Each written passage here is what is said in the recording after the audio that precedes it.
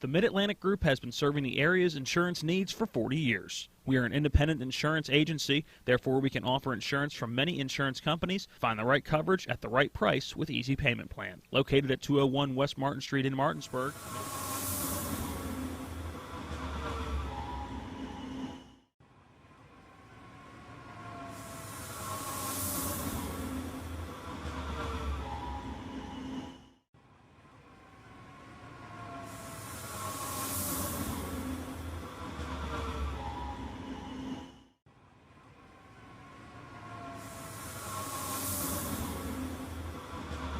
The Mid-Atlantic Group has been serving the area's insurance needs for 40 years. We are an independent insurance agency, therefore we can offer insurance from many insurance companies. Find the right coverage at the right price with easy payment plan. Located at 201 West Martin Street in Martinsburg, the Mid-Atlantic Group is easily accessible from Morgan, Jefferson, and Berkeley County. To set up an appointment with a local insurance professional, give them a call today at 304-267-8989. That's the Mid-Atlantic Group at 201 West Martin Street in Martinsburg. Let them help insure you today. This is Eric at Hagerstown Ford. Over the last decade, the way we buy things have evolved. Now, you get on your phone, click Want It, and it shows up at your front door. At Hagerstown Ford, it is that convenient. We've changed the car buying experience on the I-81 corridor forever. And with a return policy better than Walmart, there's absolutely no reason to buy a new or used car, truck, or SUV anywhere else. Just like Amazon, Hagerstown Ford will deliver the vehicle to you, where you are, and on your time. And if you don't want it, return it. No questions asked. Why waste your time at a car dealership playing the dumb back-and-forth games? Besides, we hate it more than you do. I assure you, no dealership from Winchester, Virginia to Washington, D.C. will beat our price. No dealership from Chambersburg, Pennsylvania to Baltimore, Maryland will beat our price. And no other dealership will allow you to return it if you don't want it. Hagerstown Ford absolutely provides the best experience at the best price. Visit HagerstownFord.com to schedule your VIP experience. Click on the vehicle you want and get your new ride delivered to you at no risk. See dealer for details. Carpal tunnel syndrome affects 13 million Americans and left untreated can cause long-term debilitation. WVU Medicine Jefferson Medical Center recently became the first hospital in the region to offer carpal tunnel release with ultrasound guidance using the new Sonex Health SX1 microknife. CTR surgery is an outpatient procedure and most patients return to normal activities within 3 to 6 days. For more info, contact WVU Medicine Board Certified Orthopedic Surgeon Brad Wright at 304-725-2663.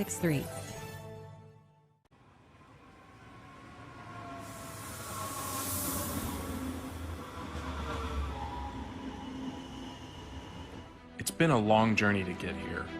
A year ago, it seemed like the world stopped. But you know what didn't stop? You know who couldn't stop? The Berkeley County Youth Fair. Sure, we had to learn a new normal, but that didn't stop our community from rallying around our best and brightest young farmers. Animals were still raised and auctioned off. Attention was still given to our rising stars, and we made do with what we were given. But that's in the past, and 2021 is all about the future. And here at Berkeley County Youth Fair, we are full steam ahead.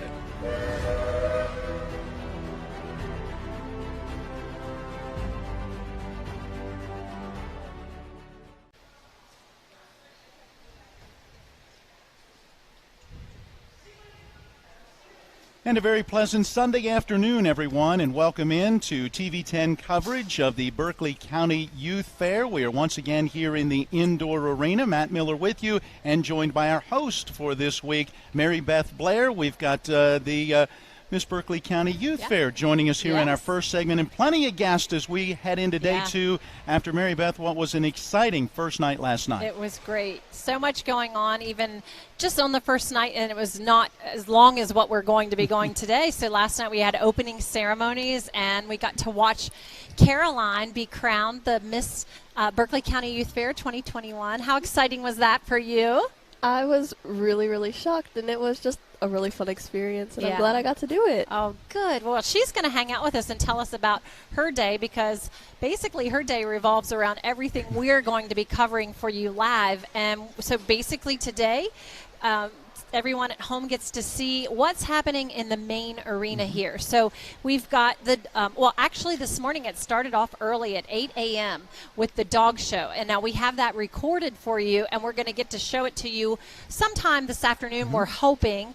And we have some interviews with some of the participants of the dog show. You were here for the dog show. Tell us a little bit about how it went and what was your favorite parts of it. It was a little touch and go at the beginning because we weren't quite, I mean, it's my first show, so like I wasn't quite sure how to do the ribbons and all that other stuff.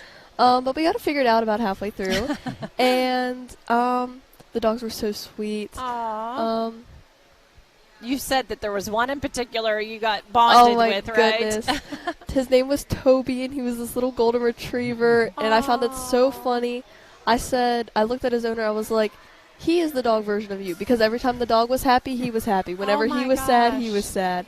And it was just so sweet. And they both looked like they had the biggest smiles on their faces. How did they do? They were good. They're in your interview. Okay, good. Well, we'll be excited to see that. And actually, who is the chair of that? Is it Carly? Yes. So Carly's going to go. She actually will join us later, tell us the results. And like I said, we're going to see that show here in just a little bit. And I know that's going to be a lot of fun. Tell us about some of the other things that we're going to show live today. We have the Bright Stars Goat Showmanship event. We have the Spring Mills FFA fitting contest, which is the first time we've had that event here at the fair. The Peewee Goat and Lambs Showmanship, and the Small Pet Show and Cat Show, and the 4-H Styles Show. So of all those things, are you involved in everything? Just about, yeah. I have one of my goats is going to be shown around in the Bright Stars. Aww. And then I have 2 kids showing around the same goat in the Peewees. And then I'll also be handing out ribbons and doing, queenly duties throughout all that. And I'm really excited for the Small Pet Show because apparently I get to pet a ferret. Oh. I've never petted a ferret before. Wow. So I'm excited about that. Oh, that's great. So we're actually going to be able to, we have a camera that's going to go into the arena. So we'll really be able to get a close-up look on some things. So we're here, as we said, in the main indoor arena, and we're about to experience probably allergy overload because they're now, just to give you a point of reference, when we got here, the barn, the indoor building here, the arena, is just concrete floor. But in order to prepare it for the animals, correct, they're bringing in hay, right? Straw. Sawdust. Oh, well, see, like there shavings, you go. pine Okay. shavings. So they're bringing all that in to cover the floor. How does that help the animals as everyone shows their animals? It really makes it, because a lot of the animals have hooves, and so they're just covered, and it's no different than how a horse wears horseshoes on asphalt. It protects the hoof, and so it's just so that, and also it feels more like a barn, so they're more comfortable, less timid, more willing to work for the. I was going to say for the people, especially if you're a smaller person handling like a calf or something that's way bigger than you. Oh my gosh! It just makes it a lot easier and a lot more gentle, honestly. Well, that makes sense. So we're getting ready for that now. We're going to see that coming in. And also you're seeing the outdoor of the building of which we are in right now. People are already here at the fair enjoying lots of fair food. Have you had any yet? I did. When I went last night, I was like, I'm about to pass out, so I got cheese fries. Well, the staple of the youth fair, right? And again, when I walked down to the arena this morning, could smell everything. It's cooking. If you don't have plans for dinner today, come by for lunch, for dinner. There's so much here, so many options, and looking forward to one of the new food vendors that everyone is talking about. Well, Dawn, the president of the youth fair, says we have to try the grilled cheese. So toasted bee, I think is what it's called. So we got to check that out and see how that I'm sure it's all going to be great. So I'm looking forward to that as well. What are you looking forward to, Matt, today? I am looking forward to seeing all of the youth with their animals, because these are a lot of the things that maybe I haven't seen either in years past. Maybe being at the studio during the course of days, and then we would get down for the evenings. And so I've not been through a lot of the judgings. I've seen sheep judging once before. And I figure the goat judging must be extremely similar. But some of the other judgings and the presentations of the animals I've not seen. And I found the sheep judging to be a very unique experience. The way that they have to hold them, their stature, making sure that the animal is in that proper position and what the judges are looking for. I found that very fascinating. So I'm looking forward to seeing how all that plays out. Yeah, me too, because that's what we were saying last year when we did the virtual fair. It was exciting to see the videos of all of the youth who were showing, but then it really just gave you that hunger for like, oh, wow, I need to see this live, because you can only do so much in a video. But just how much I learned in just that virtual show about what goes into what you're doing and how you have to show. It's not just raising an animal, it's learning to control it and learning to show it. And you don't just raise an animal, feed it. I mean, you're trying to go, I mean, the ultimate goal is to sell for those who are market animals and to make it worthy of a buyer to want to bid high on it. And tell me, when was the first time you experienced that? Well, just going into, because I do goats, that's what I show, and I'm showing a market goat this year. It's a lot more than just feeding it, watering it, making sure it stays alive. It's a lot of making sure it stays alive when it has worms or coccidiosis and stuff like that.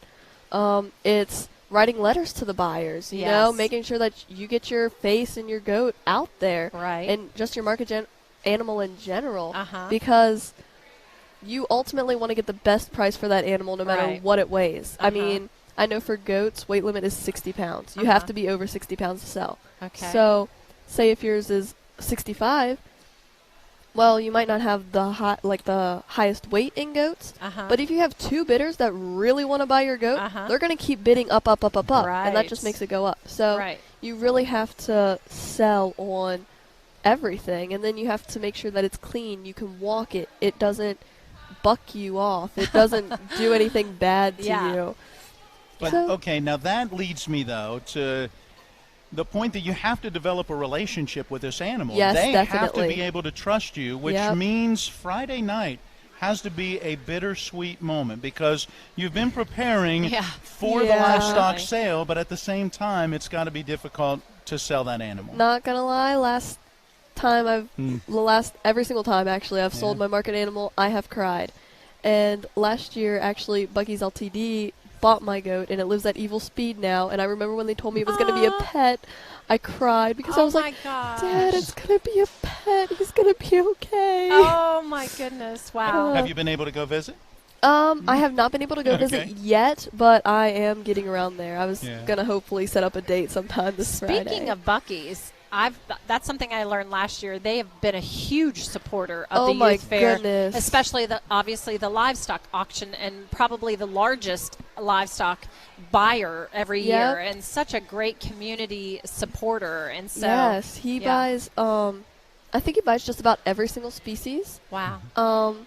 And Farm Credit, Mid-Atlantic Farm Credit, also does a lot of stuff. So it's really funny because they like to bid against each other. Well, I think I've mentioned this before. I got the opportunity for the first time last year to participate, and I got to be a part of the bidding. And even just online, it was such an exciting thing. I was going back and forth with people, and you do get really attached to you know, what you're doing. And it was a great experience. And it was also very rewarding on the end of having that in our freezer and having something that we know has been raised locally, and it is delicious. Come on. So are you ready to do live bidding this year? Yes. I can't wait. Yeah. I just got to figure out where I'm going to put it. Our freezer has a beef and it has a hog in it, and we ate a lot of it, but there's still, it's definitely a lot for one person. So if anyone watching has never experienced that or never purchased a market animal, I would highly encourage that. We did talk about that, though, last year. I remember that very thing. I was like, man, I wonder how the kids are in terms of getting attached to their animal if the auction itself day is, like you said, bittersweet or even very hard and emotional. And some of the people we had in the audience, Mikey commented on that. I think your predecessor, Hannah Alt, the 2019 Miss Youth Fair, she talked about that as well. And I thought it was so funny today because I got to meet, I actually met him in person for the first time last night, but Ryan Barrett, who I bought his hog. Yeah. So he came to see me, and he brought me a nice little gift today. I got my picture with him. It was so sweet. And we were talking about his hog, and he was like, he put his fingers in his ears when I was telling him how delicious it was. And I was like, oh, was that really hard for you to hear? He goes, no, actually, I didn't like that one. And I'm like, oh, well, it tasted good. He just doesn't like to hear, I guess, the part about, when you're talking about it. So. Caroline, I want to go back because you mentioned the dog show earlier. And the aspect of getting into a rhythm of figuring out the ribbons and giving those out. Explain to our viewers who may not be aware how the ribbons work. What are the various ribbons that are available? It's multiple colors. So I think we have blue, red, and white and green as participation. Okay. Blue, of course, the big blue ribbon. But you don't necessarily have to get first to be a blue ribbon. Oh, wow. Which is something that I think is really, really nice and really unique to this fair, because it doesn't, just because you weren't the best doesn't mean that you were bad. Right. And you still are blue ribbon worthy, but you just didn't, there was one that just really outshined everybody else. Exactly. Right. I mean, I don't think anyone in the dog show got anything other than a blue ribbon. Wow. So, I mean, that's what I really like, is because I feel like if you get a different color ribbon, like if you're 1 out of 5, say, that gets a red and everyone else gets a blue, then I feel like that's just kind of, it's like, I don't want to do this anymore, you know. Right. I'm awful at this, and then I feel like they just don't want to work at it. And then, but if they get a blue ribbon, they're like, hey, I'm good, I have potential. Yes. I'm going to go after that reserved or grand place next year. Yeah. So let me ask this. Have you been, in a sense, even though this is your first time competing in the contest for Miss Youth Fair, have you been training for this really all your life? Because what age did you start showing and being involved? I mean, I've always been involved. My dad was the FFA advisor at Martinsburg. I've been coming to do cow chip bingo ever since I was 3, actually. Oh my gosh. And oh good. She's going to have to tell us all about cow chip bingo. Are you going to be here for that? Oh, I have to measure it. Ooh. Wow. Okay. Yeah. Yeah, so is that a fun event? It's a queen duty. Oh, shoot. Oh, my gosh. Well, we are looking forward to that. I mean, I can't even imagine. I know you just have to be here to experience it and understand the fun of that. I actually had people on Facebook asking about the cow chip bingo, and I'm like, okay, I can't wait to learn about this firsthand. So. It will be fun. Yeah, definitely. Yeah. Are you staying with us? Can you do it for another few minutes? Sure, why not? Okay. All right, we do have a break that we need to go ahead and take, and then we will come back. Our title sponsor, Panhandle Dumpsters, a special thanks to them and to each of our sponsors for the opportunity to be here and bring you live TV 10 coverage from the 74th Annual Berkeley County Youth Fair. A 3-minute timeout, and we will be back here to the indoor arena. He drives, he shoots, he missed, he missed! Oh, man. Got the chips. We'll be right back. Download the new Rocks app and order your favorite food for pickup.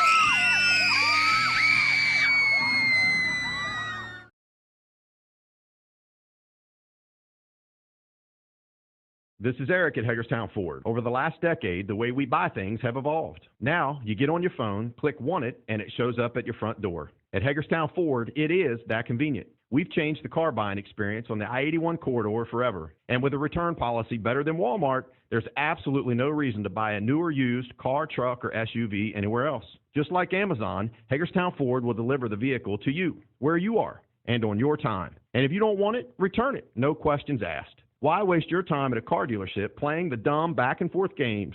Besides, we hate it more than you do. I assure you, no dealership from Winchester, Virginia to Washington, D.C. will beat our price. No dealership from Chambersburg, Pennsylvania to Baltimore, Maryland will beat our price. And no other dealership will allow you to return it if you don't want it. Hagerstown Ford absolutely provides the best experience at the best price. Visit HagerstownFord.com to schedule your VIP experience. Click on the vehicle you want and get your new ride delivered to you at no risk. See dealer for details. The Mid-Atlantic Group has been serving the area's insurance needs for 40 years. We are an independent insurance agency, therefore we can offer insurance from many insurance companies. Find the right coverage at the right price with Easy Payment Plan. Located at 201 West Martin Street in Martinsburg, the Mid-Atlantic Group is easily accessible from Morgan, Jefferson, and Berkeley County. To set up an appointment with a local insurance professional, give them a call today at 304-267-8989. That's the Mid-Atlantic Group at 201 West Martin Street in Martinsburg. Let them help insure you today. How we used to change the channel. Honey, can you change the channel? Sure. How we used to order food. What can I get you, hon? Download the new Rocks app and order your favorite food for pickup. 3 cheers for free delivery from South Berkeley Pharmacy to your front door. South Berkeley Pharmacy, home healthcare specialists, is more than just a pharmacy. We have the best gift shop in town, and nobody beats our service. South Berkeley Pharmacy, home healthcare specialists. southberkeleypharmacy.com. Blue dress and a necklace, and I was about to cry. Then I was like, nope, I gotta hold it together. Yes. I'm not wearing waterproof mascara. I was not prepared for this. Right. And then I saw all that got done, and then he came up and about 10 seconds we'll be back. Okay. So sounds good.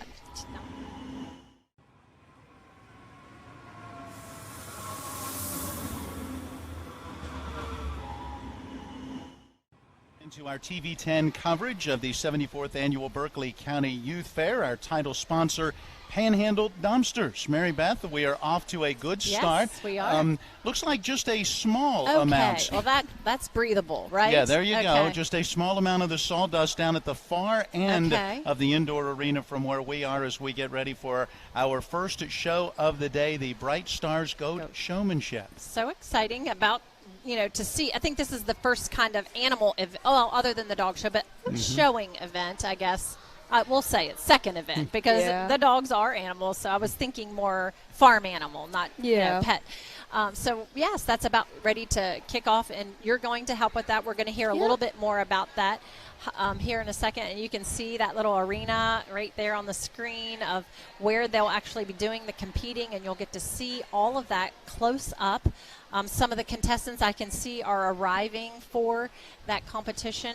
Again, it starts at 1 p.m. We have that, and then followed by another contest shortly after that, the fitting contest. And before we go any further, I promised I would say hello to my little grandson who's watching. Hi, Will. Grammy says hi, and I miss you. So I'm here with the princess. We were just talking about how special of a week it is for Caroline as the Miss Berkeley County Youth Fair.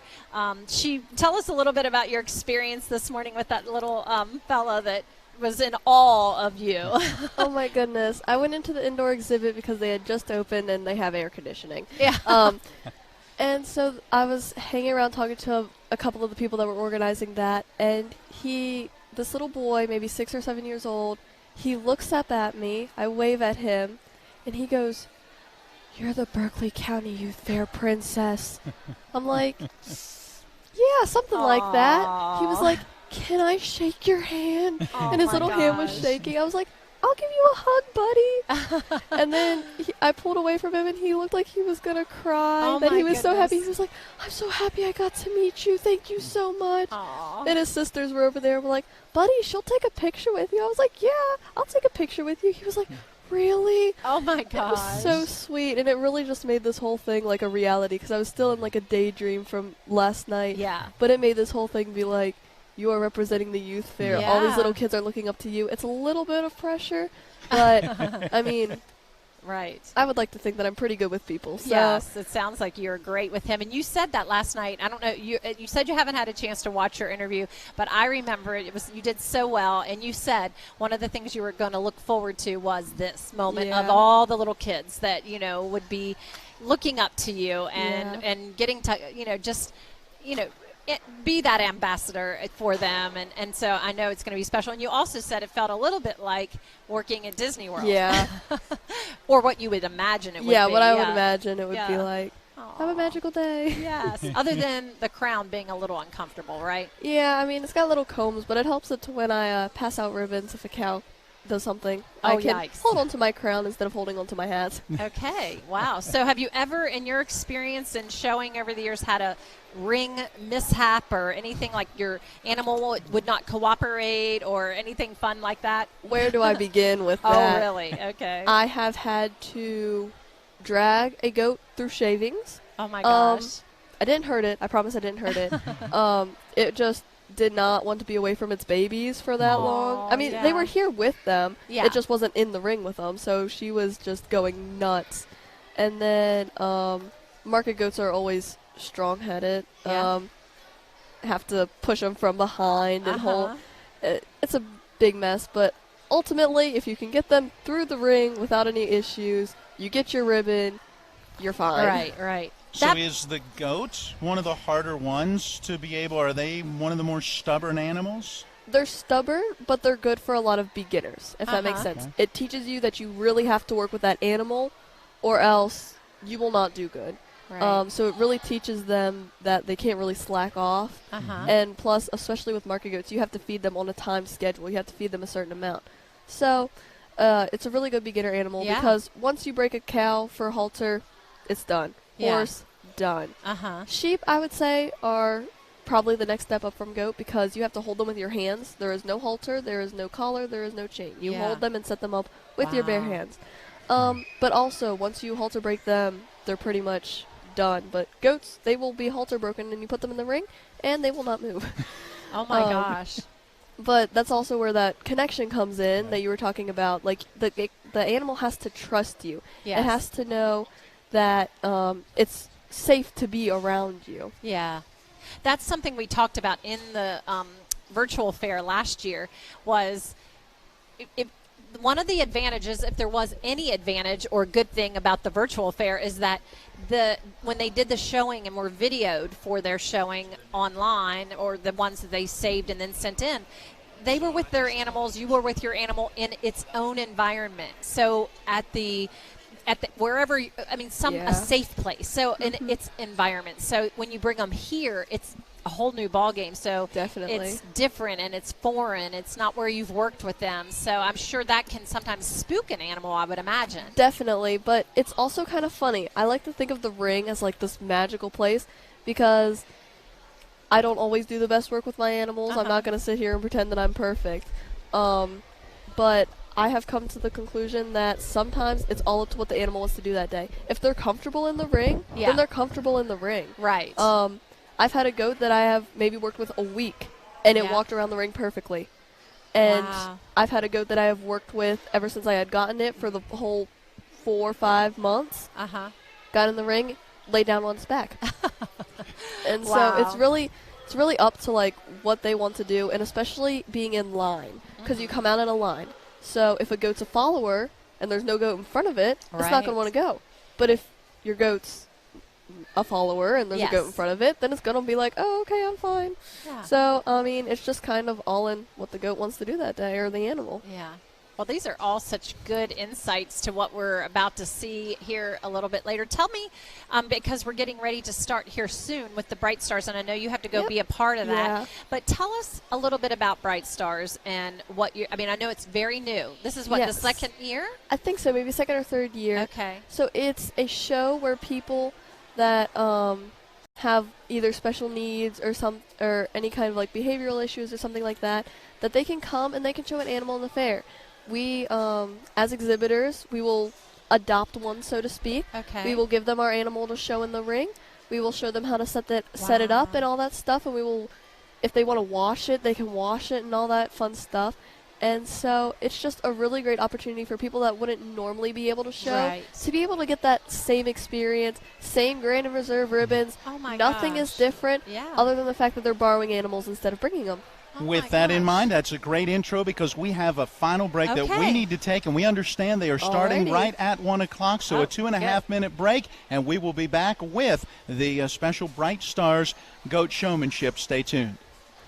With 4 new car dealerships and 4 used car dealerships in 3 states, Parsons is the largest used car and fastest growing new car dealer in the tri-state area. Take Parsons Ford with huge savings on hundreds of new Fords, financing from 0%, Parsons' goal of financing for all, and Parsons' famous above-market trade-in allowances that help make Parsons #1 for used cars too. See why so many won't buy anywhere but Parsons Ford in Martinsburg. We became #1 by making you #1 first. Parsons. The Mid-Atlantic Group has been serving the area's insurance needs for 40 years. We are an independent insurance agency, therefore we can offer insurance from many insurance companies. Find the right coverage at the right price with easy payment plan. Located at 201 West Martin Street in Martinsburg, the Mid-Atlantic Group is easily accessible from Morgan, Jefferson, and Berkeley County. To set up an appointment with a local insurance professional, give them a call today at 304-267-8989. That's the Mid-Atlantic Group at 201 West Martin Street in Martinsburg. Let them help insure you today.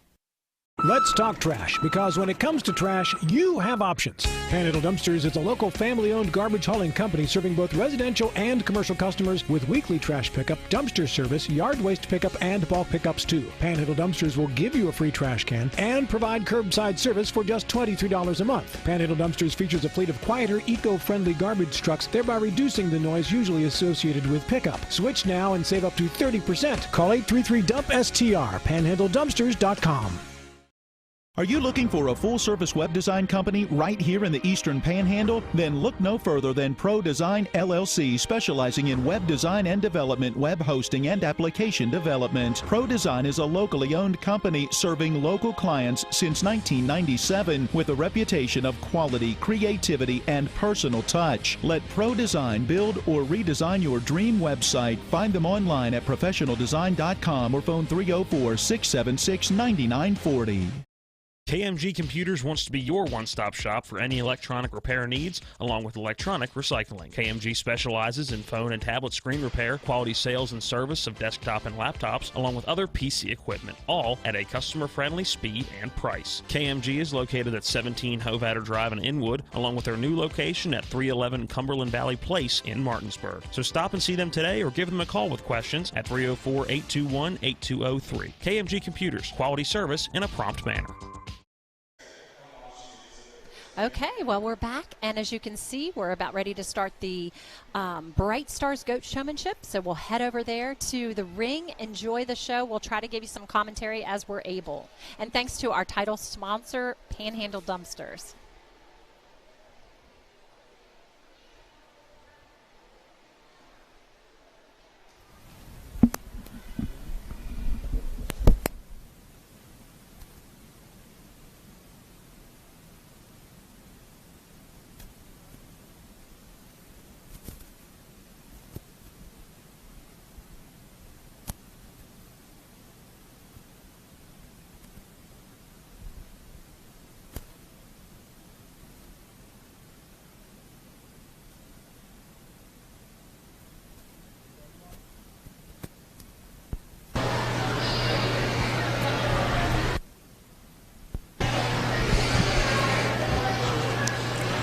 Good afternoon, ladies and gentlemen. We are going to go ahead and get started with the Bright Stars Showmanship. At this time, we are going to bring in three young individuals. We have Miss Taylor Smith, Miss Lizzie Dodson, and Miss Drew Drury. We'd also like to thank the participants that are helping them show, Miss Gracie Winecoop, Miss Emma McCauley, and Miss Shelby Silvius. Judge, your class is complete.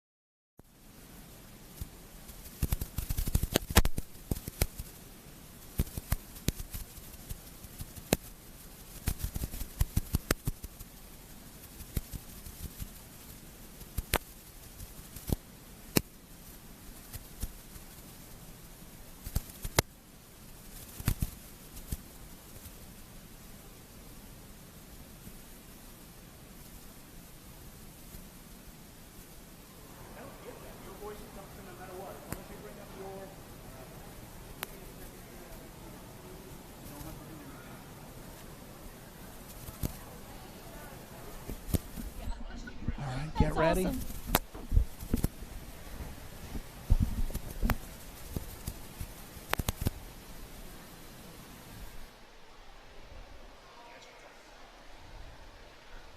All right, so as they continue, you're going to continue to watch the video. Great job. That is Spencer Dupuis, who has the camera right up there in the ring so that we can get some of those up-close views. And the judge is not mic'd in this case.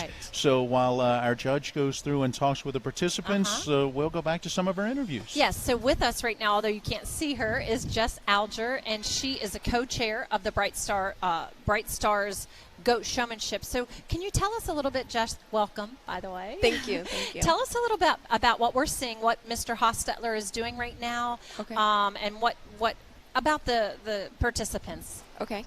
So this show is actually open to any student that is enrolled in Berkeley County Schools. Okay. And the participants are between the age of 5 and 21. Okay. So this year we have 3 participants, and this is only the second year for this show. Wow. So we are really happy that we can have this inclusion here at the fair.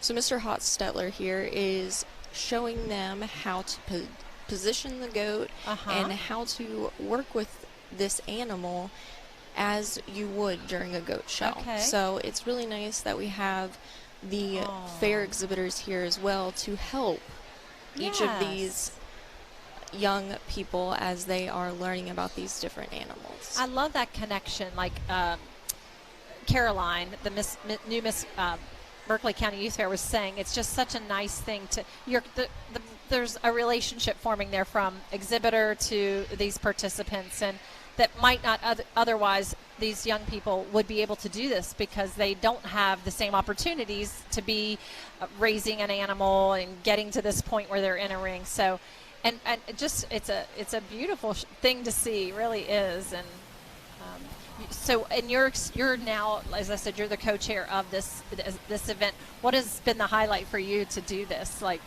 I mean, the highlight for me is I grew up in 4-H and FFA, and I did actually show goats here at the Berkeley County Youth Fair.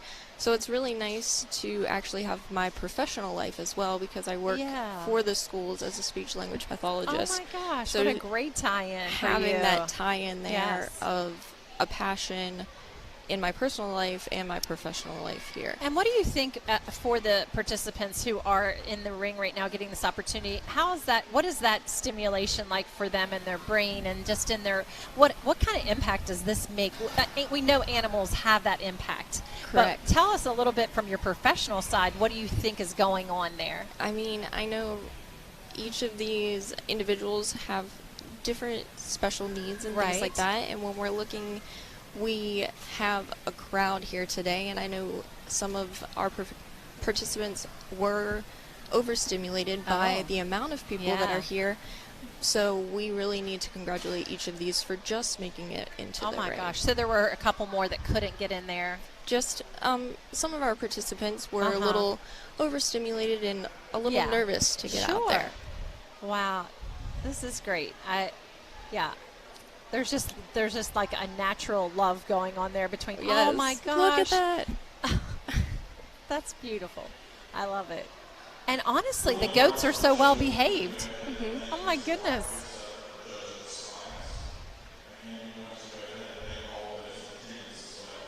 And they're actually going to Lexi and Taylor. That's a pretty big moment, huh, for them. I imagine that'll really make them excited to have that rewarding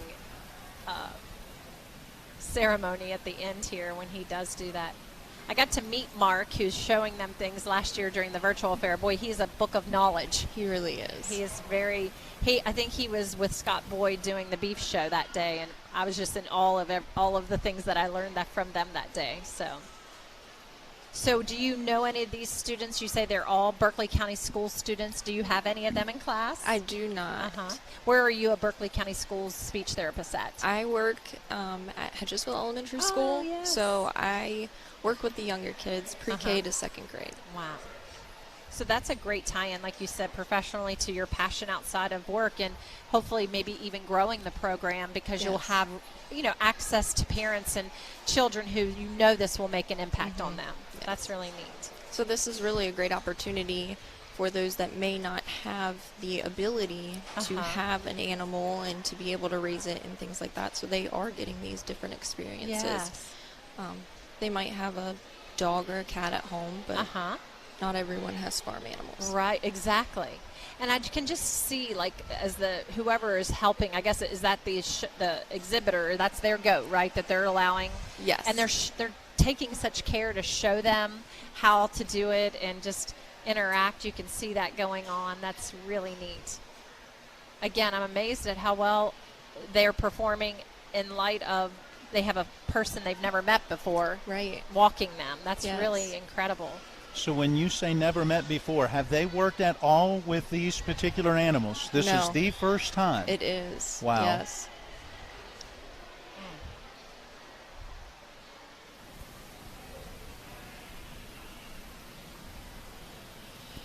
And as you can see now, Mark is bringing each of the participants out. Okay. So that he can show them how to position the animal and make sure that they're learning more about the animal as well. Incredible. Can you give us a little detail as to what a judge is particularly looking for when there is a competition like this and they are looking at the animal? What are the things that they're looking for? So this is a showmanship. So Mark really isn't looking at the animal per se. He's looking at how the individual is showing that animal. All right. So he is showing each of them what they can do to show this animal to the best of their ability. So that's with head positioning, feet positioning, how they are in terms of where they're standing with the animal as well.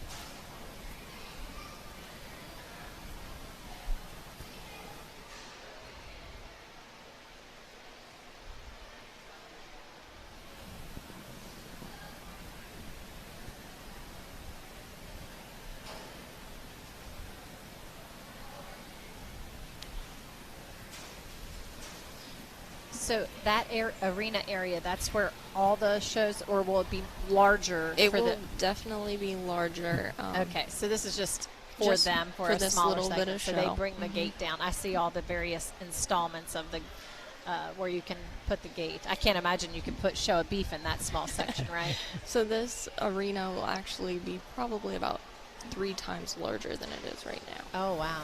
They'll bring it down farther here. So as someone who's exhibited here at the fair, what all have you done over the years? So over the years, I've done various indoor projects in the indoor exhibit hall. I've shown goats, and I also did rabbits. Oh, wow. Okay. You learned a lot about rabbits last year, didn't you? A little bit too much. I do remember watching the virtual presentation on rabbits that particular evening. That's the one thing everywhere I would go in the community, people would say, how about that rabbit show? Like, yes.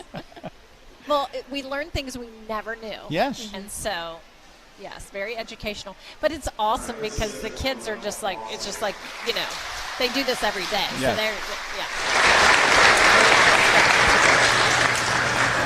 Everyone did such a wonderful job.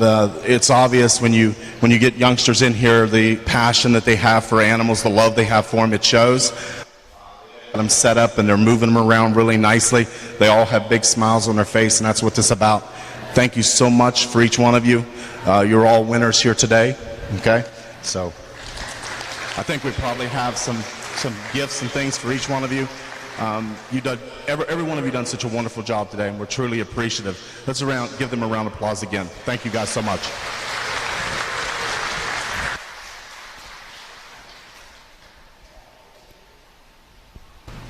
At this time, if we could have the exhibitors and their families come to ringside, we'll go ahead and start taking some pictures. Thank you, everybody, for coming out and watching today.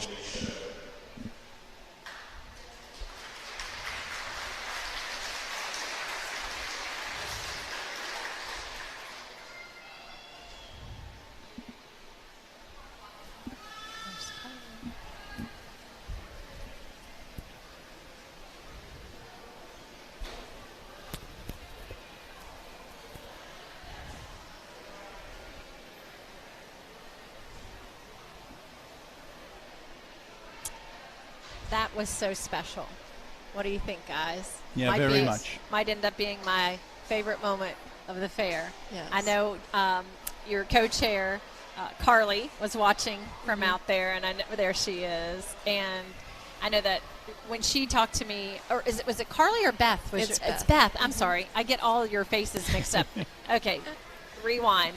Beth, when she was sharing with me about this event a couple months ago, she said for her it's a highlight of the fair. It really is. For various reasons. And she said, when you're on air, please, will you just really, give it a lot of attention so people in the community know that we are trying to do something for everyone. Correct. And she was just so passionate about it, and I couldn't wait to see that, for myself. So that was an incredible show, and thank you so much for kind of guiding us through what we were seeing. Now, do you have any other events the rest of the day, or? I don't have anything else the rest of the day. I do know that the Peewee goat show is later today, but I will be back here to assist with the goat show tomorrow. Okay, great. So for that tomorrow, is that first thing in the morning? It starts at 8 a.m. And it's a couple hours, correct? It is, yes. Yeah, maybe even going into, they said, the noon hour, right? Yes, so how many do you all have this year for the goat show? I am not sure. I am just coming to assist and help with placings and making sure all of that's recorded. That's great. Look, they're getting their pictures taken, so they're in the actual official photo area, and that's where all the pictures this week will take place, right, for all the winners. And I really love the concept, too. We were talking to Miss Berkeley County Youth Fair, Caroline Cook, and she was explaining how with this youth fair, everyone, as far as who wins the various levels, it's not based upon the color of your ribbon. Like, you could have all premium blue ribbons, but still out of that grouping have the first, second, and third. Correct. So it's a great thing because they're judging each person or each animal and exhibitor and giving them a judging, a scoring based on how well they did, and then just almost like an overall, this is the correct number one, number two, number three. I learned a lot about that last year because I thought, wait a second, they just called out 10 blue ribbons. Who's the winner? And so I was confused. So now I'm learning all of this. So that's encouraging for when you participate, I'm sure. Right. And one of the things this year that didn't get to happen last year with the virtual fair is you will see a lot of the showmanship. So you'll see how the exhibitor is showing the animal and what they've learned about that animal to present that animal the best to their ability. I remember that was conversation in the studio last year as well. They were saying, the sad part about this year, even though we're doing the virtual show, we don't get to see this part. And they were giving me, telling me the same thing, that's a really important part too, to see people or see the exhibitors with their animals doing all of that. And it just really an important part of the judging process. So you've exhibited in the exhibit hall as well, I believe, over the years, you were saying. Tell us a little bit about that. And I know a lot of people will come to the fair and you might not even go near the exhibit hall and see all that, but it's worth a stroll through, isn't it? It really is worth the stroll through. I mean, you get to see all of this hard work. You have cooking, you have woodworking, electrical projects, and then you'll see all of the fruits and vegetables that these exhibitors have grown in their gardens and everything like that. So definitely check that out because you can see all of the hard work that these exhibitors have put in. It's more than just the animals here, so that's something else to look at. Absolutely. And as we mentioned last night, and we'll continue to mention every day that we're here, this youth fair, and according to Jan, the only one in the country, is still all youth based.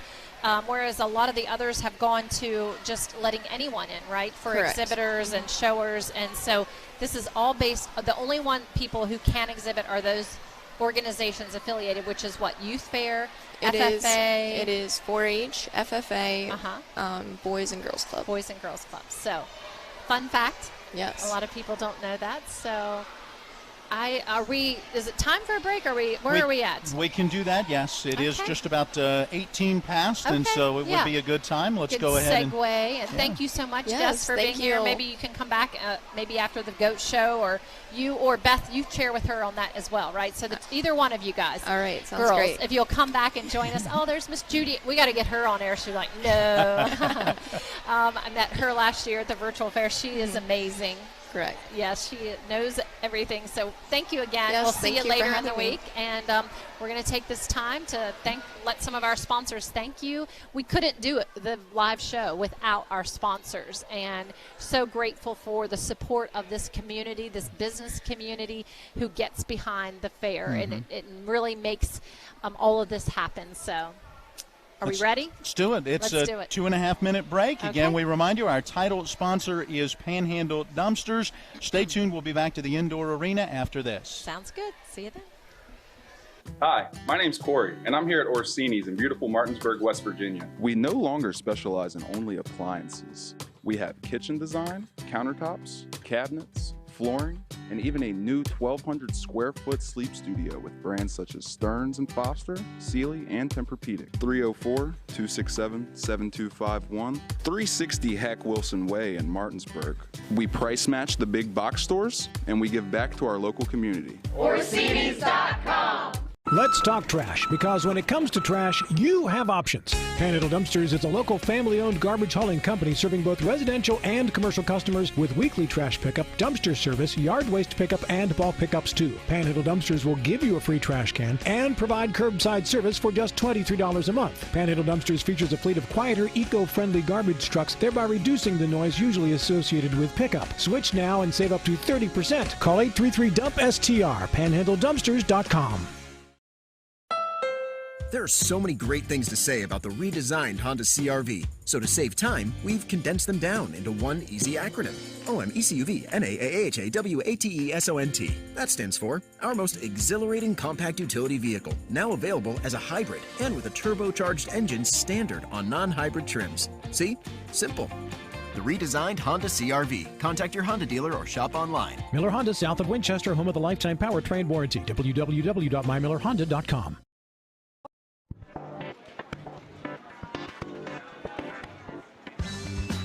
Laura. Hey, Laura. What's with the sunglasses? Ouch!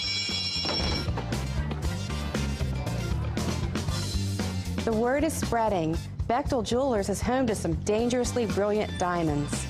See the difference at Bechtel Jewelers in Inwood. Sunglasses not included. A reputation for caring, a legacy of service. At Brown Funeral Homes and Cremations, it's been our story since 1880. A family-owned business, we support the needs and wishes of families. We offer traditional services, as well as many options for cremation, customized remembrances, and pre-planning. Brown Funeral Homes and Cremations retains its family atmosphere and stays true to its roots. Contact us for advanced planning, or at your time of loss. We're here when you need us. Thanks, everyone, for joining us here on TV 10. We are back at the Berkeley County Youth Fair, the 74th annual Berkeley County Youth Fair, back on track, full steam ahead. It's a beautiful day here at the Fairgrounds. People are here mingling, Matt. They're sitting at the picnic table under the pavilion, eating from all the various food vendors. We just got to watch our very first Bright Stars Goat Champion or Showmanship, and that was incredible. Some of those participants are now leaving, and they all got blue ribbons. They seem so excited. That was a great event. I'm so glad we got to hear from Jess Alger. Everybody's this is a fun fact about, I guess, my lineage in Berkeley County, but I feel like everywhere I go I'm related to someone. So Jess and I are, related. She married into our family. She married my cousin's son. So anyway, so we're related. We were talking about Aunt Rosie's and all kinds of fun stuff. Anyway, so if my mom's watching at home, that is Aunt Rosie's. That would be her granddaughter. So anyways, Garrett's wife. That was fun, and we'll have a lot of that this week. Yes. Of people we know, relatives, and all that. That's what's so wonderful about the Berkeley County Youth Fair. I feel like every year growing up as a youth, as a child, when you come back, as you can see, there's some folks out there waving hello out there at the pavilion. This is a tradition in our community, and it's kind of signals the end of sort of the end of summer, not technically, but it's the first event you see all your friends and family, leading into school.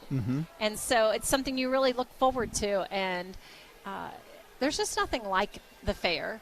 I can't imagine growing up in a community or city that didn't have an experience like this, and I just have so many fond memories. I know you said you do as well. Yeah, absolutely. All the way back to the time on Raleigh Street and the memories there, and then as it moved out here to Harry D. Shelley Park, and then the growth of it here at Harry D. Shelley Park, yes. the additional buildings and the large outdoor arena, plenty of great activities going on out there. In fact, in the track arena tonight, it's the beginning of the truck and tractor pool, which is always a fan favorite. Which we did put this notice on Facebook. I might not get this right because I'm not all things knowledgeable in the truck tractor pool.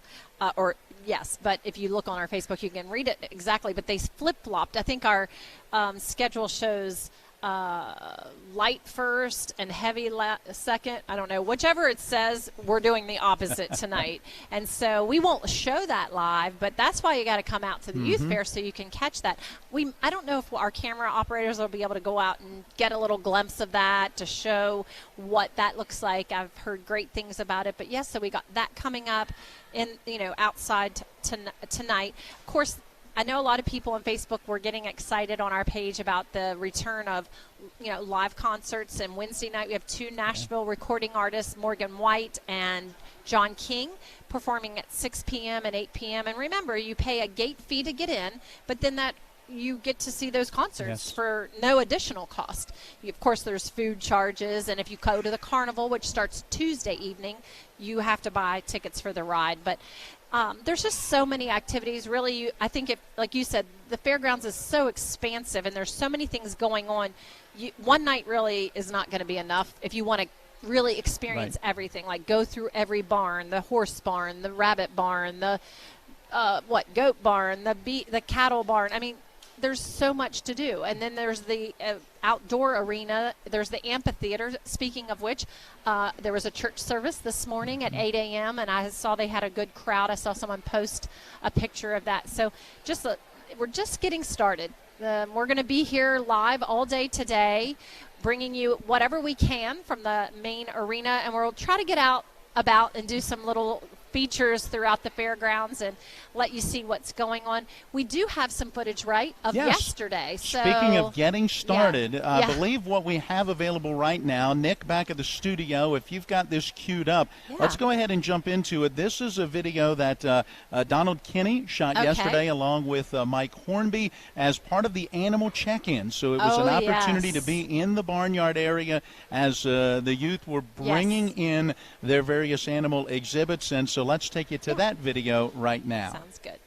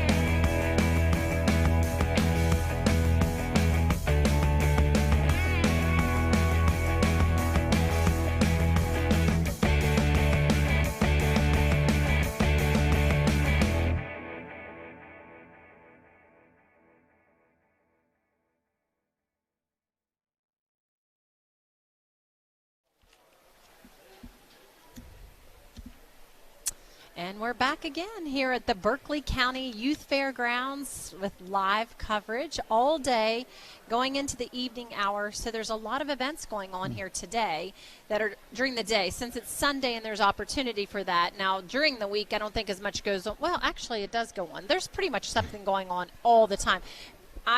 We're here during the day today, whereas the next couple of days we won't come on live until like 3:30, 4 o'clock. We're going to record everything for you and play it back at different times during the week. So really, this is your Fair Week experience brought to you by TV10 and our title sponsor, Panhandle Dumpsters. So as every hour passes, we're looking forward to so much that we have to cover and bring to you live. But this is the first time the Berkeley County Youth Fair has ever been broadcast live like this on television. So it's kind of a historic week for us, right? It is, and looking forward to it. And got off to a great start last night. Yes. Very good attendance for the crowning of Miss Berkeley County Youth Fair. And Caroline Cook has been on with us now twice, and we look to talk with her just about every day. Absolutely. I cannot imagine what it is like as a young lady who has animals and exhibits and so forth, and you have all of that responsibility, and then add on the responsibility of really kind of overseeing and handing out ribbons at just about every other event that is going on. Very busy week. It will be, and I'm sure a memorable one for her, as it has been for, I think they said she's the 61st queen, so this doesn't go back as far as the beginning of the Youth Fair because they're in their 74th year. But, wow, next year is going to be a big one. It is. 75th anniversary. And we never got a chance to mention it yesterday, but Charlotte Thurston Shade passed away in 2020. And I tell you, the Berkeley County Youth Fair does a tremendous job with their booklet in remembering those who have passed from the last youth fair to this youth fair. And Charlotte was the very first Miss Berkeley County Youth Fair back in 1960. Wow. And we do have some memorial segments. We'll get to those later in the week or just throughout the day. We'll pop those in so you can take a look at those tributes to those individuals. And also, if you're interested, that fair book that Matt is talking about, if you go to the berkeleycountyyouthfair.org website, there's a link, and you can virtually just turn the pages, and you can read and see all that's going on. Check that out. Also, if you're on Facebook, on social media, like our page, the Berkeley County Youth Fair Association page, and follow us. And that way you can stay up to date on all that's going on out here and just see pictures. Barbie Frankenberry is the official photographer of the Youth Fair. She always documents well, and so we'll be sharing those photos all week long. And we have a new event coming up here at 2 o'clock that we're going to show live. It's called the Spring Mills FFA Fitting Contest. So this is new, and we are really anxious to see how this is going to be a very educational segment for all of us. It's something that's going to help us see how the exhibitors take care of their animals and what they need to do to properly prepare them for the fair and take care of them. So they're bringing in all the equipment now. And that includes a vacuum cleaner. Oh. It looked like of some sort. Well, I believe, I could be wrong, but I thought they talked about, shearing and when it comes to the sheep. I've heard about putting shoes on the hooves. So I would think we're going to be in for some education as we see. This is quite an endeavor for these young people to care for their animals. It's not just about Fair Week or going out early in the morning and then the evening to feed. I think there's a lot more that goes into taking care of these animals properly. Including if you have a dairy cow here. Yes. I have watched this every year that we've come. 4 o'clock in the afternoon, the milking parlor opens. Has Mike gotten any footage of that yet? I'm not sure. I'm looking back to yesterday, and it wasn't open. Open. So it did open at 4 yesterday, actually. So today we'll have to go get some footage. That absolutely. And I know that they have a really I know when they I don't know how long ago. It seems like it was just in recent years they really did an upgrade and built a nice milking parlor for those dairy animals. And so, yeah, our goal this week is just to show you everything we can that's happening out here at the fair, and not necessarily for you to stay at home every single day to watch it, because we sure would love to see you pop out one day. We're just really hoping to, there are a lot of people like my mom who's probably watching at home right now. Hi, Mom. Who can't get out physically, so she can't come to the fairground. Now, she worked in the concession stand so many years, Matt, and that was really a highlight of her summer too, was she got to see her friends and enjoy that camaraderie and just seeing everyone in the community, and so for those people who are in that generation who can't make it out anymore, I know that this meant a lot to them last year just seeing the virtual fair. So I know how much more it's probably meaning to them this year to actually get the glimpse of the fairgrounds that they spent so much time at over their lifetime. So for all those who are watching at home, we're excited to be bringing this to you live and showing you, a little bit of everything that's going on. Well, and here's a chance to show them a little more of that inside look. Okay. And you mentioned the concession stand. Ooh. We do have another brief video to go ahead and bring your way right now. Sounds good. A couple of interviews. Again, Donald and Mike got a chance to catch up with some folks around the horse barn, and as well understand the making of some of that sweet tea that you can get here, and an interview with the food concessions as well. So let's take you to that video right now. That sounds good. Enjoy.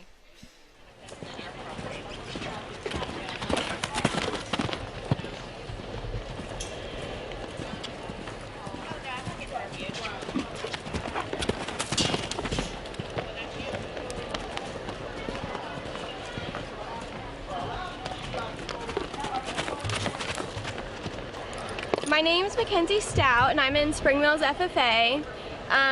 Right now, I'm lunging Swifty to get his energy out before I ride him. Well, this is my first year at fairs, so I came here just to have fun. I'm not really here to compete or anything. This is my trainer's horse. His name is Pete. His show name is Hollywood Pete. He is completely blind, so I do ride English and somewhat Western on him, so he can do both. The only thing he cannot do, though, is jump. So that's the only thing he can't do. And my name is Jenna Humphrey, and my 4-H club that I'm in is Blue Ridge Helping Hands. My name is Jennifer Price. I'm in Tuscarora Indians 4-H. I'm doing rabbits and horses, and this is my horse Phoenix. My name is Carly Hornby. My 4-H club is Army. And my horse's name is Teddy. Hi, my name is Jody Stoneburner. This is my horse Jingles. I'm in the Berkeley County 4-H Horse Club, and I'm here to show my horse. My name is Morgan Bennett. I'm showing my horse today, Jubilee. I'm in 4-H, which is Blue Ridge Helping Hands group. I just like doing 4-H because it's very fun. Like, it gets me out of things that I like to do. My name is Celine, and my 4-H club is Blue Ridge Helping Hands, and my horse's name is Daisy. Hi, I'm Adriana. I'm in the Denim and Dust 4-H club, and this is my horse Max. We ride Western and English, and this is our, I think, 10th or 11th year at fair, so we've been doing this for a pretty long time. Hi, my name is Chloe Tricat. I'm part of the Appalachian Clovers 4-H club. This is my horse Finn, and this year we're doing English and Western. My name is Addie, and my horse's name is S'mores, and I'm here to have fun. We're here at the youth fair, and the Berkeley County Young Farmers is cooking up something. What do we got here? We got center cut tenderloin pieces and fresh salt. Very nice. Come on down to the youth fair. Hard-working volunteers. Who we got in here? This is Kurt, this is Dana, and that's John. Dana, John, what are we serving up today? Tenderloin sausage, country ham, and tea. Hi, I'm Carol Lang. I'm with the Berkeley County Young Farmers. I'm kind of known them here as the tea lady. As you can see, I've already made a big batch of tea. So come on down and have a glass of tea. You can get large or small. Hi. It's BCT here at the Berkeley County Youth Fair. We're here helping out our youth of the Berkeley County. All right, as you can see in the indoor arena, we're live here at the Berkeley County Youth Fair for the 74th annual Berkeley County Youth Fair. We're getting set up, Matt, for the very first ever at the Youth Fair event. It's the Spring Mills FFA group is doing a fitting contest. Now, they also, I think, had maybe, this is something they teach the contestants, not contestants, but exhibitors, those who are showing animals. This is a very important part of getting ready for the fair. So you can see all the equipment they're bringing in. Looks like some interesting contraptions, like things that we're going to learn and see. I'm very intrigued by it all. And before, we're going to have that for you at the top of the hour at 2 o'clock. Yes. But we're ready right now to give our sponsors a chance to tell you a little bit more about them. So we're going to go to a 2.5-minute break now, and we'll see you back here in just a few minutes. Spring Valley Farm and Orchard in beautiful Hampshire County is owned by the Cooks, Eli and Misty, and their 3 children who farm on 820 acres and grow fresh peaches, apples, corn, tomatoes, melons, squash, zucchini, beans, and more. Spring Valley Farm Market has a new location at 1793 Dry Run Road in Martinsburg and a Winchester location too. Open Monday through Saturday 9 until 5 and Sunday 9 to 4. For the freshest, highest quality fruit and produce, shop Spring Valley Farm Market. Buy fresh, buy local.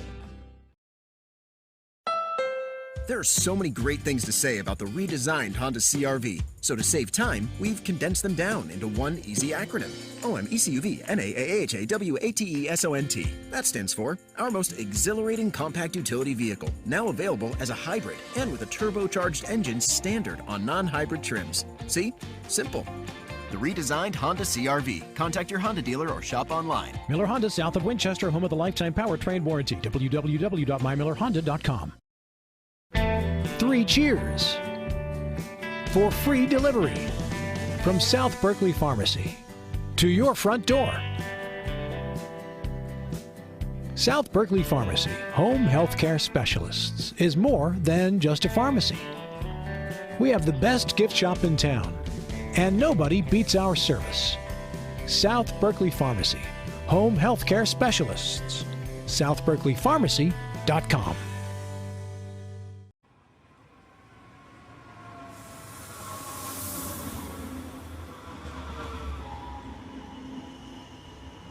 It's been a long journey to get here. A year ago, it seemed like the world stopped. But you know what didn't stop? You know who couldn't stop? The Berkeley County Youth Fair. Sure, we had to learn a new normal, but that didn't stop our community from rallying around our best and brightest young farmers.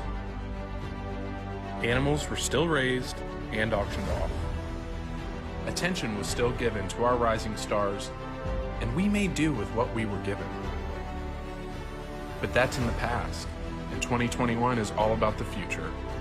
And here at Berkeley County Youth Fair, we are full steam ahead.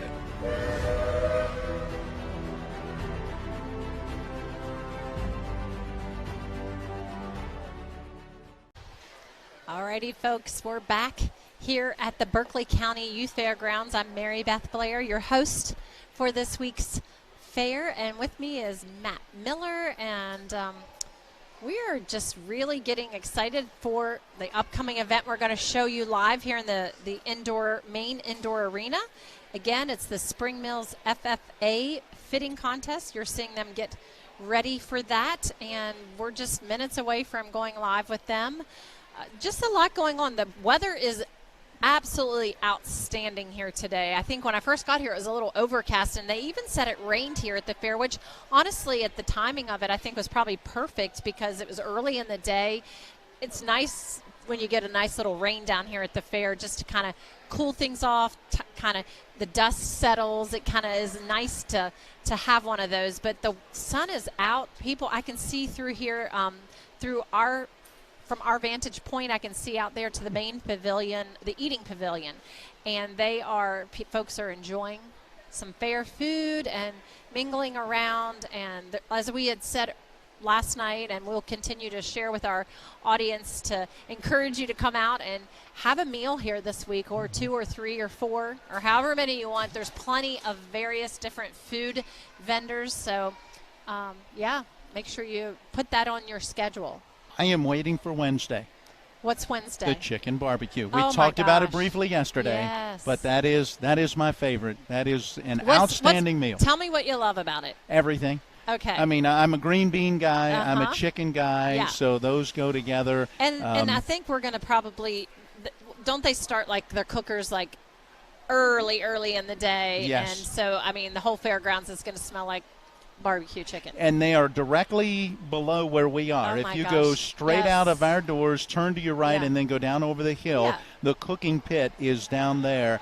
And Wow. I'm trying to think of how many. I've stopped many times Yes. when we're here as the radio station. Back before we had the video, I would stop and try to interview the guys that were cooking. And I forget how many half chickens fit into Can't those imagine. racks. Oh, yeah. So that they can simply turn them over, add a little barbecue, flip them back and forth, and it doesn't take them long, and they can have that chicken cooked up and ready to go. But it goes fast. Well, hopefully we'll get some footage of that, like from Yes. start to finish. Wouldn't it be neat to kind of do a time-lapse video, show them when they first start and they put them on the grill, and then kind of show just various progress all up to when we get to eat that, Yes. right? Okay. So that's a big deal, and that's an event we had talked about. Farm Credit has always been a huge supporter of that, and they make that happen. So that is their signature event here at the Youth Fairgrounds, and they're a huge supporter of the Youth Fair. And I'm telling you what, you're watching it live as they're getting set up. They keep bringing equipment in. Yes. So- And generators. We just saw a few of those get cranked up because there's plenty of power equipment that is in the arena right now as they get ready for the fitting contest. Yeah, and I appreciate that they don't want to knock us off air, so they're trying not to take our power. So we're grateful for the fact that they are being so cautious to bring in their own power so that they don't take it away from us, so that we can keep things going and keep bringing things live to you. I wonder what different animals we're going to see. I think, if I can remember correctly, because we do the Facebook for the Youth Fair, the picture was of I want to say it was I think it was a goat. So I don't know if that's what it is or not. Gosh, I can just see that picture now. It might be limited to one animal in this particular contest. I was going to say, I've seen the rack like this to stand your animal up in the right position. So maybe it's the at sheep. a sheep No, that's what it showmanship. is. That's what it is. It's sheep, because they're going to do some shearing. Okay. Yeah, So, and make sure that the animal is clean, tidy, neat, ready to go, trimmed and looking their absolute best. And that's what we're going to see, right? All of the preparation.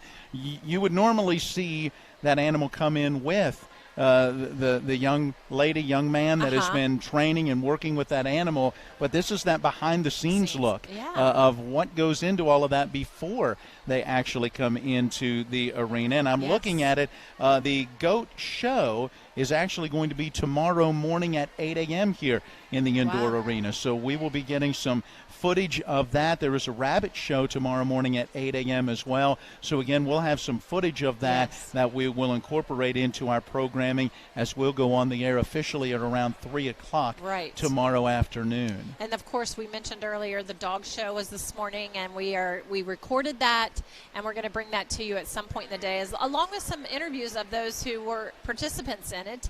And I think the winner of the dog show will be with us as well. So that'll be fun to catch up with that and see that as well. I know a lot of people would think that the youth fair, you're only going to see farm animals, but you actually see pets showing as well. So that's you don't always have to have a farm and be able to raise an animal like that. You could just be working with your household pet. Well, and this evening it is the small pet show and cat show. At 6 o'clock, right? That'll be fun. So, yes, and one of the animals is a ferret.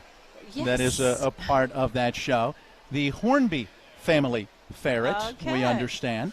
And so Carly will be presenting that. We'll see if maybe we can get her and her ferret on the air. I'm going to imagine that it's the only ferret here at the fair this year. Yeah. I would like to know from others, and maybe we can find this out, has there been a ferret before? I don't know. Yeah, I don't know either. I'm excited for Carly. She's also has her horse here. Mm-hmm. This is her first year at the fair, and after the fair last year, I think Mike, you know, he mentioned, he's like, we've got to get Carly involved in the fair. I mean, she's a natural. She has a love for animals, and so I'm excited that she is here.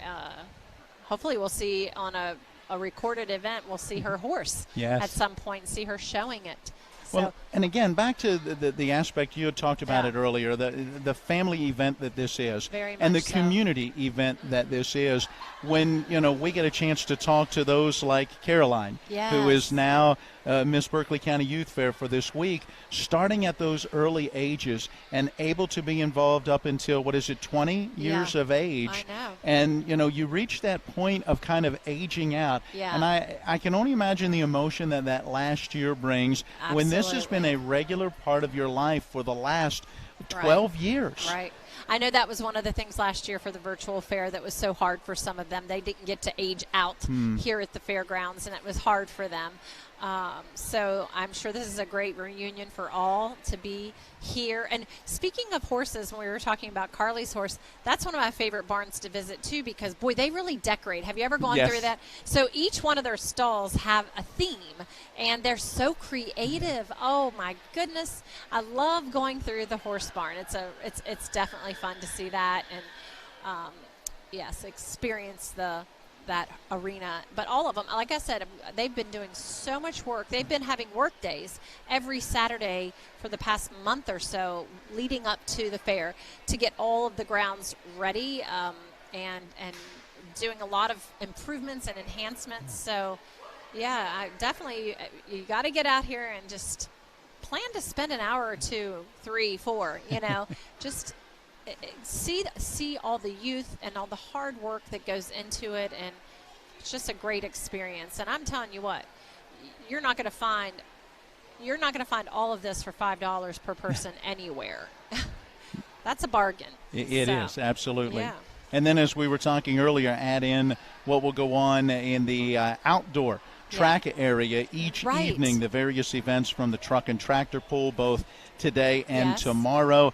Bull riding returns on Tuesday. As we already mentioned, the artist and entertainment, Morgan White and John King, on Wednesday evening. And then you're looking at the Parade of Champions that will take place here in the indoor arena, and it's going to be the flat drags out at the track area. So some UTV SXS flat drags. I'm going to have to learn more about that. We'll have to look that up. Now, I know another look forward to event, which is maybe the next day, two very or anticipated events. Livestock sale, the auction. That is Friday. That's a big deal. We'll be covering that live. Also, what we won't be covering, because it's going on about the same time, is the Demolition Derby. If I've gotten 20 questions on Facebook about Demolition Derby. So that must be a very, very popular event to watch, and that, of course, is Friday night. So much to do. The carnival, as we said, starts Tuesday, runs through Saturday, and you can actually, we coined the phrase, skip the line, buy online. You can go to Cole Show's amusement website, and I think it's like coleshows.com, and you can find the fairs. Like, you go to buy tickets, and then there's a drop down, and it shows all the fairs that they're going to, that company, and you'll see the Berkeley County Youth Fair. You can go online, download your tickets right to your phone, so that when you go up to the rides, you have your tickets ahead of time. You don't have to wait in the ticket line here. So that's a neat feature to be able to buy online. And again, I know a lot of people are disappointed that the carnival isn't every single night. And I know I share that disappointment with you, but it was really out of the Berkeley County Youth Fair's hands, because they did have a carnival booked for every night, but then we had a pandemic, and a lot of the carnival shows didn't survive. Their businesses did not survive that time, so they had to scramble to get this new one, and luckily they had a few days open. So the fact that we have one at all is a miracle in itself. So we have to celebrate what we have, not what we don't have, right? Yeah, that is absolutely right. And what we do have coming up is the Spring Mills FFA Fitting Contest. We are within about 4 minutes or so from that getting started. So we have one more break to take, another 2.5 minute timeout. So let's do that. And then when we come back, we'll be able to lead you right in to our next event here in the indoor arena. Thank you to our title sponsor, Panhandle Dumpsters, and to each of our sponsors giving us the chance to bring you the Berkeley County Youth Fair. We're back after this. Ever try to collect on an insurance claim? Perhaps a homeowner's claim, auto accident, or fire.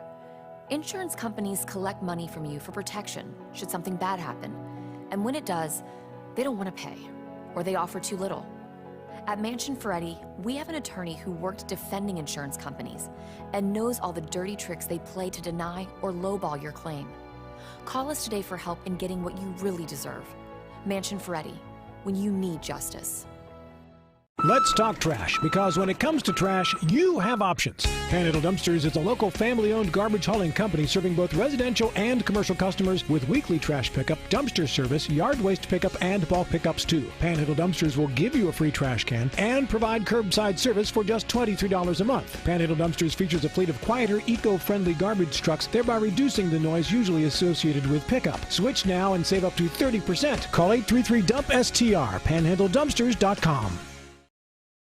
Floodwaters can spread E. coli bacteria. Here's Bill Kearns from the Berkeley County Health Department about what to do if your well is tested positive. If it's just a one-time contamination, you can superchlorinate your well, which we have instructions at the health department. They could call and talk to us. You're providing an excessive amount of bleach down the well. Then you do a runoff to get that out of the system, to get the bleach through your lines, get any contamination out there. You do a runoff of so long, and then you can have it tested again. The Berkeley County Health Department, 122 Waverly Court in Martinsburg. Call 304-263-5131. The Mid-Atlantic Group has been serving the area's insurance needs for 40 years. We are an independent insurance agency, therefore we can offer insurance from many insurance companies, find the right coverage at the right price with easy payment plan. Located at 201 West Martin Street in Martinsburg, the Mid-Atlantic Group is easily accessible from Morgan, Jefferson, and Berkeley County. To set up an appointment with a local insurance professional, give them a call today at 304-267-8989. That's the Mid-Atlantic Group at 201 West Martin Street in Martinsburg. Let them help insure you today. They're my closest friends. We've been through a lot together. Seeing our kids off to college, Kelly losing her mom, my 50th birthday. I trust them with so much. So when it came to my finances, I trusted Kelly's referral to her Ameriprise advisor. Beth gives me the comprehensive advice that helps me feel confident my financial future is secure. With the right financial advisor, life can be brilliant. Ameriprise Financial. Well, we're back, and I was literally telling Matt in the break that we are going to have to get some food here soon because I'm getting hungry. And lo and behold, our executive producer, Mike Hornby, walks through those doors with fair food. So we're going to show you a little bit about what we have. I'm going to eat this, but Matt's going to show you. Anybody who knows me knows I'm not eating that only because it has pickles on it. You're not a pickle person. I don't do pickles. I know my family thinks I'm crazy. Looks like a Philly cheesesteak. Philly cheesesteak, and I do eat fries, so very good fries. This is from the 4-H concession stand. So amazing. 37 years the 4-H concession stand has been with the same set of volunteers led by Linda Kisner, who is no relation to me, but kudos to her for that team. 37 years. And they have more than just fries and cheesesteaks, but boy, minus the pickles, that looks really good. If that is the stand that I think it is, straight across from where we are, yep. So I always get the pork tenderloin sandwich from there at the 4-H concessions. If I remember correctly, last year they still brought some of the goodies, remember, into the studio. You might have gotten them the next day, because I don't know if you were with us during the show. But they brought pork tenderloin sandwiches, sausage sandwiches, and that was one of the best parts of the virtual fair last year. They still brought all the fair food to us. They didn't make it in bulk, of course, but they brought it in, and we were able to eat it not on air. But I'm trying to think of what else they brought that was so delicious. I don't think we had funnel cakes. What did we have?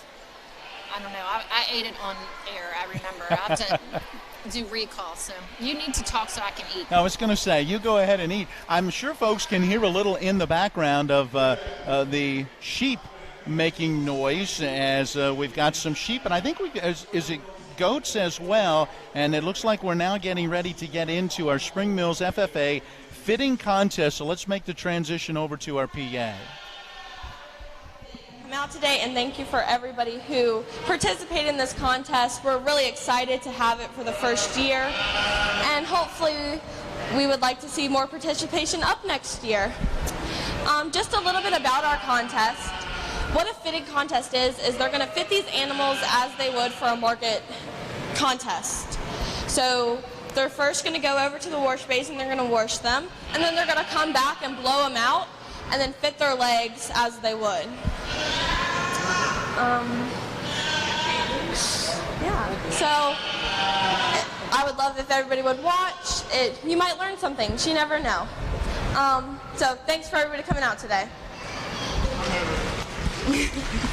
All right, so as you can see, we do have two species. We have sheep along the rail, goats in the back. Showman, if you could stand by your rack, we're going to come around to do some introductions. Competitors, you're going to say your first name, last name, what you show, and what clubs you represent. All right, we're going to start over here. Hi, my name is Remy Webb, and I show for Hedgesville Superchargers, and I show a lamb. Hello, my name is Cheyenne Grove. I show rabbits and horses, and I represent Valley Star 4-H Club. I also show pigs. My name is Andrew Chapman. I show cattle, and I represent Mount Airy 4-H winners. My name is Michaela Grove, and I show pigs, and I'm representing Valley Star 4-H. My name's Reagan Barrett. I show cattle, lambs, and hogs, and I represent Spring Mills FFA and Scrabble Scramblers 4-H.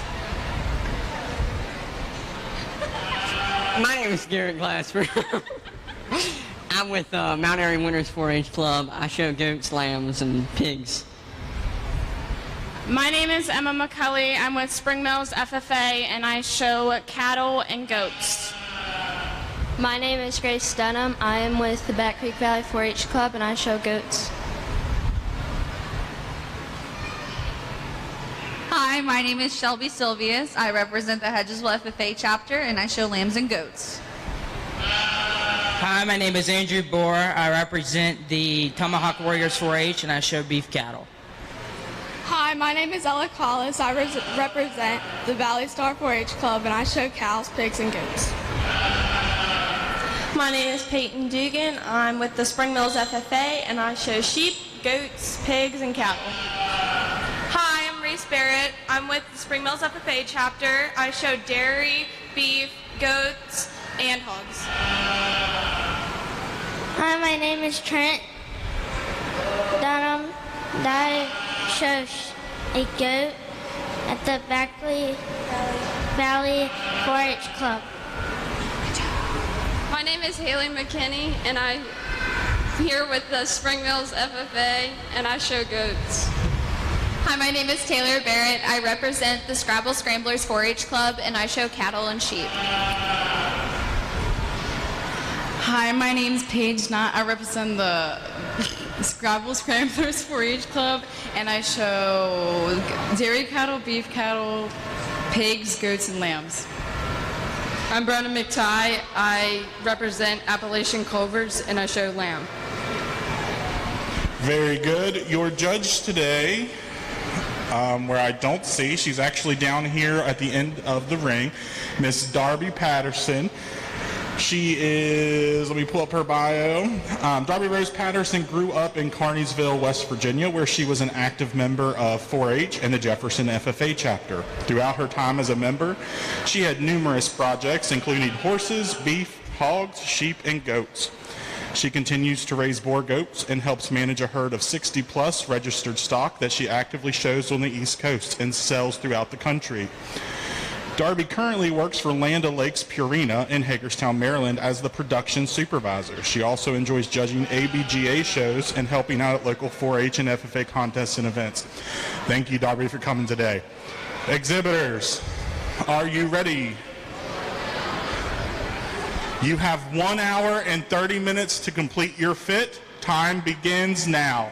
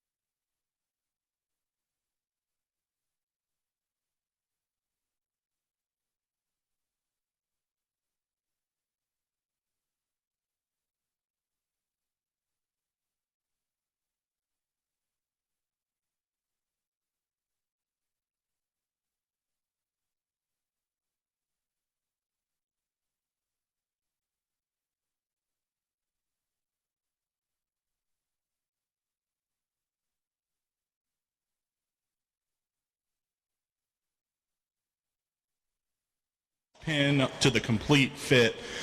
So those of you that are just coming in now, you may not see animals in the ring, but it's because they are at the wash rack getting washed before they can get blow dried and clipped.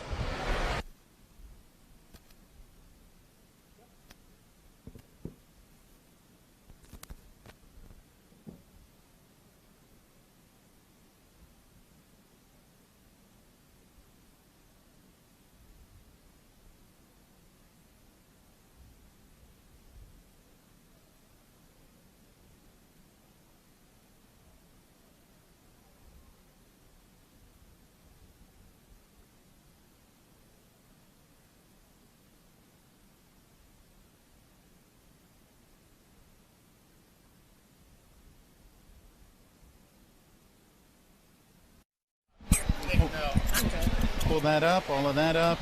Do you have enough? Yeah, mine was just tangled. How you doing, sir? Doing great. Deja vu.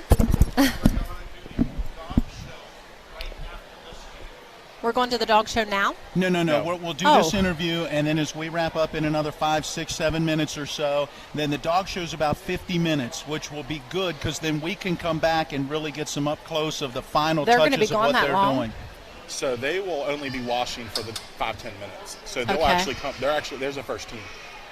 Oh, but they have 90 minutes total. Total, yes. So you won't be announcing a winner until 90 minutes. Correct. And okay, gotcha. So we're doing a segment with Mikey. So whenever we are ready, correct? Everybody, we are good here. We did not take a commercial break right now. They're just getting some rough sound from there. Whenever you want to send it over. Oh, my goodness.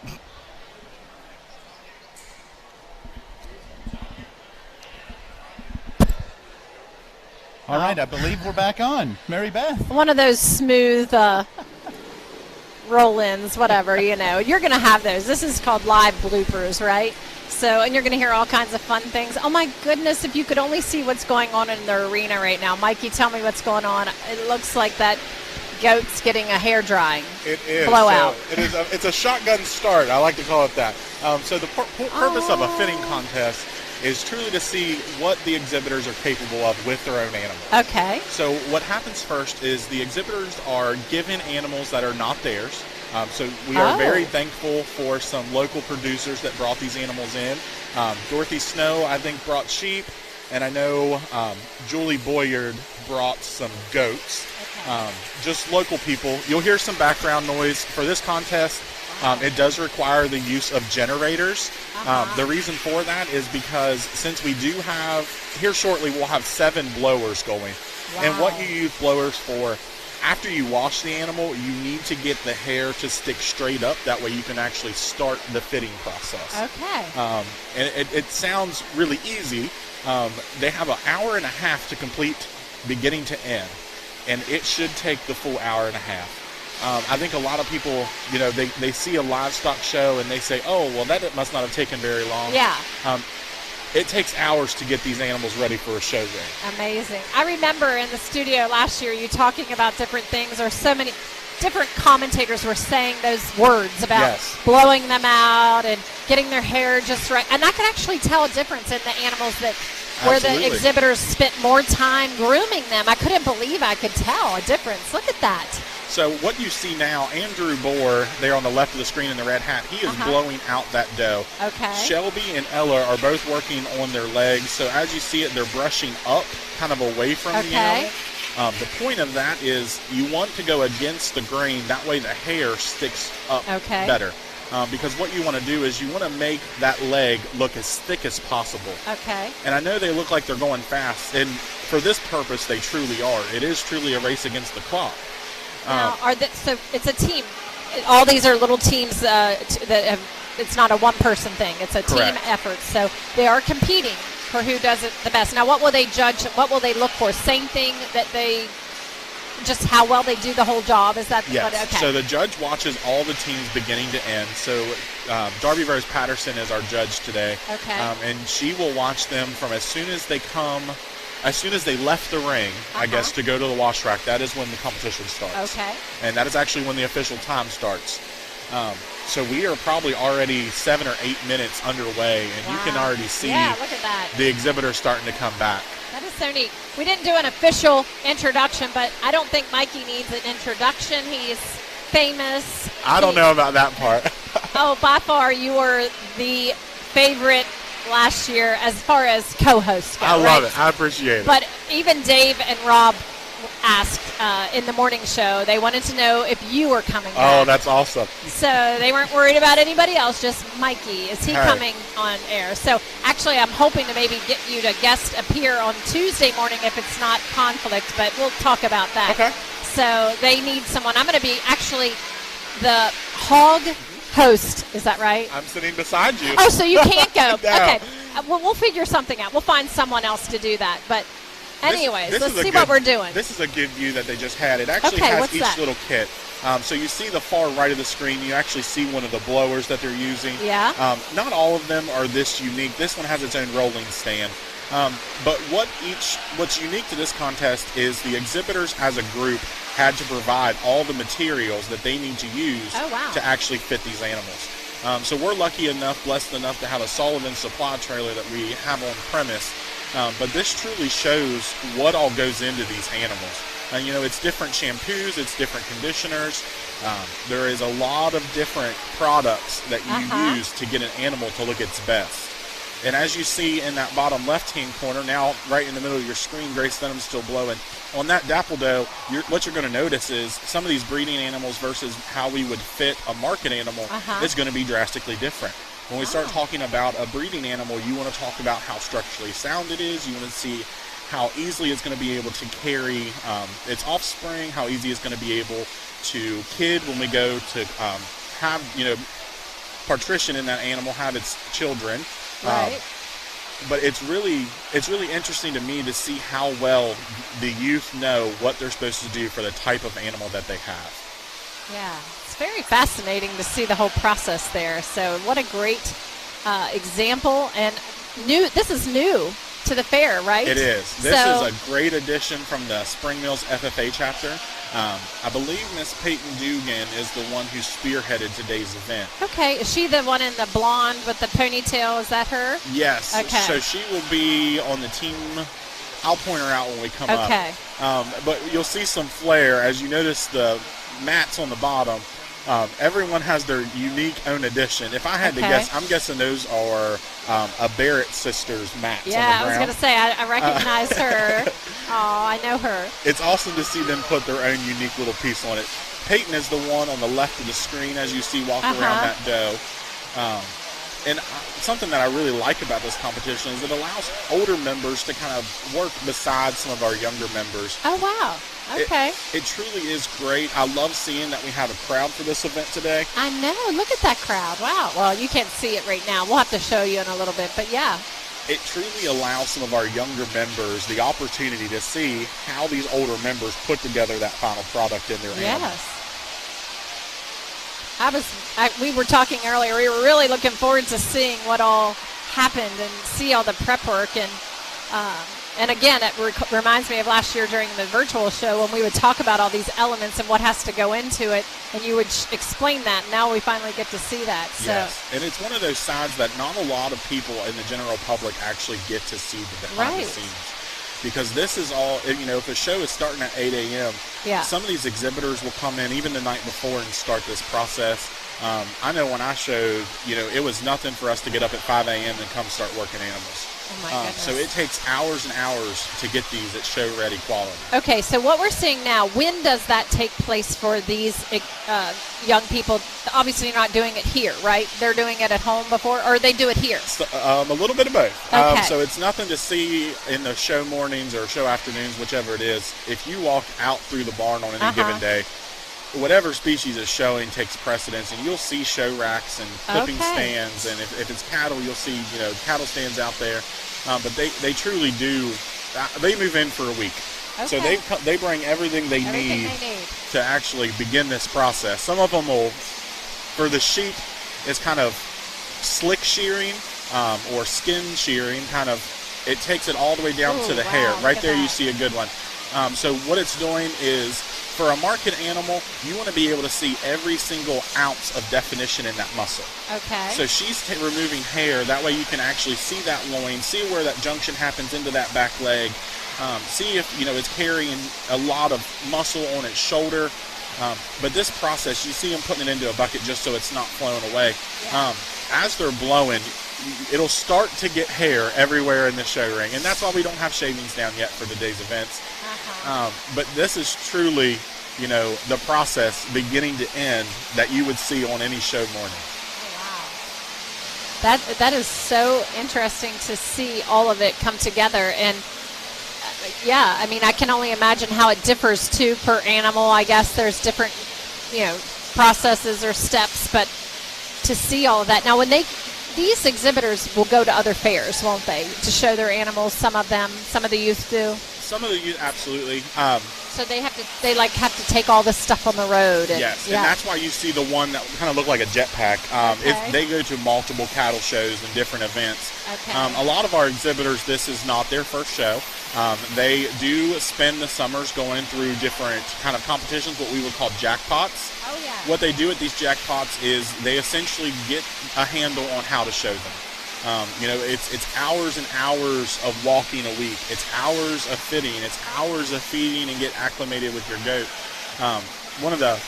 Something that I think a lot of livestock people take for granted. When I first walked in, it was Mike, I'll throw him out there, said, well, how do they know to stand on that? And I was like, well, you train them. Everything you do for these animals from the ground up is something that you have to train for. We call them halter breaking. But, halter breaking that animal is your first true kind of test if you can use that animal in a show ring. Right. Because if it can't walk in a show ring, you're probably not going to do well with it. I think Jess Alger was telling us a little bit about that maybe. Or no, it was Miss Youth Fair. She was actually saying earlier, talking about the breaking process. And, we're getting some of the hair we're getting some of that feedback. So what's happening is, as they're clipping it off, they do try to contain it. But unfortunately, as you can see it, as fine as it is on the table, it's much finer than what human hair would be. But it is a really cool process because, I don't want to call these kids amateurs by any means, but these truly are, looking out through there, I think we have the oldest one is 19. Okay. And the youngest one is 10 or 11. Wow. And they didn't know they were assigned teams for this event. They didn't get to make their teams up. Really? So it's really cool to be able to see them be able to jump into any given situation. It's nice that they break and know where the camera is. But it really is kind of a all hands on deck kind of effort. You see so many, so many different hands doing so many different things. But for a contest of this caliber, you truly have to have a job for everybody at every moment. Yeah, I can see that. So busy and so just trying to keep up with all the various things that are happening over there. Like if my eyes scanning the ring, and they're all at different stages, I guess, depending on when they came back from washing. Exactly. So I'm anxious to see the goat barn this year. I know Beth put a lot of work into it and her team, and so. We are very thankful for all the volunteers that come down. I think a lot of people come down like, oh, the fair's a week long. For a lot of these volunteers, fair is, 52 weeks out of the year. Right. Just coming down, projects here and there. And then I guess the month leading up to it is just like hardcore very down hectic. here. Everybody working to see things happen. And so you said this process is going to take probably another hour. What else are they going to do? So from this point, they're doing initial clippings, so they're taking all the long hair off. Okay. You'll actually go into a process where you get a either finer comb or a finer trimmer. Okay. And you're actually that's when you'll actually blow those legs out, put a little bit of adhesive into them, blow some air through them. Gotcha. And then you'll do your final clip. And that final clip is where the magic happens. You can make a thin bone look thick. You can add, you can make it look like that animal is truly a piece of art. Yeah. Like if you, at the end of it, you will see such a transformation that, it's truly amazing and inspiring what they can do. They need a before and after shot, right? Yeah, we should have. That would have been so cool to see. Now, once they're done, the whole process, they'll bring them all forward and then the judge comes and looks at them. Is that how it will work? So for this part, the judge is watching continuously. Okay. So if you look in the middle of the screen to the left, Miss Darby Rose Patterson is talking to Tyler Butts with the hat in the middle of the screen. As she's walking up and down that aisleway, she's taking mental notes of the stages, the actions, how are they doing it? Okay. Are they doing it in a reasonable direction? Are they using the amount of time given? Okay. Because for this contest, if someone's not doing something, you will run out of time. Oh, okay. So she truly does judge from the first clock until we finish. So once they're done, the process, she's already made her decision. She's watched, she's seen things. It all goes into that final look. Okay. So she will take a final look as they are on the stand. They'll be in their stand then. Yes. She'll walk around, see them, and then she'll declare did they do ribbons for this as well? There is a winner. We do have banners that are sponsored. You'll hear me announce those a little bit later. Okay, They're over on a poster. I forgot to grab it before he came over. But we are very thankful for those partnerships and wonderful community sponsors and partners that come in and allow these events to kind of happen. I know I keep saying Darby over there. With Darby is the Spring Mills FFA advisor, Mr. Tyler Butts. Okay. Yes, I've heard about him. He was on the air last year with us. He was? I don't remember him. There, I can't even think back. I think he was there Thursday night, and then he came back Friday to talk. But anyway. Okay, gotcha. It's amazing to see what he pushes these kids to do. I think as a community, we are very thankful for each and every advisor and, chairperson and community club leader, special interest club leader, anyone who gives these or anyone that gives these kids and affords those opportunities. It's truly amazing the power that we give these youth. Wow. Yes, I'll say so. Are we good to keep chatting or with Mikey, and we don't have to go to a break or anything? We can take a break here at any moment in time, and then we can come back and we'll continue to bring the video footage of what is going on. My question is this. We've talked about it from the participants' standpoint. From the goat standpoint, is this kind of like a goat spa? I mean, is this like an hour and a half? It's like a girls' night out. Okay. So they are kind of getting primed and propped. You will see sometimes when we do skin clip, especially with goats, you will see some scrapes as we get closer. That is a completely normal part of the skin clipping process. It doesn't really hurt. It's like if you would get a scratch on your arm. Okay. It just shows up a lot better because they have white hair. Yeah, it's a little bit different. But they don't mind it. They don't mind that. This is not the first time these ones have had clippers on them. Okay. So for all animals, you actually, and for lambs especially, due to the coat that they have, you actually skin clip them, or whatever you want to call it. Yeah. Wow, just so that we can get their wool off so they can be cool and comfortable. You see how she just pulled that back end up? You want to make that skin as tight as possible so you get a clean clip. If you don't do that, you'll get something what we call shag, and it is just uneven levels of wool. You see she's applying different pressure onto that side. All of that is to get the tightest skin possible.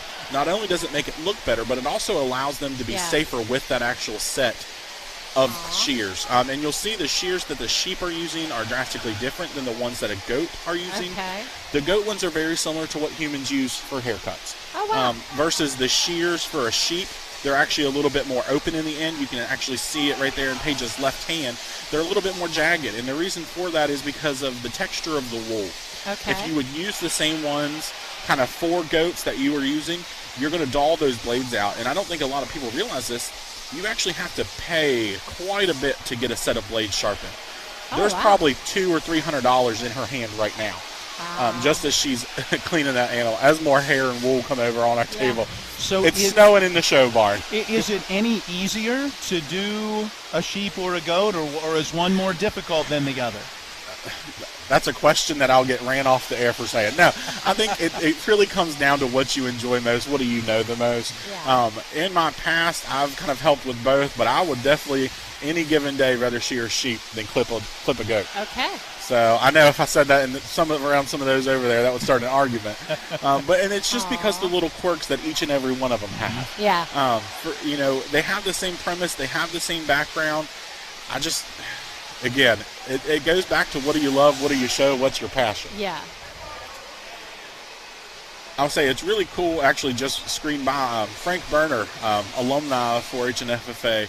It's really interesting if you look kind of on these back shots, how many alumni come to support events like this. Jessica McDonald's in the background. Of course, Miss Berkeley County Youth Fair, Caroline Cook. You have Dawn, of course. Then, of course, Barbie Frankenberry. Sarah Withrow, she's my sister, actually, but 4-H alumni. Michaela is right there. Both Michaelas are right there. The first Michaela was my 4-H intern this past summer. Oh, my goodness. But it's definitely nice to see that level of commitment to these kids to come out and watch this process. I'll say you can see the hair that's actually on Look at that. Andrew's face right now. I know. Oh, my gosh, and he's just not flinching. That's the level of concentration that these kids have. All right, well, we're going to take a quick commercial break. Our 2.5 is what we're going, right? And so we're going to throw it to the studio to bring a little break to us. We can dust off the table, and we'll come back for more on our Spring Mills FFA fitting contest here in the live, or in the main arena. We're live with the Berkeley County Youth Fair. We'll see you in a few. How we used to change the channel. Honey, can you change the channel? Sure.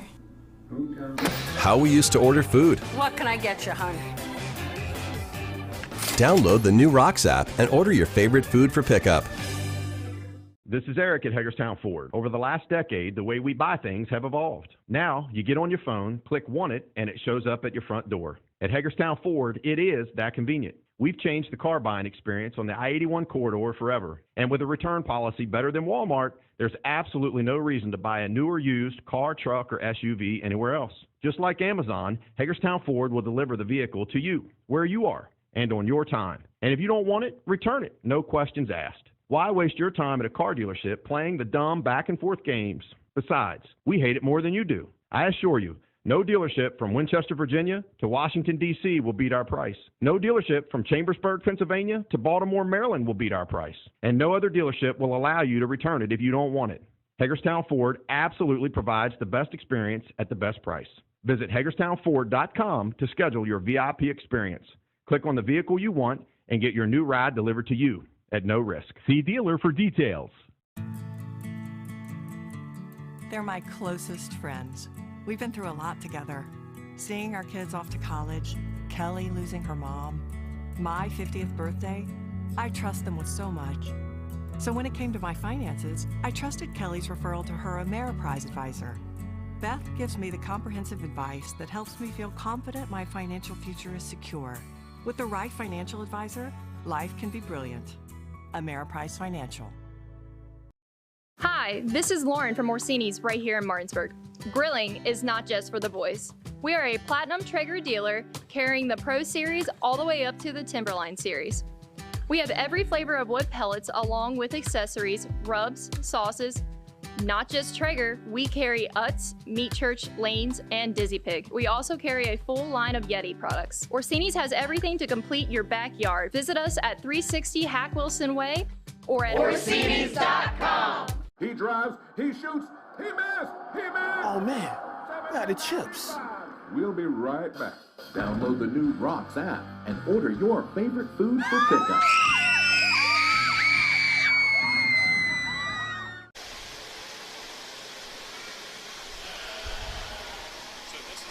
All right, we are back live here in the main arena at the Berkeley County Youth Fair for the 74th annual Berkeley County Youth Fair. We are having a blast. What you're seeing right now in the main arena is the first ever event here, not the first ever time they've done this. Obviously, you can tell they're all, not professionals, but they're semi-professionals. And got Mikey Withrow, who is the resident know everything. What was it last year? I wouldn't call myself that. Wait. What did we call you last year? Come on. I can't, my mind I was is the failing. fun facts guy. Fun facts. That's what it was. We gotta come. You gotta bring some with you. Maybe you have some fun facts about the fitting show. I just want to chime in and say you did a swine job with the humor last year. I know you got a hard time on that particular evening, but I'm telling you I enjoyed it. So you're seriously co-hosting the Hog Show with me? Yes. Oh my gosh! So okay. I will be That'll sitting be awesome. right next to you. It'll be me, Cindy, who is the chairperson's wife, Tyranny, and you at the head table. I had to laugh the other day. Bobby Miller said, "Yeah, when I told everybody that you were being the host for this show, they were like, oh, you're really going outside of the box." I'm like, what's that supposed to mean? I promise that's a good thing. I promise it's a good thing. Okay, well, I'm looking forward to it because I did say, if you'll recall, that I would do anything you all asked me to do. I was so endeared to you guys last year. We had such a great time. The virtual fair wasn't ideal, but it happened. And yes. it really did fill a void, and I had a blast, and I learned so much, and you made it so much fun, Mikey. So it was just... I appreciate that. Definitely one for the history books last year. But here we are, and we're seeing something we've never seen here. And you can tell the crowd really is enjoying it because they keep piling in. Yes. So tell the audience at home what stage it's the Spring Mills FFA fitting contest. Absolutely. So why do you call it fitting? So fitting is just the act of completing the entire clip. Okay. It's just called fitting because to me it makes the animal look fit. Okay. Well, that makes sense now. We were laughing earlier because Matt was like, was it you that said, I imagine it's some kind of costuming? I'm like, no. Well, I guess you could say you're putting on their best Sunday best for them. In some of the larger shows, I would say you do add some makeup. Oh, really? I would. So you will see on the darker, especially in Club Calf kind of contest, Club Calf producers, you will see the occasional spray paint. You will see some gloss for their hooves. Oh, my. A lot gets poured into these animals. That is interesting. So everybody, are they at a different stage than what we were at before? Is just like the next, really I would honestly say every single team is at a separate stage right now. Okay. You have some that have completed their initial clip, so they are almost down to where they are going to start fine clipping those legs, that tail. You're going to make a clean upper body. You have some that have not necessarily completed that initial top rough coat clipping off. Now, timing is everything, right? So if they're behind, right? Is that going to be a problem for them? If you're behind right now, you will be behind until we're done. Okay. So what does it take to come out on top of this contest? A steady hand. Steady hand. But you have to finish. As you see it go across the screen right now, Peyton is doing a great job of utilizing that entire blade across that body. Okay. Hopefully, as you mature into someone who is fitting animals, you see her be able to take a full swipe, and then she'll go back, and this is where she's getting those long hairs that she missed, or she's getting just a little bit more definition in a certain piece of that. But you'll see she'll start to do entire swipes down the body. Okay. Now, this is, for somebody out there, this could be a profession. Like a career. They could go into it. I once, on a video shoot that I did for the Burlington United Methodist Home, met a board member there, an old gentleman. Oh, my gosh. He was so sweet and kind. And he told me that in his earlier years that he was known as one of the fastest sheep shearers in the country. Yes. I'm like, that's a thing? Like, I didn't even know, like, that was like a goal to be like, he said, I didn't even know it, but it was a God-given talent. And he goes, you either know how to shear sheep or you don't. So there are some international festivals and activities where Yeah. we will have contests to see who can actually, it's not going to be this level of particular clipping, but you will see who can take off and shorn the fastest to get an entire fleece. And he made great money. Absolutely. He said he was, like, really highly sought after for his skills. Oh, guaranteed. I had no idea. New Zealand, Australia, all these big producers of sheep and mutton, you will have those type of activities all across Europe. And it's truly an art form to be able to get an entire fleece or entire piece of wool off of sheep, because that is what they want to be able to go and make products out of wool. You want it to be a certain staple length, and that's just how long it is based off of the number of finger joints that you can kind of measure it with. But for those people who don't have, I mean, you just don't understand. Like, it's hard to look at an animal and say that what's coming off of them right now would actually go into your sweater. But when it says wool on your sweater, yes, this is where it starts. It starts very similar to this. The sheep that are in the ring right now actually have fine wool. Okay. A lot of your meat breeds do. They actually have fine wool. And then as we move through your medium and heavy wool animals, you'll get into those merinos and, you know, as you delve deeper into those wool breeds, you can actually see a texture change, and they're actually judged different. I see on the bottom right someone spraying the legs with that stuff you talked about, right? Andrew Chapman, yes. So they have gotten to a point where I can see it from the actual table. I have to be able to put eyes on it. So they are almost completed their entire top clip. Okay. So Andrew is actually going through and started to pull up. When I say pull up, I don't mean actually pull out. But they use that blower to make that hair look extended, and now they're going through and pulling it up with that comb. Okay. You add adhesive so it looks like it's full. It looks like it adds body and bone structure, because that's one of those things that you want animals to be able to have. You want them to have a large leg, because at the end of the day, a lot of these, I mean, market animals are raised for a market. It's given them the name. So you want all of the consumer products to be the best cuts on those animals. Yeah. This is just fascinating. I would say, to a lot of people, it looks like mass chaos. Yeah. And it kind of is. So on the teams, would you say that, like, when I know you said that they didn't get to pick, it was just like randomly the teams are put together out of all the participants. So do you think that, did they like huddle up and say, I'm really good at this, I'm really good at that, or like how did they assign the roles? Because they each kind of have a different role, it looks like, that they're playing. I wouldn't say they... I would say they met up prior to the competition and figured out so they whatever. knew before they came here today what Barely. team they were on. Oh, Barely. okay. Gotcha. And the reason for that is they had to know what supplies to bring. Okay. So as we did our introductions, not all of them actually show goats or lambs. Some show both. So it's being able to make sure that these young showmen are given all the different tools they need to make this look top-notch. Just look at that, the detail, the attention to detail. I'll say you just saw Andrew pull up a piece and flick it off, because you want to make sure that as these animals are going out and in, you remove all the excess hair, make it look as full as possible, but you still want that clean, straight line. Okay. It definitely, it's like watching, I would compare it to, ballet. The way they kind of dance around the animals, each of them have that distinct job. And, it's knowing what your counterpart is doing. You can see, let me see, there's Grace and Emma in the bottom, and Garrett Glassford on the bottom left-hand corner. He's got a pair of green clippers. Okay. Right now he's clipping the head. And with that is you wanted to make sure that it is actually presenting in a very clean manner. And when I say clean, I mean free of long hairs, whiskers. I know people are like, what's a whisker? Well, those can get whiskers too.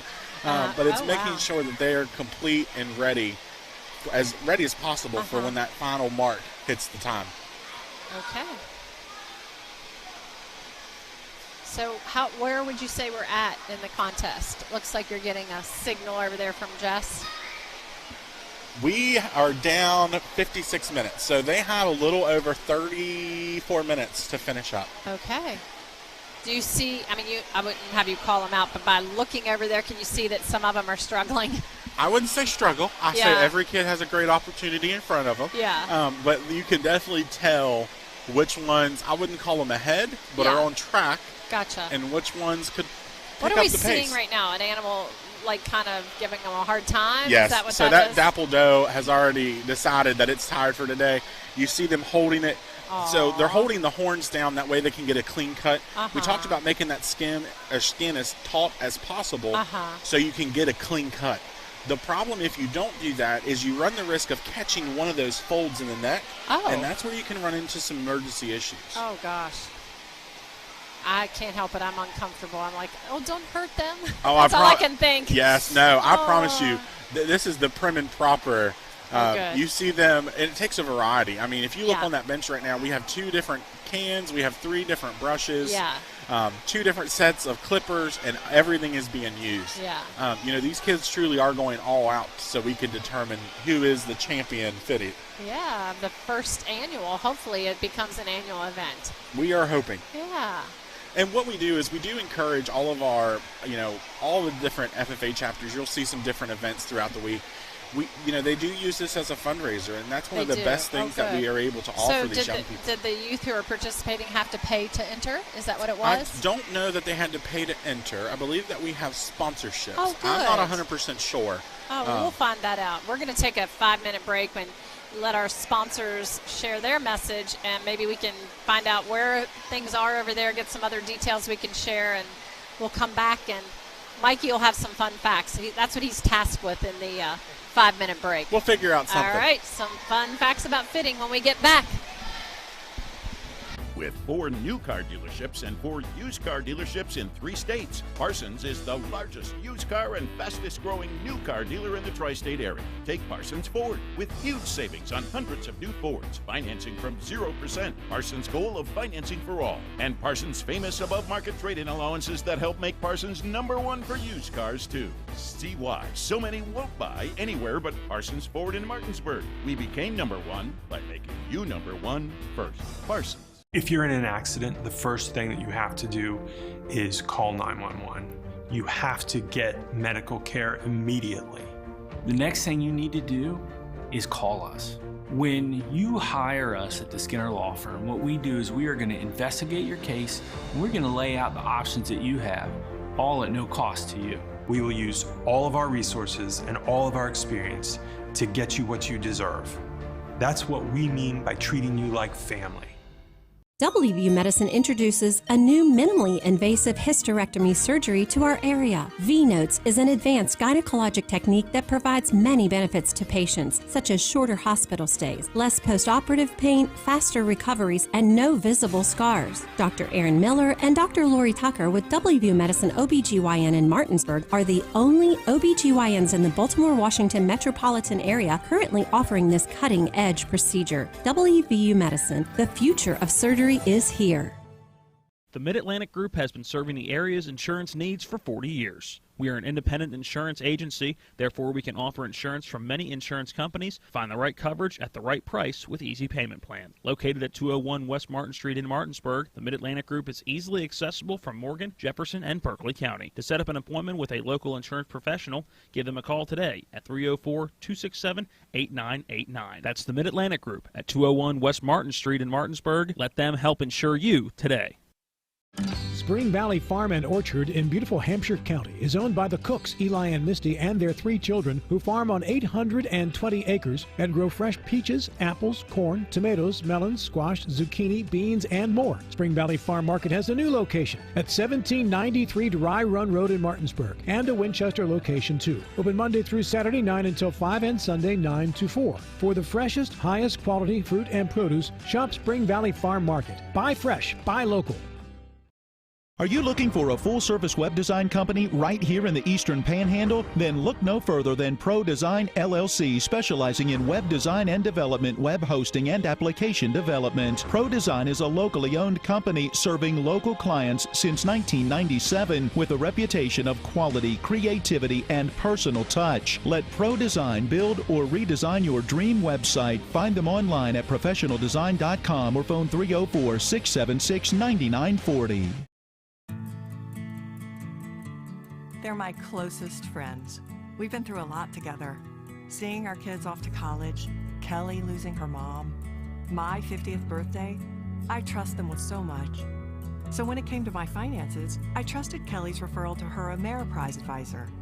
Beth gives me the comprehensive advice that helps me feel confident my financial future is secure. With the right financial advisor, life can be brilliant. Ameriprise Financial.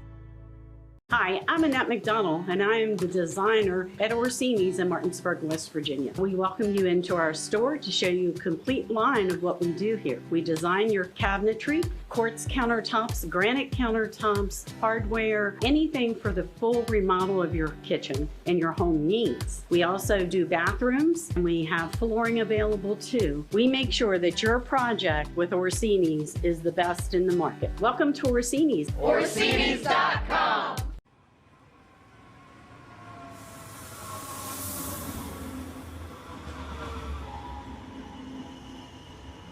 It's been a long journey to get here. A year ago, it seemed like the world stopped. But you know what didn't stop? You know who couldn't stop? The Berkeley County Youth Fair. Sure, we had to learn a new normal, but that didn't stop our community from rallying around our best and brightest young farmers. Animals were still raised and auctioned off. Attention was still given to our rising stars, and we made do with what we were given. But that's in the past, and 2021 is all about the future. And here at Berkeley County Youth Fair, we are full steam ahead.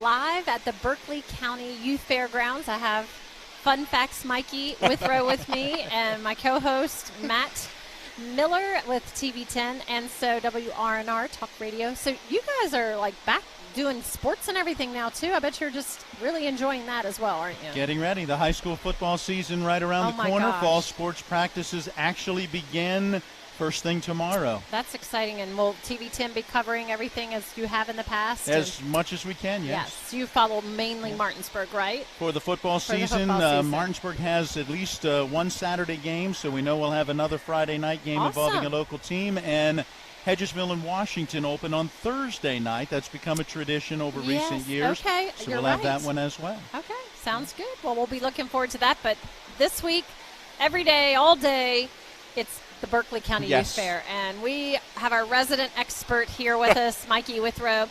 Mikey, what's your official title besides Fun Facts, Mikey? I would say my official title is I'm the Berkeley County 4-H Youth and Development Agent with West Virginia University Extension Service. All of that. All of that. So he has been coming to the Berkeley County Youth Fair as a participant since he was wee little, and just how long? Like from the time you were old enough, right? 9, yeah. I actually, it's funny. My mom is the embarrassing mom as always. There is a photo of me with like my very first clover bud project, and I'm like 7 years old, and I'm holding it up, like shaking it. We had a little Pomeranian, and I just thought it was the best thing ever. So I have been at the fair for, I even hate to say this, like I did it sounds cringy, 23 years. No, hey, that's great. You're old, yeah. Join the club. No, I'm not. Hey, it just happens. It right? does, and that's the amazing part.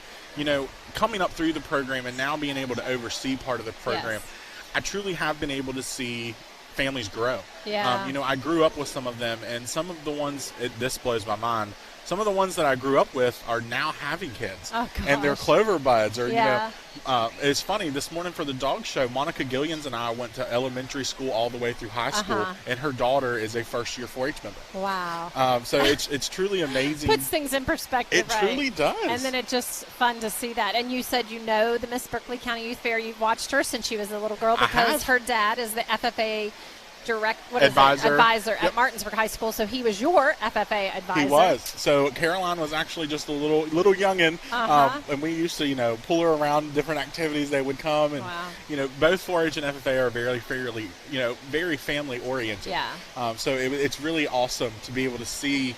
They go from that shy little 9-year-old and they blossom into these well-spoken, amazing young adults. Sure. And, they truly are an advocate for youth agriculture, and they're an advocate for the youth programs available in the community.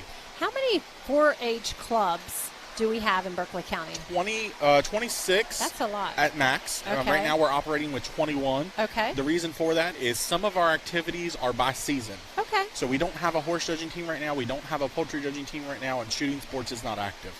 But those will come again as we rotate through those activities. And are all of them participating and exhibiting at the fair for the most part? Yes, all 22 are accounted for here at the fair. So last year we got to show all the indoor projects. Remember that? And so I think we're going to take walks through this week. We're going to do a little segment where you're going to walk through and show everyone this year live and in person.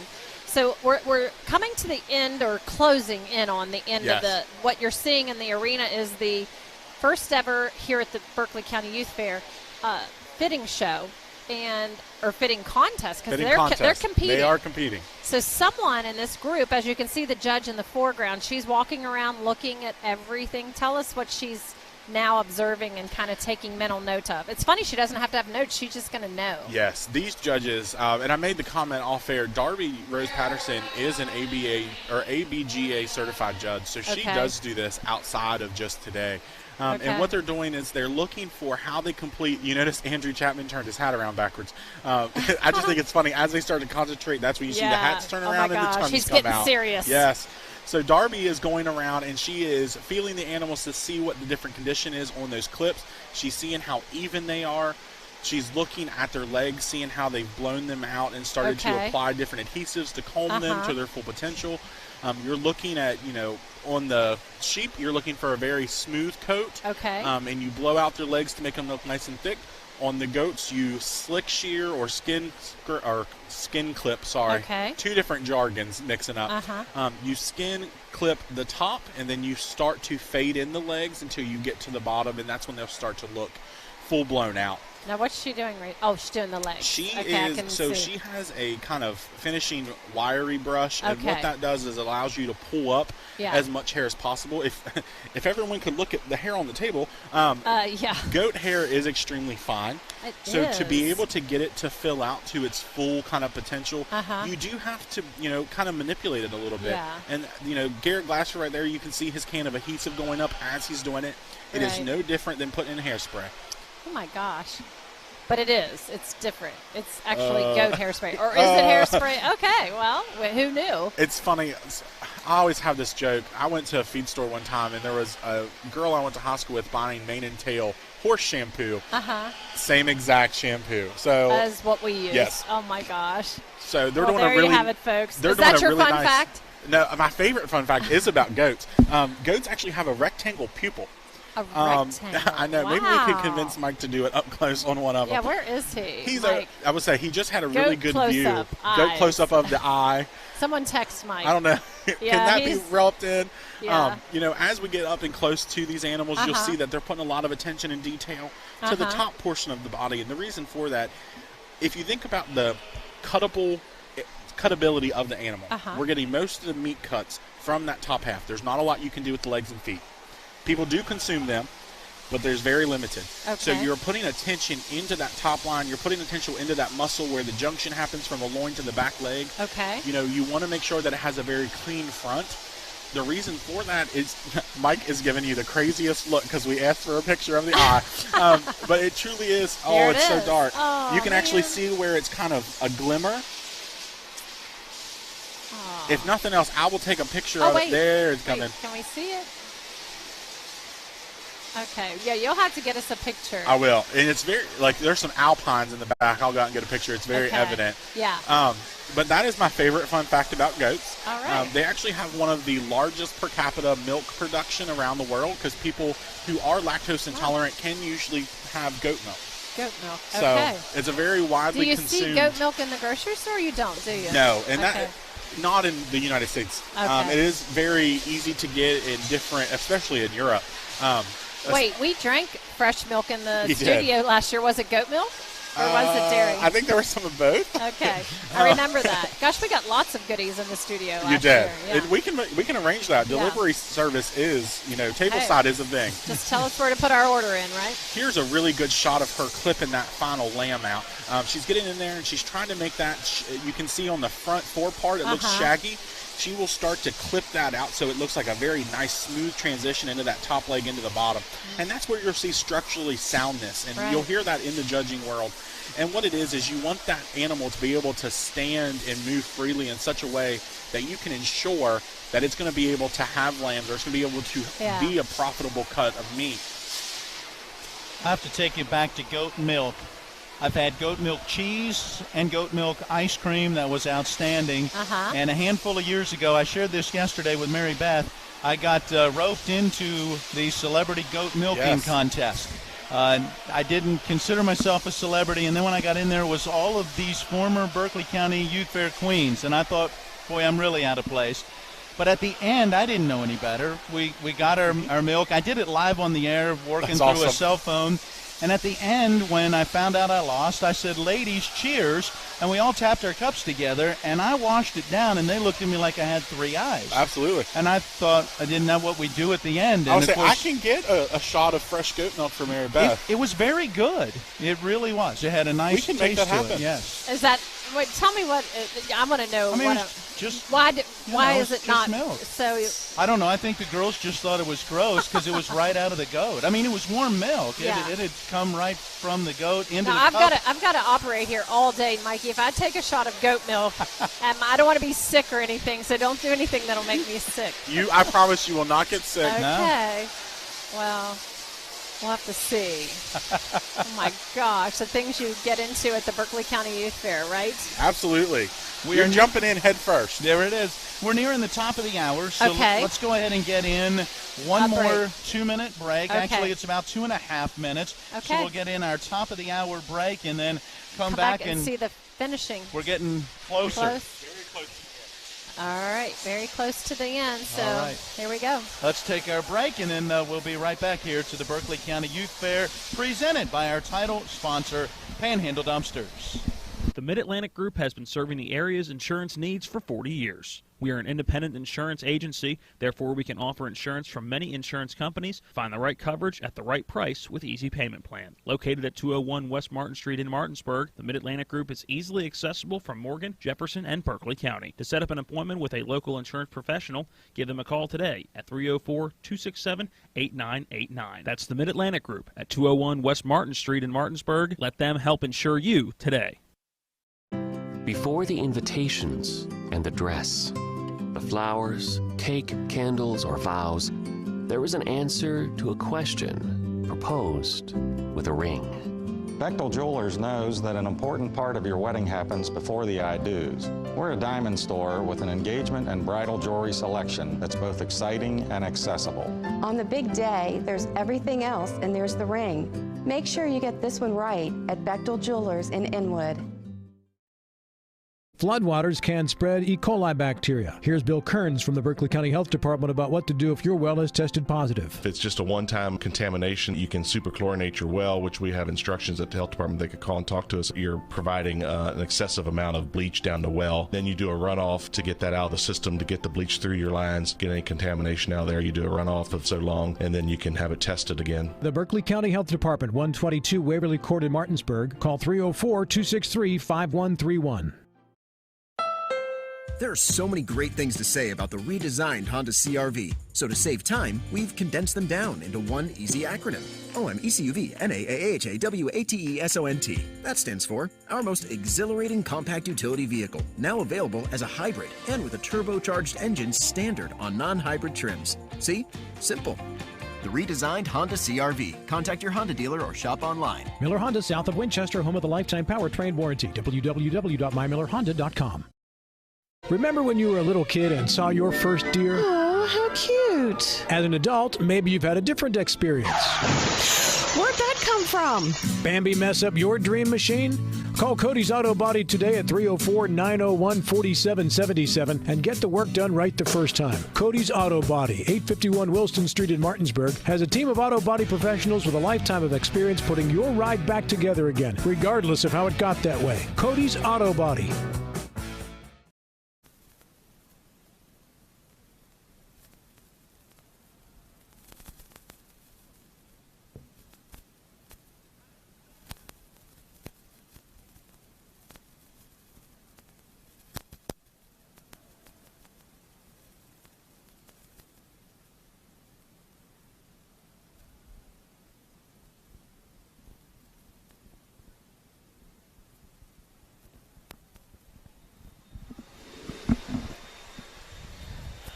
And we're back again, and you can see where we are in the main arena watching the sheep. It's not sheep. It's sheep and goat both. Oh, my gosh. A little bit of both. Goat fitting contest with Spring Mills FFA. That's what I was missing earlier. So we're here. I've got Matt. I've got Mikey. M&M here with me. And we're about ready to experience something, I believe, that we just sent Berkeley County Youth Fair on a little mission, didn't we? You did. It's really funny. There's a lot of people who say, well, it's at fair. You can't really make that happen. I promise there is stuff down at the Berkeley County Youth Fair. If you need it, we probably can find it somewhere on this ground. Well, we're going to see here in a second. We might have something interesting to share with you guys. But in the meantime, Mikey, can you tell us what's going on right now in the arena that we're watching? Yes. Yeah. We are down to the final 30 minutes of this contest. Okay. And this is where you will truly see that attention to detail start to come out. You see every team is kind of getting low at this point, and that's why we have these mats on the ground. Okay. Because you are kneeling down. You want to get as close as you can to those legs as you're clipping them. And the reason for that is you want to be able to pull that hair off in a way that you can actually see the bone structure. You want to be able to see that conformation. You want to be able to see all these details.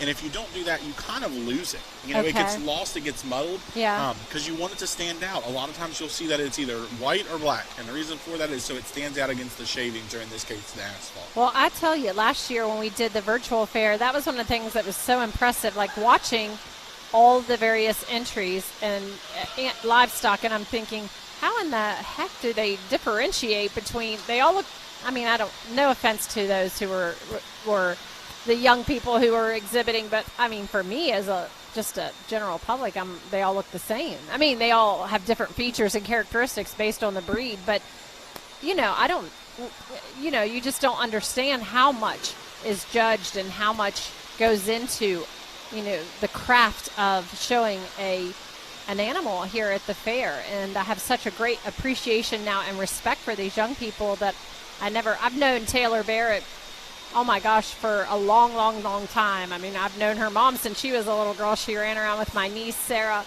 Heidi did. And so seeing her in the ring doing that is like, I'm so impressed at it's a lot. You do not realize what all goes into this. It's one of those things, you come down to the youth fair and you go through the barn, you see all the pretty animals, but you have no idea. No. What all goes into it. It's amazing to actually see the amount of hours that kind of go into these projects. Speaking of, you gave them a 90-minute time limit for this particular competition. Absolutely. How does that compare to the time that they might normally spend in getting an animal together? I would say a 90-minute time, if it was one-on-one, you could do it. But if it is you and I would say with 3 people, you should definitely be able to fit one an hour and a half. Okay. It's going to be quick, and you have to know what you're doing. Right. But it's definitely doable. Yeah. Oh, my. Oh, my. I was like, can we flip screens? Yeah, and drink it before the hair comes. Yep, flip screens real quick if we can. Thank you. So we are able. Okay. What we're about to drink right now is some fresh goat milk. Okay. We are very thankful that we were able to get fresh goat milk from Miss Berkeley County Youth Fair herself, Caroline Cook. Thank you, Caroline. Fresh as in this just came out of the goat? Fresh out of the dairy just goat came udder. out of the goat. It is as fresh as you're ever going to get. Nice. All right, so cheers, my friends. To the Berkeley County Youth Fair and this goat. All right. Oh, I got to make mine. Very tasty. All right, come on, Mary Beth. What's it taste like? It's warm. And it's sweet, actually. Mm-hmm. Yes. It's very sweet. Yeah, so. Do they do chocolate goat's milk like they do chocolate cow's milk? They actually do goat yogurt. All right. I always call it goat gurt. But anyway, hey, dad jokes there. But that was surprisingly satisfying. See, there you go. And wow, I can say I've had goat milk fresh from the goat. Fresh from the udder. Oh, my goodness. Okay. I would say it's probably been 45 seconds since it's been pulled out. Unbelievable. Wow. I was saying, you didn't expect that to happen at the fitting contest today. No, I didn't expect that, but you're here, and so I can only imagine what we're going to get ourselves into the rest of the week. I can see your wheels are turning. Like, what else are we going to have Mike and Mary Beth do? You never know. Oh, my gosh. Does it also seem like it's getting hotter? Yes, it is. Okay. I didn't know, but I'm feeling it's getting warmer. The sun is getting brighter out there. But I think it's the competition heating up as they get down to the finish as well. Yeah, we're getting close there. And the good thing about these teams is if you look out across them, there is a senior showman in every single group. A senior, okay. So they are made pretty fairly. There are some showers and competitors out there that do show more than others, but that's the luck of the draw. We have some of these that probably have competed every weekend since the beginning of the summer.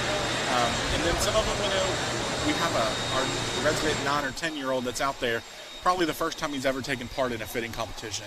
And he's still hands-on. He's with Peyton right now. But they truly are, walking step by step through this entire process.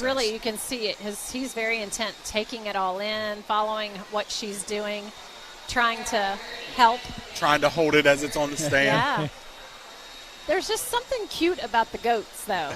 Cute. They have a cute face. Their little ears and horns. Is that what you call them? Or antlers? Like horns? No, they are horns. They're not antlers. Okay, but they're little brown and white pattern. It's just, I'm kind of endeared towards them. It's funny, a lot of people say, oh, well, how do you know it's this or that? Or how do you know what type of animal it is? A lot of it has to do with breed. Okay, you're like you can look at every single animal and say the breed, and everything. That's where your facts and fun facts come in. You know everything about all those animals out there. That's funny enough. I believe Mr. Kent Lionheart just walked in. He is your commissioner of ag for West Virginia. I knew I recognized him. Yes. So it's nice to see that we are getting the attention of not just local people, but you're also getting some state level as well. Exactly. He always comes for the Mountain State Apple Harvest Yes, Festival he and does. helps to crown the Queen Pomona. So that's where I've met him before. So that's great. So he's come up for the fair for today, or just to visit? I believe he is up for the day, yes. Great. Well, that's great. Well, he's kind of here just to check out things, give his blessing. Absolutely. Yeah. Does he come every year to the festival? They or usually fair, I should say? They do usually try to make an appearance in some different way. We've been lucky enough to have them some nights for sale. We've had them for some of the celebrity milking contests. Yeah. But it's really amazing and so refreshing that we're able to have that level of support. Oh my gosh, yeah. Because I think a lot of people look at agriculture as a dying society just because we're having less and less farmers. A lot of people don't realize 1.6% of Americans are farmers. Wow. And they are, kind of responsible for feeding the other 98% of the population. It's funny you say, you're the fun fact guy. So I actually was an ag teacher prior to being an extension agent. Oh, yeah. So I went through 6 years of agricultural and extension education. And it's so funny, agriculture truly is from A to Z. We do have animals, of course, but it goes all the way down to plants and crops and zoology and pets. And, there's so many different animal sides of it, but there's also the horticulture, floriculture, you said apple harvest, pomology, all of these different sciences that come out of agriculture. It truly is kind of encompasses such a wide variety of different key components. Now, is that still being taught in high schools? Absolutely. Yeah, okay. So that's, is it an elective, or is that what So is to it take part agriculture, of the core? it is elective. Okay. In some states, it actually is considered a science credit, but not for Berkeley County. Okay. But it's amazing that we're able to still have those electives. A lot of people say, oh, well, I don't want to take ag class or FFA because I'm not a farmer. Okay. The best thing about ag is you do not have to be a farmer to be in ag class. You do not have to be a farmer to be in FFA or 4-H. It's truly kind of, people say, well, what's your title? Youth development. That's truly what 4-H and FFA is. Yeah. It helps them become a better speaker. It teaches them different ways. It teaches them what to do in the show ring, but it also teaches them public speaking, leadership skills, being a charismatic person, being an advocate for youth agriculture. It truly does embody a lot of different components into them. I can imagine. I think it should be mandatory, not an elective. Think agree. about that. We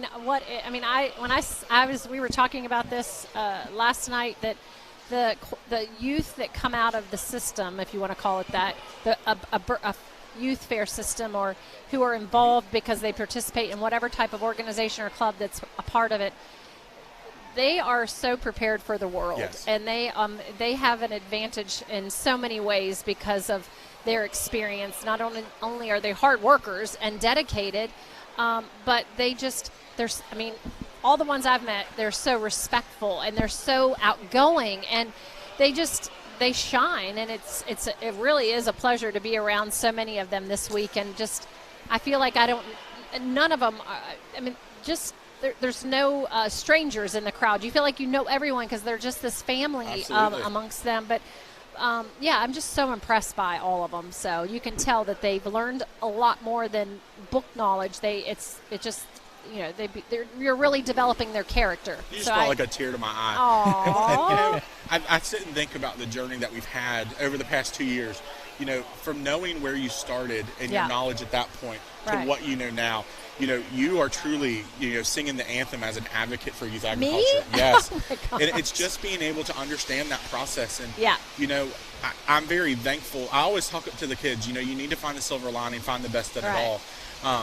That is one thing that the pandemic did give us. Yeah. It gave us some of that face time that we were able to bring to a new audience, the capabilities of our youth. Right. And it made something like this possible. We have never broadcasted live from the youth probably fair before. Never would have, to be honest. Absolutely not. If it hadn't been done at this point, I think it, like you said, it really was a silver lining. Yes. And it opened up, it really did. In the midst of all that, people were they didn't have any other choice but to turn on TV 10, right?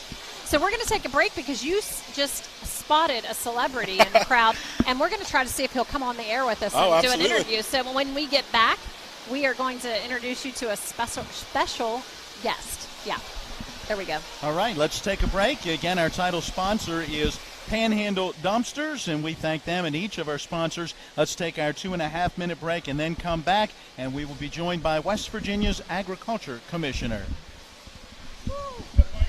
The Mid-Atlantic Group has been serving the area's insurance needs for 40 years. We are an independent insurance agency, therefore we can offer insurance from many insurance companies, find the right coverage at the right price with easy payment plan. Located at 201 West Martin Street in Martinsburg, the Mid-Atlantic Group is easily accessible from Morgan, Jefferson, and Berkeley County. To set up an appointment with a local insurance professional, give them a call today at 304-267-8989. That's the Mid-Atlantic Group at 201 West Martin Street in Martinsburg. Let them help insure you today. Before the invitations and the dress, the flowers, cake, candles, or vows, there was an answer to a question proposed with a ring. Bechtel Jewelers knows that an important part of your wedding happens before the I-dos. We're a diamond store with an engagement and bridal jewelry selection that's both exciting and accessible. On the big day, there's everything else, and there's the ring. Make sure you get this one right at Bechtel Jewelers in Inwood. Floodwaters can spread E. coli bacteria. Here's Bill Kearns from the Berkeley County Health Department about what to do if your well is tested positive. If it's just a one-time contamination, you can superchlorinate your well, which we have instructions at the health department. They could call and talk to us. You're providing an excessive amount of bleach down the well. Then you do a runoff to get that out of the system, to get the bleach through your lines, get any contamination out of there. You do a runoff of so long, and then you can have it tested again. The Berkeley County Health Department, 122 Waverly Court in Martinsburg. Call 304-263-5131. There are so many great things to say about the redesigned Honda CR-V. So to save time, we've condensed them down into one easy acronym. OMECUV-NAAHAWATESONT. That stands for our most exhilarating compact utility vehicle, now available as a hybrid and with a turbocharged engine standard on non-hybrid trims. See? Simple. The redesigned Honda CR-V. Contact your Honda dealer or shop online. Miller Honda, south of Winchester, home of the lifetime powertrain warranty. www.mymillerhonda.com. Remember when you were a little kid and saw your first deer? Oh, how cute. As an adult, maybe you've had a different experience.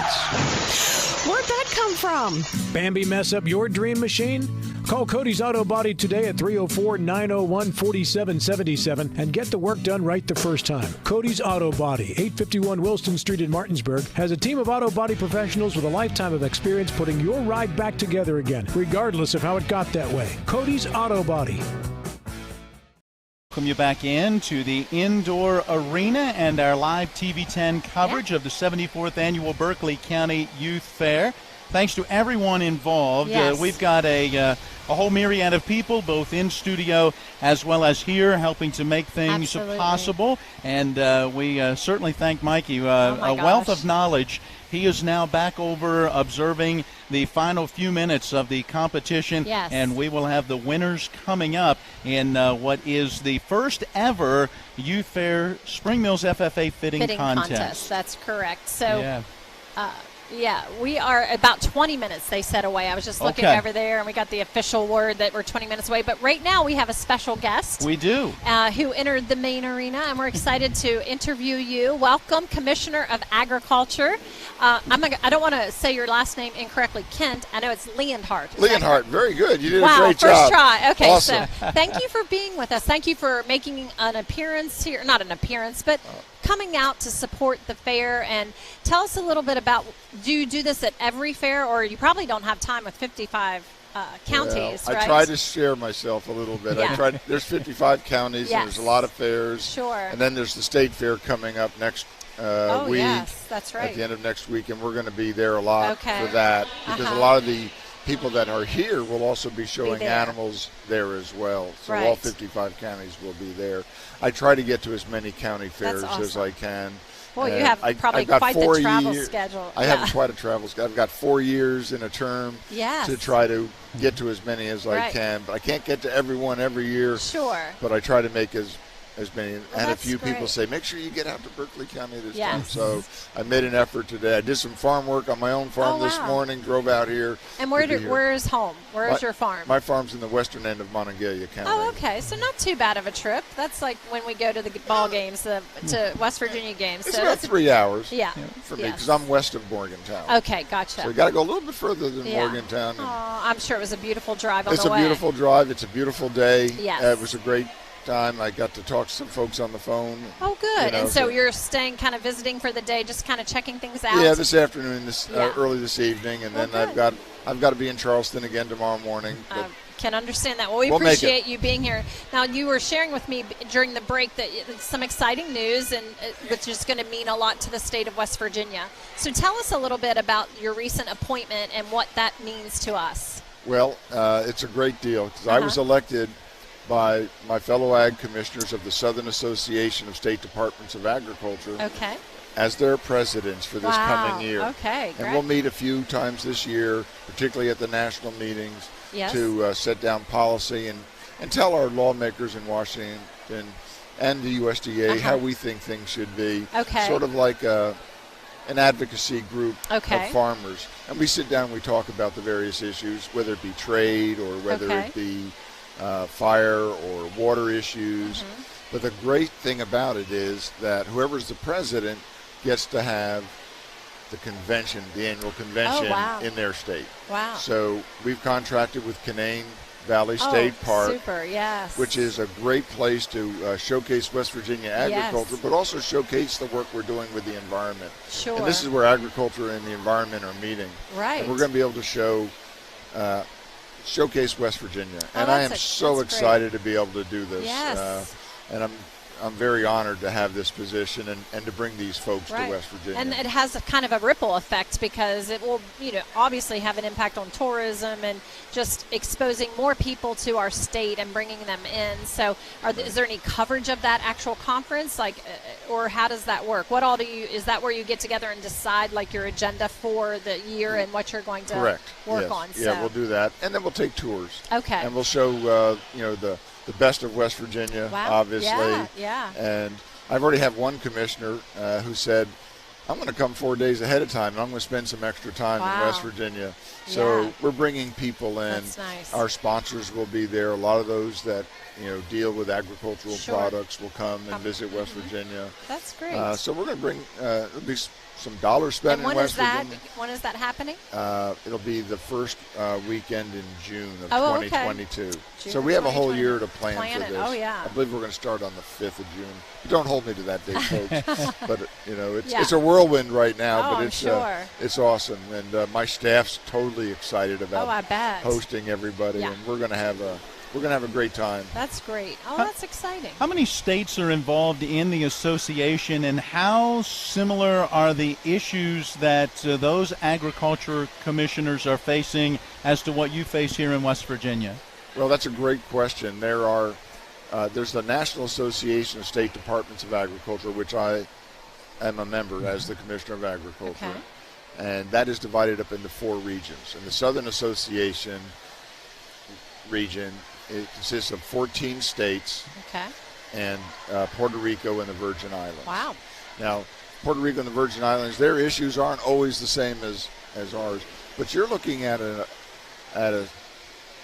region that has a lot of, all that southern influence. We deal with the heat, we deal with the flooding, all those type of things that, we've seen here in West Virginia. So that's all very important. Yeah. Trade is very important for those states.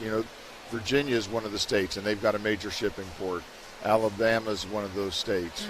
Mississippi is one of the states. Louisiana is one of the states. Texas, Florida. Wow. All these are great states that have a lot of port for shipping. And then the similarity is Kentucky's also in there. Oh, wow. Yeah. And the other thing is that's really interesting, out of the 50 states in this country, only 12 are elected by the citizens. So I work for you all. Yeah. I work with the governor, but I'm not appointed by the governor. The other 38 states in this in the departments of agriculture are appointed by their governor. Wow, and that changes and that changes the dynamics a little bit. Sure. And out of the 14 states in the southern, 10 of us are elected. Oh my. So we have an awful lot of similarities with policy and how we handle things. And we work very closely with them on things like, most people don't realize now, that we make sure that if there's an animal disease or an outbreak, the poultry industry out in this direction is very important for West Virginia. It's one of our largest commodity products. So if there was a disease outbreak, we would have to go in. And we've reset all our emergency action plans in recent years. I feel much more comfortable now than I did 4 years ago when I was first elected. So we've done all that type of work. But we also deal with forestry and the health. We're not the forestry department, but forest health is within the Department of Agriculture. And we're one of the largest hardwood producing states in the country. I didn't know and that. We are doing tremendous with that. Wow. And we do the inspections for the export of those logs. Okay. So, wow. And I was just at Barber County last night, and they told me, they said they really appreciated the work we did because we're supporting 2 sawmills in Barber County. With the policies. It says, and the policies and the changes you put into place have really kept the industry growing. And for those people that are concerned about too much forestry, we are actually still growing trees at twice the rate of harvest, which means we can do more for the economic development of the state than we're doing and still preserve the natural beauty. Right. That makes sense. Yeah. Wow. When you come to a fair like this, what does this type of an event mean in a given community and to the agricultural community as a whole across the Mountain State? Well, I love coming down. Number one, we want to encourage our youth. Yes. So I like being here just to make sure that we can keep these youth programs going, whether it be 4-H or FFA. That is the most important because our youth are our future. Right. And I want them to know that the State Department of Agriculture is looking after them. We're trying to make sure that their animals are healthy. Yes. We want to make sure that they learn the proper husbandry techniques. Yes. And we don't run either program. WVU runs the 4-H program, the extension services, and FFA is run by the Department of Education. But we certainly overlap in many of the areas. So myself coming here, I want to make sure the youth know that that I'm here and that I care. That means a lot to them, And then I also want to make sure that the adults, when somebody leaves 4-H or FFA, they don't always go into agriculture, but they go out as an educated consumer. Right. We very often take what we eat for granted. Oh my gosh, yes. And until the pandemic hit and people started. Right. You're so right. And people started worrying about it. But the good news is we did better than our surrounding states as far as the really? grocery stores are concerned. But we mobilized, and I'm so proud of the American farmer. Yes. The West Virginia farmer in particular. They really mobilized. They kept food on the shelves. They did the things that need to be done. They pitched in. They donated. They helped. And my department, I got to give a hats off to the folks that work at the Department of Ag. Sure. I'm just privileged to be leading them at this point in time. That's but awesome. they did Please do that. They did a tremendous job supporting them and the farmers, and yes, I'm sure. And people don't realize that we help with the vaccine distribution. Wow. We help with the feeding. On a normal year, we deliver about 15% of the food that goes to our public schools. Oh, okay. Through USDA commodity programs, and most people don't know that we are even involved in that. Wow. So we had to shift gears. Oh my gosh! When the schools closed, and we had to make sure that food moved and got to the people that needed it. Right. And so that was a challenge. Yes. And we did it all without any CARES money. We did it all on our own from within what we did, and so the efficiency that the department did was they were just tremendous. That's I awesome. can't speak enough for them. That's but amazing. We're eating more fresh fruits and vegetables and healthy foods in West Virginia now. I'm glad to And that's going to lead to great outcomes. Absolutely. Not only for people individually, but for the farmers who are doing it. It's just a great win-win situation. That's right. So where are we on the contest over there? Are we getting any countdown? Are we getting 10 closer? minutes is what they've said. This is a pretty big deal. Yeah. This is the first time they've had this event at the Berkeley County Youth Fair. So we've learned a lot today about fitting. Yeah, and to see it go from one extreme, the beginning to the end, it's very, very interesting. Mikey is a wealth of knowledge. He was just here with us and explaining so much. He was saying when you walked in, he was the one saying how important it was for you to be here, and that you coming and taking time to put this on your list of things to do meant a lot to all of the people that he serves, as well as the youth fair. So do we need to take a break before we go to the end? Or we do have one more to get in, and that way we make sure we're back in time for the final judging. Commissioner Lienhardt, final word that you might have for us. I would just want to say to everybody that West Virginia agriculture is doing great. I'm proud of the whole agricultural community. Agriculture in West Virginia is good health. It's good health for the citizen that we eat. It's good health for our economy, and the way we're doing things right now with the environment is good health for the environment. No other industry can claim good health for all three of those things. True. And I'm just so proud of the whole agriculture community, and it's a pleasure to be here with you, and thank you for having me on. Absolutely. We're so glad to have you, and we'll be back after this break from our sponsors. Let's talk trash, because when it comes to trash, you have options. Panhandle Dumpsters is a local family-owned garbage hauling company serving both residential and commercial customers with weekly trash pickup, dumpster service, yard waste pickup, and bulk pickups too. Panhandle Dumpsters will give you a free trash can and provide curbside service for just $23 a month. Panhandle Dumpsters features a fleet of quieter, eco-friendly garbage trucks, thereby reducing the noise usually associated with pickup. Switch now and save up to 30%. Call 833-DUMP-STR, panhandledumpsters.com. A reputation for caring, a legacy of service. At Brown Funeral Homes and Cremations, it's been our story since 1880. A family-owned business, we support the needs and wishes of families. We offer traditional services, as well as many options for cremation, customized remembrances, and pre-planning. Brown Funeral Homes and Cremations retains its family atmosphere and stays true to its roots. Contact us for advanced planning, or at your time of loss. We're here when you need us. This is Eric at Hagerstown Ford. Over the last decade, the way we buy things have evolved. Now, you get on your phone, click Want It, and it shows up at your front door. At Hagerstown Ford, it is that convenient. We've changed the car buying experience on the I-81 corridor forever. And with a return policy better than Walmart, there's absolutely no reason to buy a new or used car, truck, or SUV anywhere else. Just like Amazon, Hagerstown Ford will deliver the vehicle to you, where you are, and on your time. And if you don't want it, return it. No questions asked. Why waste your time at a car dealership playing the dumb back-and-forth games? Besides, we hate it more than you do. I assure you, no dealership from Winchester, Virginia to Washington, D.C. will beat our price. No dealership from Chambersburg, Pennsylvania to Baltimore, Maryland will beat our price. And no other dealership will allow you to return it if you don't want it. Hagerstown Ford absolutely provides the best experience at the best price. Visit HagerstownFord.com to schedule your VIP experience. Click on the vehicle you want and get your new ride delivered to you at no risk. See dealer for details. Are you looking for a full-service web design company right here in the Eastern Panhandle? Then look no further than Pro Design LLC, specializing in web design and development, web hosting, and application development. Pro Design is a locally owned company serving local clients since 1997 with a reputation of quality, creativity, and personal touch. Let Pro Design build or redesign your dream website. Find them online at professionaldesign.com or phone 304-676-9940.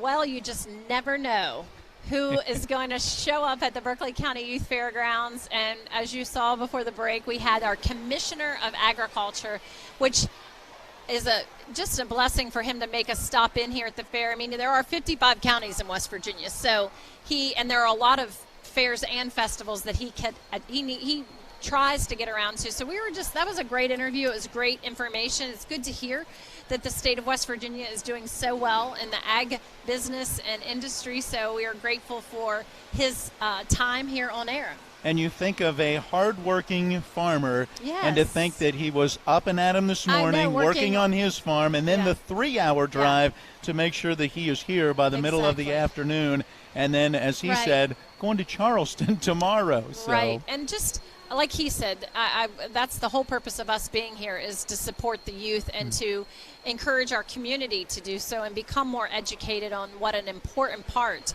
of our lives that the farming industry, the ag industry is. And so we hope that this show this week, the live coverage, does just that. And we are winding down and getting to the end of this first ever Spring Mills FFA fitting contest.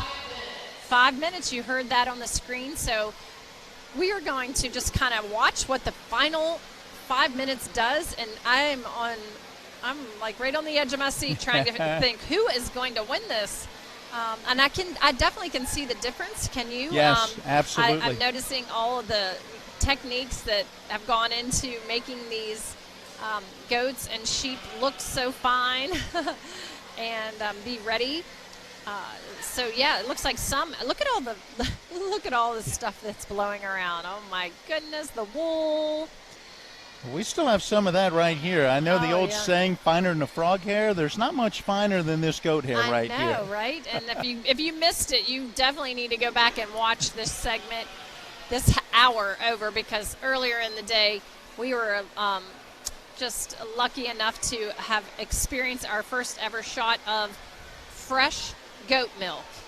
It was good. It was good. I was surprised. I was like, okay, I'm going to be on air. I'm going to have to try to keep my face contained and not, I want to be respectful, but no problem there because it was sweet and warm and it tastes like milk, but it better almost. I mean, I do like my milk cold, ice cold, but that still was good. You can't think of it in terms of what you don't want to expect it to taste like cold milk. So. I was ready for a nap. Warm milk, right? And then you take warm milk and then you go to bed. Oh, gosh. So yeah, we got a long ways to go. No napping. We do. We got a lot coming up. We've got the announcement of the winner of this fitting show. And then after that, what is our next thing? Well, we now have the video together of the dog show this morning. We were having some technical difficulties, but they got that finished back at the studio. Good. So once we know the winner here, we are going to pretty quickly wrap up and go to that video of the dog show because it's about 50 minutes in length. And then that should get us back here right around 4:30, just in time for our next live event, the Peewee Goat and Lamb Showmanship. Yes. So looking forward to that. And so we'll have that together. And thank you to Nick Verzolini back at the studio, Colin back there as well, and Donald Kinney. They're working to get some of those videos and things together. Great. And we do have Spencer Dupuis, who is giving us some of the real up-close shots from inside the arena right now. And, of course, our executive producer here, Mike Hornby. And we've got Sherry Dieter-Davis helping us out over here in being able to get things together. Donna is here as well now. She is working with some of our on-site production. So the full crew is in place as we bring you day 2 from here at the Youth Fair.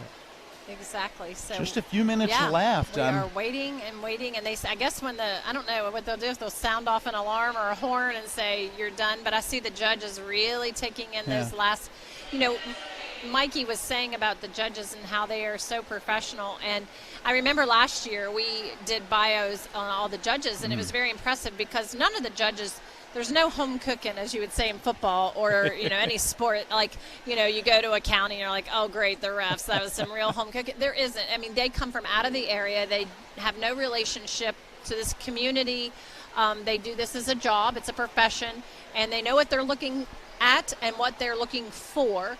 And so the outcome is definitely, it's exactly what they're after, an unbiased, professional winner is, I guess, what you would say. Well, and from what I've heard, too, judging can be slightly different from judge to judge. True. Because there is a certain element that a particular judge may look for right. in what a sheep or goat looks like. Sure. And so there are those quick little nuances in there as well, and we just got the word they're down to their final minute. Oh, wow. So whatever final little preparations need to be done. Some of them look like they're just chilling out in the ring, and they're like, we're done.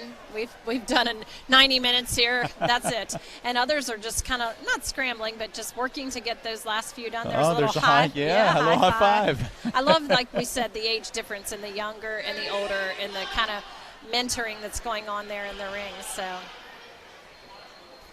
I have no idea what to look for to say. I'm going to pick one out, so it wouldn't do me any good because I would pick one out that looked nice to me, and that would probably mean nothing to the judge, right? So.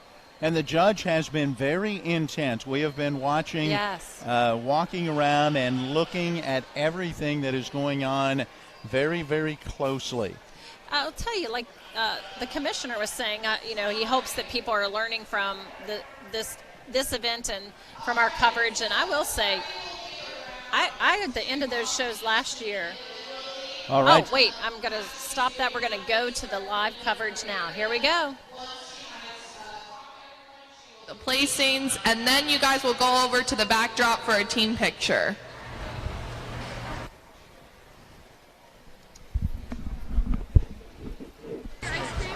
Thank you to our sponsors, Greg and Linda, Foster Family, Frederick Cooperative, Darby Patterson, Fruit Meadow Farms, Hilltop Farm, the Pensions, Burkhart Club Lambs, and Photography by Larissa.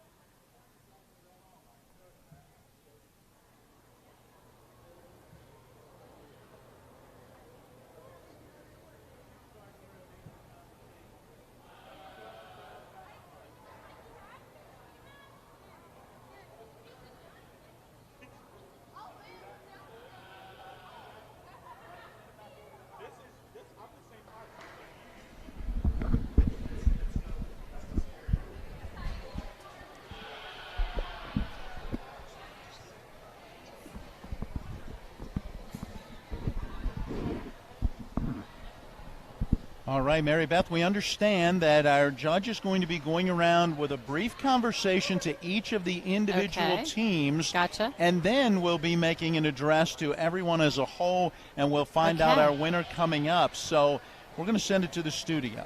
Okay. Let's go ahead and take a break. I've been told to take a 4-minute break. Sounds good to me. Then we will come back and we will find out which team is the winner for our fitting contest. So we'll be back in 4 minutes. This is live coverage of the Berkeley County Youth Fair. Our title sponsor, Panhandle Dumpsters.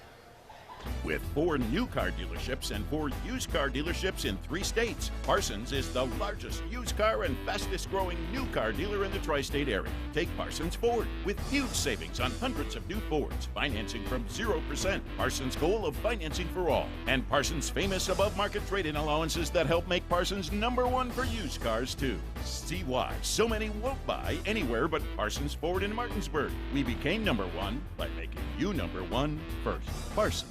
The Mid-Atlantic Group has been serving the area's insurance needs for 40 years. We are an independent insurance agency, therefore we can offer insurance from many insurance companies, find the right coverage at the right price with easy payment plan. Located at 201 West Martin Street in Martinsburg, the Mid-Atlantic Group is easily accessible from Morgan, Jefferson, and Berkeley County. To set up an appointment with a local insurance professional, give them a call today at 304-267-8989. That's the Mid-Atlantic Group at 201 West Martin Street in Martinsburg. Let them help insure you today.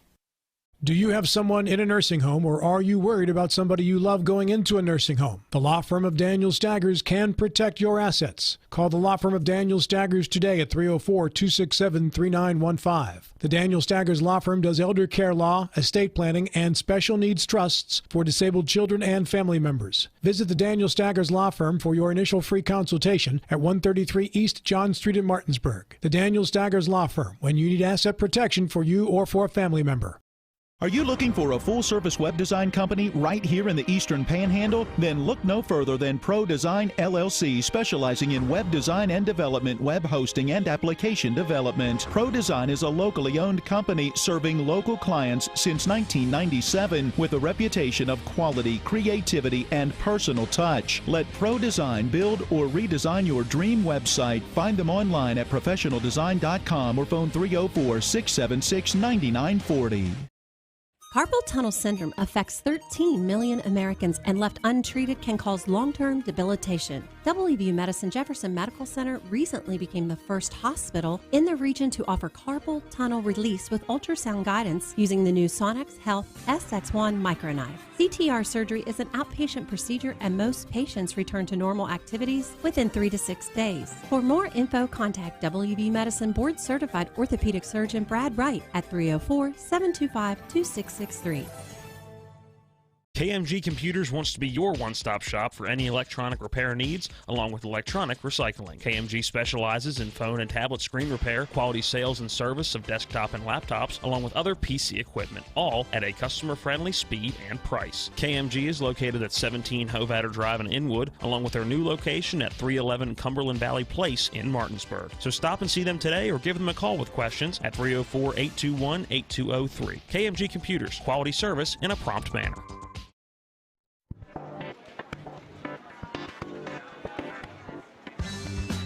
Laura. Hey, Laura. What's with the sunglasses? Ouch! The word is spreading. Bechtel Jewelers is home to some dangerously brilliant diamonds. See the difference at Bechtel Jewelers in Inwood. Sunglasses not included. Hi, this is Lauren from Orsini's right here in Martinsburg. Grilling is not just for the boys. We are a Platinum Traeger dealer carrying the Pro Series all the way up to the Timberline Series. We have every flavor of wood pellets along with accessories, rubs, sauces. Not just Traeger, we carry Utz, Meat Church, Lanes, and Dizzy Pig. We also carry a full line of Yeti products. Orsini's has everything to complete your backyard. Visit us at 360 Hack Wilson Way or at Orsinis.com. Well, we are back once again here at the indoor arena. Our judge continuing to speak with each team individually, and we are anticipating within mere minutes being able to get some official words from our judge.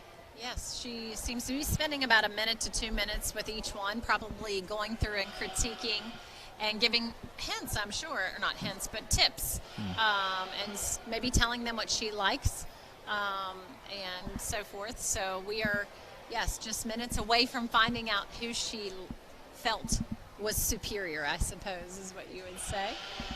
You can hear maybe some of those goats, or I guess that's a goat, right, that we're hearing? Or is I believe that sheep? was. I don't know the difference between their sounds between those two. Is it about the same, a goat and a sheep? Oh. I do the sounds with my grandson all the time. You'd think I would know. But anyways, they're letting us know maybe who they want to win. They're certainly getting vocal. Maybe they're just tired of being groomed. And they're ready to get back to their other, I don't know where. They won't be in the stalls because they were brought here by, who did he say, a farm brought those here, a local farm, and provided those for us. So, yeah, so there you see that's the judge. And she's going over things with her, with that team there. Maybe she has one more. I believe this is her last one. So as you can see, she's checking out the animal, looking at all of the various techniques they use to finish and fit, as they call it, their goat. And maybe she must have already talked to them, and now she's just taking one last glance. Very interesting process to watch.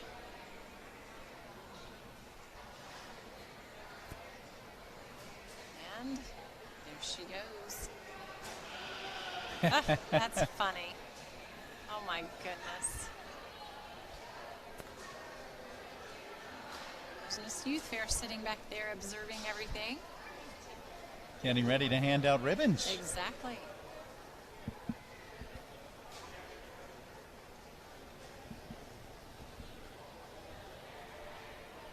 And the barn, or the main arena, is filling up, I guess, for the announcement of the winner. Starting to fill up here. Look at all that wool on the ground there. Mikey said it's not quite the wool we see in our clothing. It's these, I guess, particular breeds, it's a different kind. Thank you very much. We've got some drinks coming our way. Thank you so much. And it's with, tea.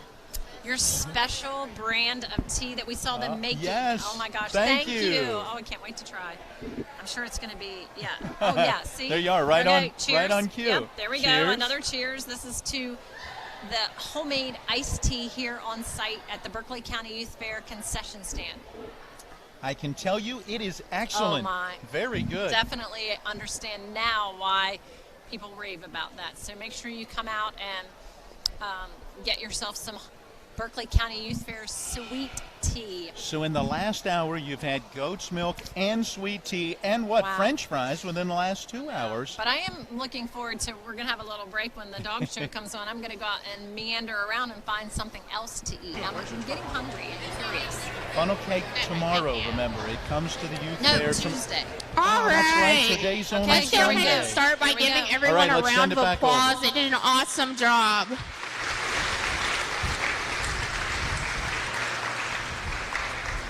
And before we forget, let's just take some time to thank the Spring Mills FFA chapter for putting this together. I know fitting has come a long way since I started showing, and I know a lot of that wasn't a huge focus, but it's becoming a really big part of the industry. And seeing you guys out here getting a chance to showcase some of those skills is really awesome. So thank them for putting this together. Make sure the individual teams go and thank them at the end, because it's really been something that I enjoyed, and I wish when I was younger that I could have gotten to be a part of this. So it's really cool. So we're going to go ahead and we're going to start just kind of going through, what I was looking at and what I saw throughout the process of getting these animals fit and clipped for the ring.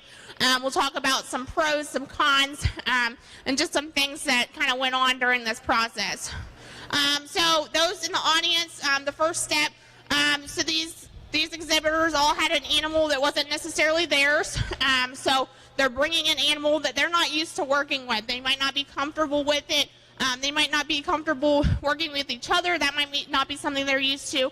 But their first step was getting these animals really clean. So the first step, the first priority is bathing. And can one of the exhibitors, doesn't matter which team, tell me why did we bathe them? Anybody?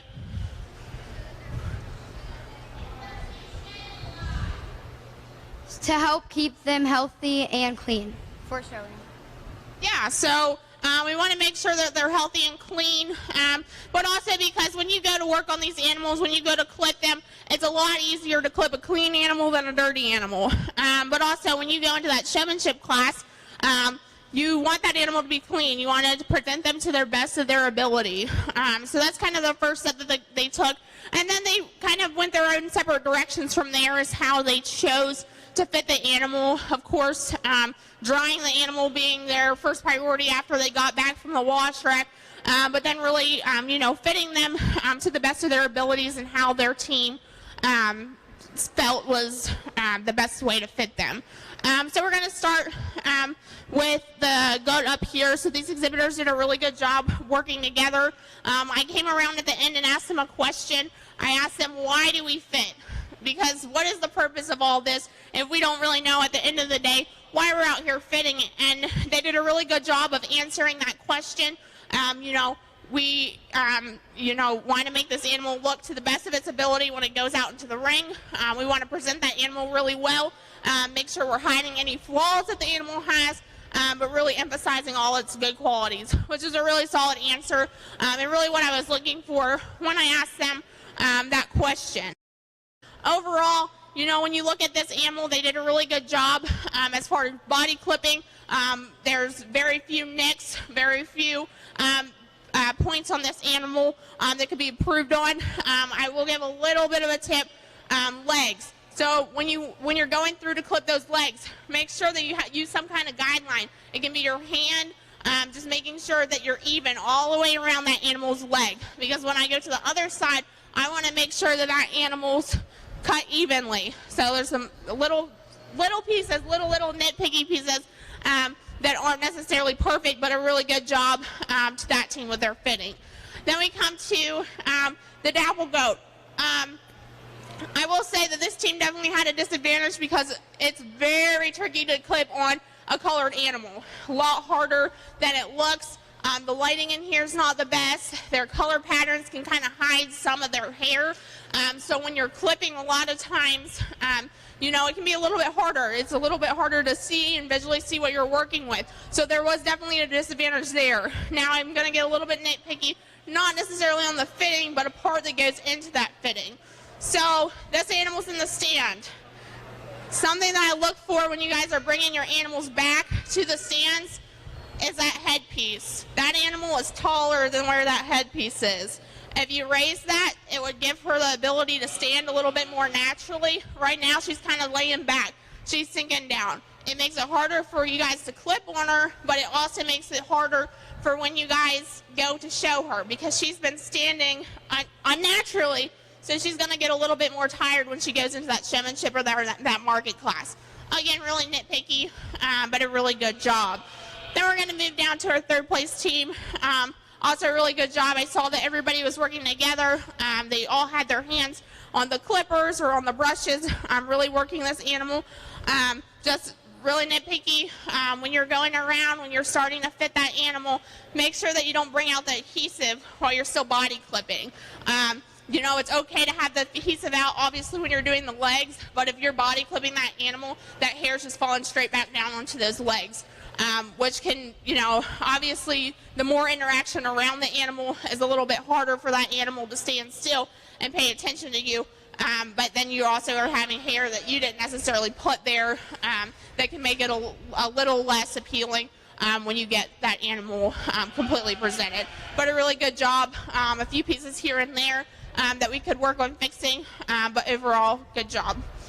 Then we're going to come down to the last team of goat exhibitors, which I think did a really good job. I think our youngest probably exhibitor out here that did a great job of helping his team. I also want to commend the young ladies because when I was out here, I was, kind of eavesdropping and listening in into what was going on. And every step of the way, they were telling him, hey, this is what we're doing and this is why we're doing it. And he was paying attention. He got a hold of that spray bottle, was helping with those legs. So that's just something really commendable. Out here at that age, I was not doing my own animals, I'll be completely honest. So that's really something to be very proud of. I will say, on this animal, you guys did a really good job of getting a nice clean clip on it. That's what I look for as a judge. I really like that nice clean clip. There are some lines, though. You have to be really careful not to get those lines because they can be a little bit more distracting.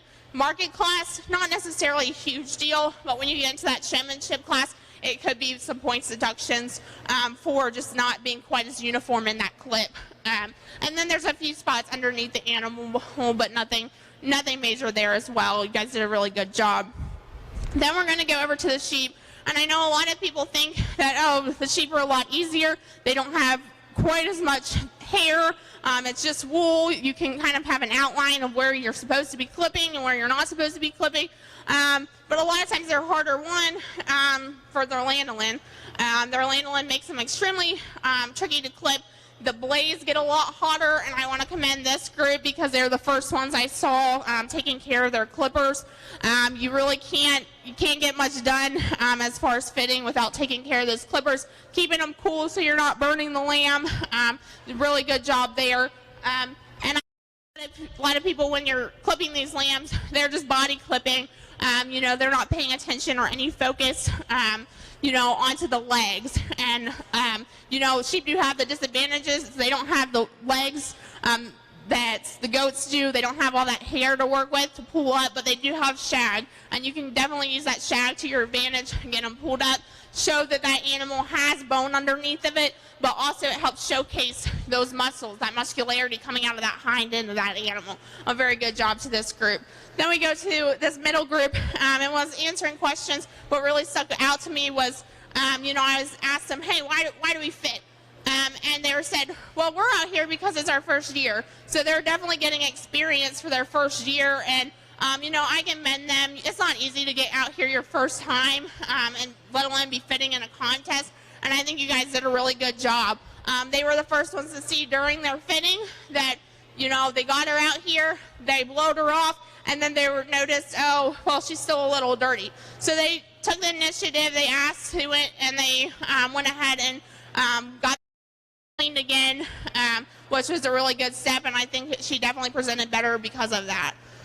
Then we're going to finish off with this lamb on the end. I told these young ladies, definitely probably the most challenging lamb of the trio.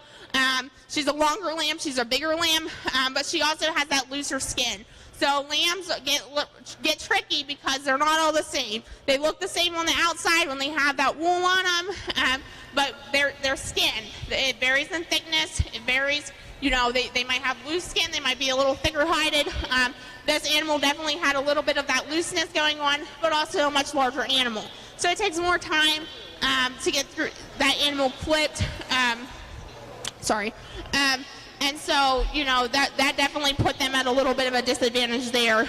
We talked a little bit in our going around in our reasons that, there's some techniques that we could use to get that underneath of that animal clipped up a little bit better, but they did note that, and they did point out as something that they were having trouble with. Overall, I just want to, again, commend everybody. I think it was a really great job done by all. I just want to kind of give a shout out to the parents. You guys, these exhibitors know what they're doing. They've got it down. I've seen some of these kids when they were yay high, and they've been out here a really long time. They know what they're doing. There's no reason that they can't get these animals out here, get them clipped, and get them ready and presented for the ring. I think sometimes, we get a little bit helicoptery. I get it too. Like I said, a lot of these kids I've known since they're really little, so it's really easy to jump in and want to help them. But they've got it. They know what they're doing, and I think that's such a huge part of it, and it says a lot about, you as an exhibitor, if you're able to, come out here, take care of your own animals, you're cleaning them, you're feeding them, you really put the work into the project, and that's what counts at the end of the day. I think that makes it more special for everybody involved. So I'm going to go out. I'll shake your hands in order of placings. I'm going to start with the lambs, and then I'll go over to the goats.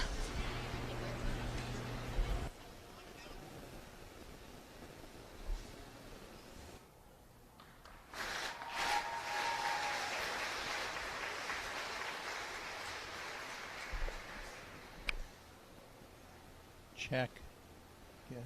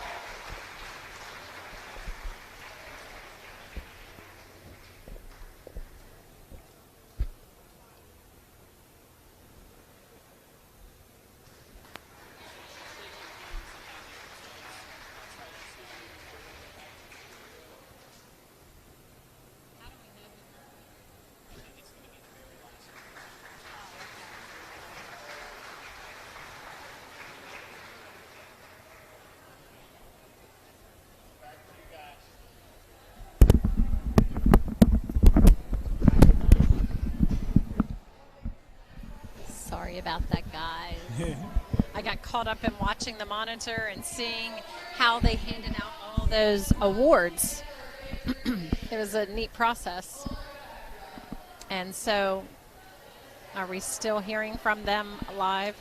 No, we are back. We're back. With us right now, as it seems the judging has wrapped up. Yeah. Now, from our vantage point, I wish that we could say exactly who won. Who the winning I team don't know. is. I couldn't tell from here, so I don't know if you could tell by the camera that was roaming or not either, but I bet you Miss Barbie Frankenberry is going after him to take a picture, because she definitely gets a picture of everything that happens here at the Berkeley County Youth Fair. So I think our executive producer, Mike Hornby, went running after them to see if we could see who they were, or maybe have them come down here and talk with us a few minutes. Do you think that's what he's headed there after? Could be a possibility. I'm anxious to watch. Yeah. As the goats and sheep themselves, right now, they're still on their stands. Yeah, so I wonder what's next with them. Yeah, waiting for them to be taken back to wherever it is that they will go. Not the regular ones that would be here in the barns, but then the teardown of all of that gear and equipment. And transformation into the next show. So we have another show about ready to start in less than about 30 minutes or so. Yes. The Peewee Goat and Lamb Showmanship, which is supposed to also be a really fun show to watch. As you can imagine, Peewee as in the youngest of all exhibitors.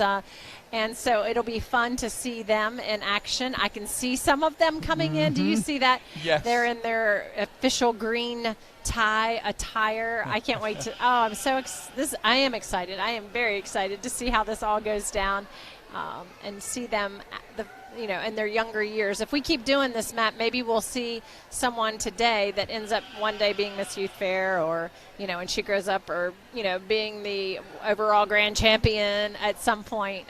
So it's kind of a neat process to watch. And so we're just kind of watching as they tear down and clean up. And I think we're going to go ahead and take a break. Okay. We're sounds good. Just a little past the top of the hour at 4 o'clock, and so we'll go ahead and take a full 5-minute timeout. Okay, that'll sounds give us good. A chance to kind of set things up for what comes next as we count you down to our next major event here in the indoor arena at 4:30. So send it back to the studio again. Our title sponsor, Panhandle Dumpsters, and this is TV10 coverage of the 74th Annual Berkeley County Youth Fair. He drives, he shoots, he missed, he missed. Oh man, out of chips. We'll be right back. Download the new Rocks app and order your favorite food for pickup. Let's talk trash, because when it comes to trash, you have options. Panhandle Dumpsters is a local family-owned garbage hauling company serving both residential and commercial customers with weekly trash pickup, dumpster service, yard waste pickup, and bulk pickups too. Panhandle Dumpsters will give you a free trash can and provide curbside service for just $23 a month. Panhandle Dumpsters features a fleet of quieter, eco-friendly garbage trucks, thereby reducing the noise usually associated with pickup. Switch now and save up to 30%. Call 833-DUMP-STR, panhandledumpsters.com. KMG Computers wants to be your one-stop shop for any electronic repair needs, along with electronic recycling. KMG specializes in phone and tablet screen repair, quality sales and service of desktop and laptops, along with other PC equipment, all at a customer-friendly speed and price. KMG is located at 17 Hovatter Drive in Inwood, along with their new location at 311 Cumberland Valley Place in Martinsburg. So stop and see them today, or give them a call with questions at 304-821-8203. KMG Computers, quality service in a prompt manner.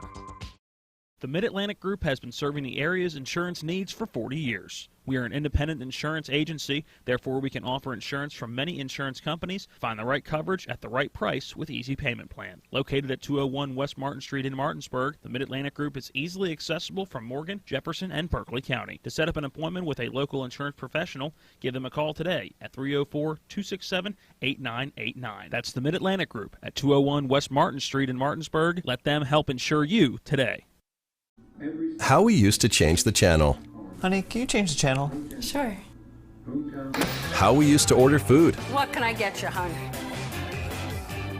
Download the new Rocks app and order your favorite food for pickup. Spring Valley Farm and Orchard in beautiful Hampshire County is owned by the Cooks, Eli and Misty, and their 3 children who farm on 820 acres and grow fresh peaches, apples, corn, tomatoes, melons, squash, zucchini, beans, and more. Spring Valley Farm Market has a new location at 1793 Dry Run Road in Martinsburg and a Winchester location too. Open Monday through Saturday 9 until 5 and Sunday 9 to 4. For the freshest, highest quality fruit and produce, shop Spring Valley Farm Market. Buy fresh, buy local.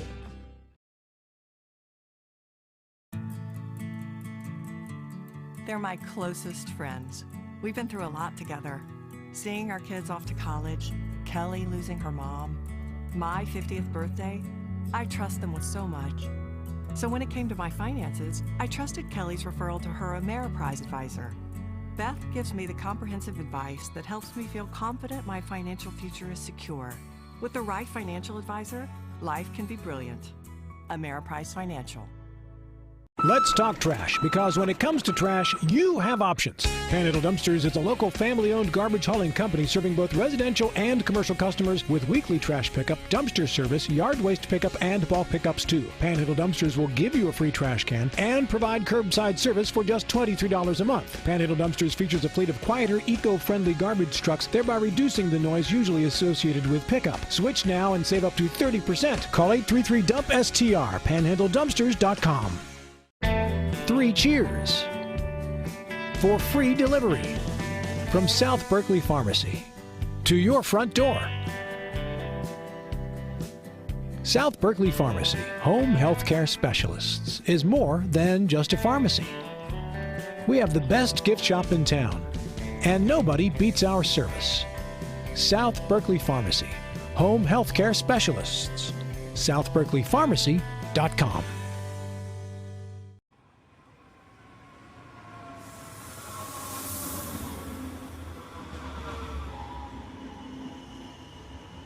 It's been a long journey to get here. A year ago, it seemed like the world stopped. But you know what didn't stop? You know who couldn't stop? The Berkeley County Youth Fair. Sure, we had to learn a new normal, but that didn't stop our community from rallying around our best and brightest young farmers. Animals were still raised and auctioned off. Attention was still given to our rising stars, and we made do with what we were given. But that's in the past, and 2021 is all about the future. And here at Berkeley County Youth Fair, we are full steam ahead.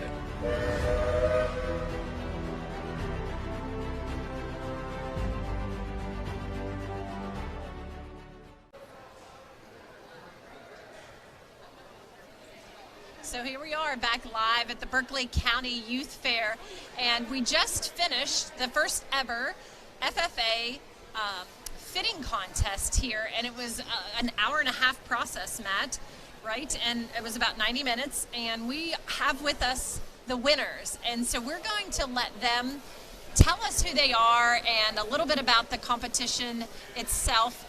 Now, they can't hear us. We're like in a tunnel over here, so they're not going to be able to hear questions from us, but hopefully they can tell you what we want them to tell you. So we're waiting for them to receive instruction, and then you're going to hear from this year's winners. All right, let's go. Hi, my name is Taylor Barrett, and I'm representing the Scrabble Scramblers 4-H Club. And today I got to participate in the fitting contest of sheep and goats, and we won grand champion. Hi, I'm Haley McKinney, and I'm representing the Spring Mills FFA chapter. And today I participated in sheep fitting, and we won the grand champion.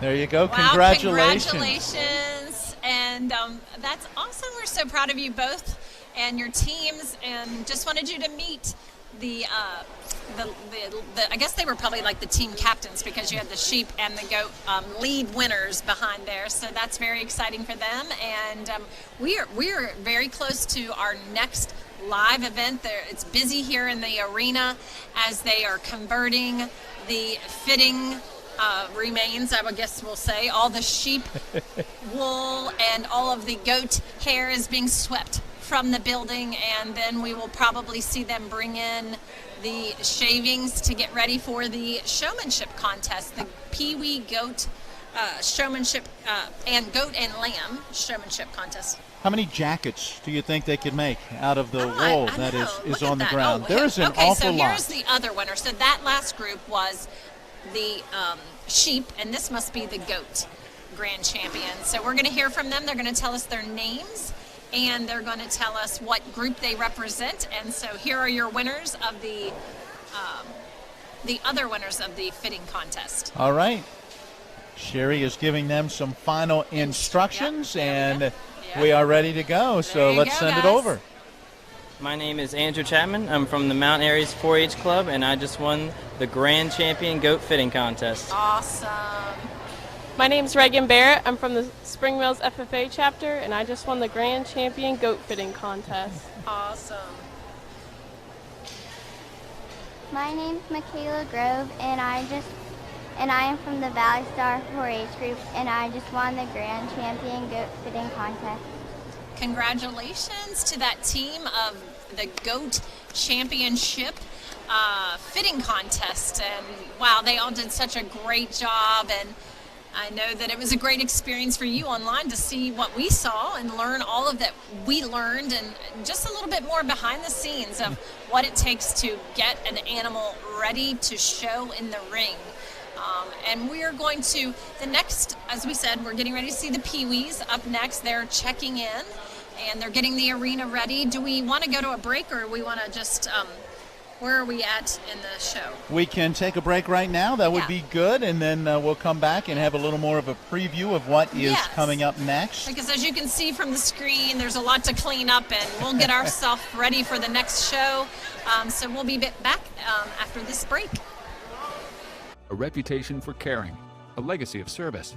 At Brown Funeral Homes and Cremations, it's been our story since 1880.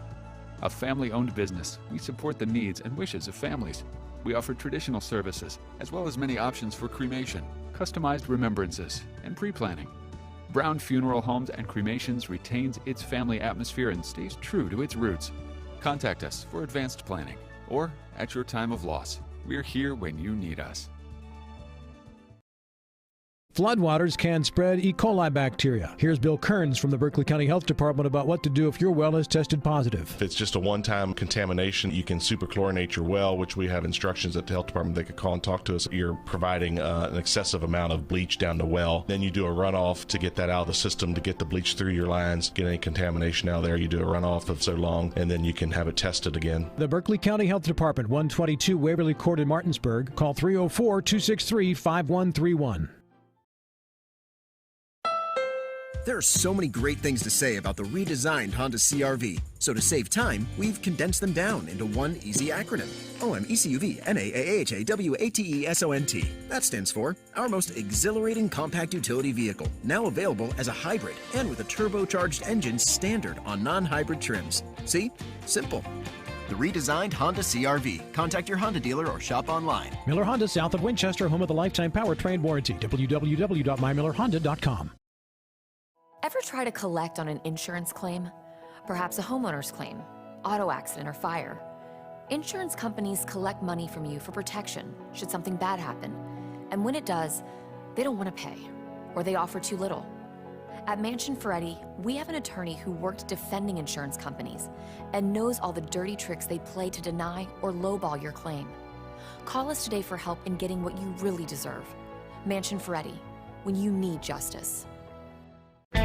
3 cheers for free delivery from South Berkeley Pharmacy to your front door. South Berkeley Pharmacy, home healthcare specialists, is more than just a pharmacy. We have the best gift shop in town, and nobody beats our service. South Berkeley Pharmacy, home healthcare specialists. southberkeleypharmacy.com.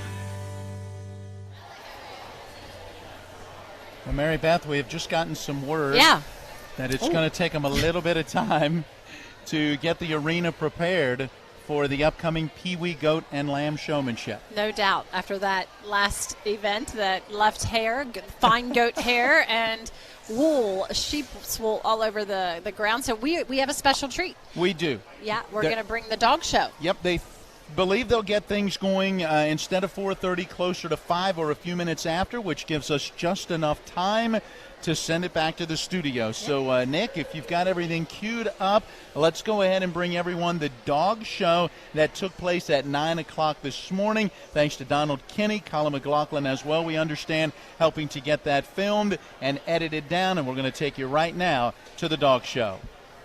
Thank you, ladies and gentlemen, for tuning in here on WRNR TV 10 on Comcast. My name is Colin McLaughlin, and right now we are getting ready to start here at the Berkeley County Youth Fair this morning, the dog show on this beautiful Sunday morning. Welcome to the 2021 Berkeley County Fair Dog Show. We are ready for our first class, Class 1, Wiggle and Wags, Year 1. In this class, exhibitors will be judged on presentation, including how well their dog is groomed and their dog's ability to heel and sit. 429, Blake Dryden from Wetumpka 4-H Club.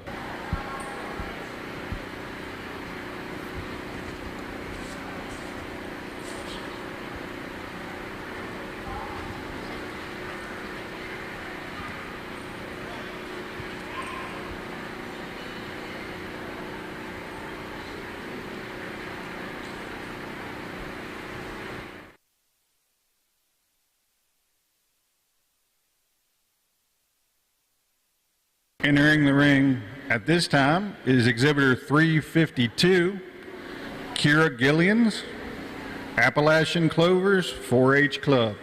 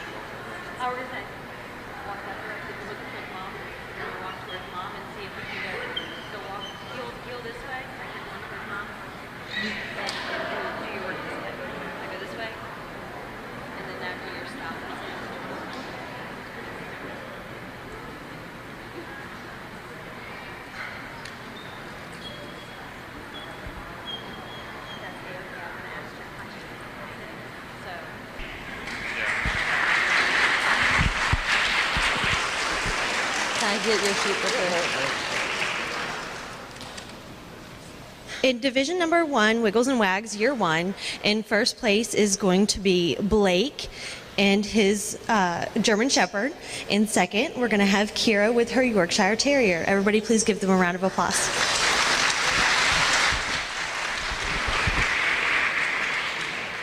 Next is the Class 2, Wiggles and Wags, Year 2. In this class, the exhibitors will be judged on presentation, how well their dog is groomed, and the dog's ability to obey heel, sit, down, and stay. In the ring currently is exhibitor 201, Ryan Barrett from New Seeker 4-H Club.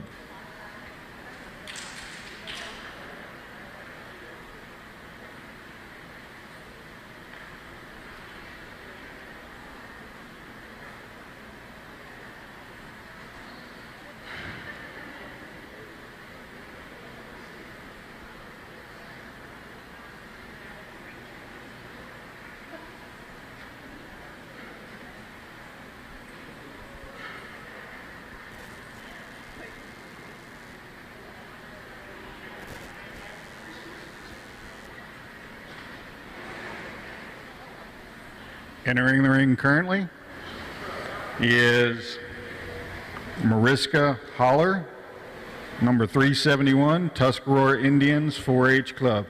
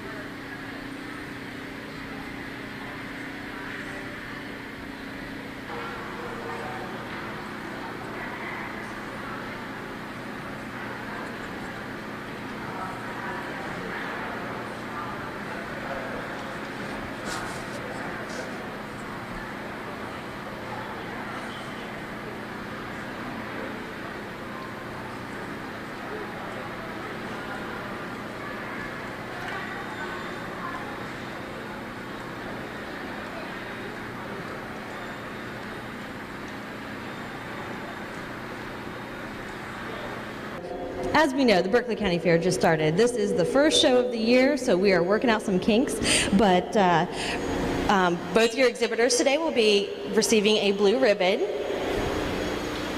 And in first place, we have Ryan Barrett, and in second, Mariska Holler.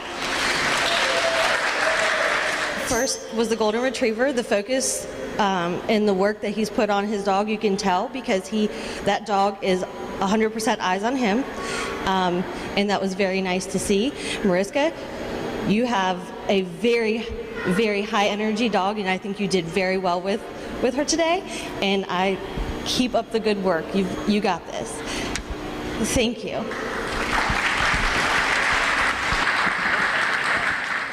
We're up to Class 3. That would be Wiggles and Wags Year 3. Exhibitors will be judged on presentation, how well their dog is groomed, and the dog's ability to obey the commands of heel, sit, down, stay, stand and stay, come and finish. First in the ring is exhibitor 425, Andrew Bean.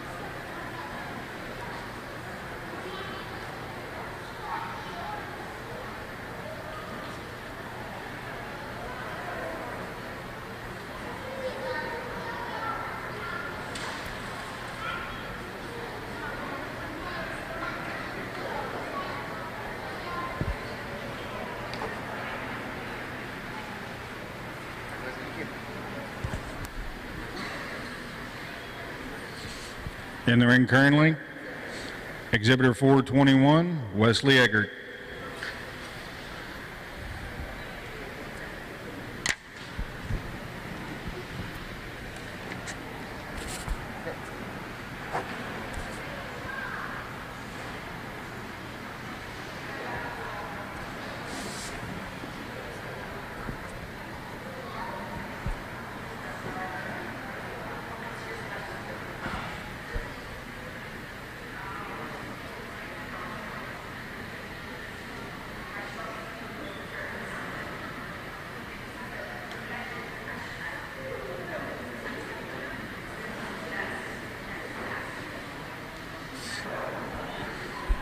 Entering the ring is exhibitor 261, Carly LaPole. Okay.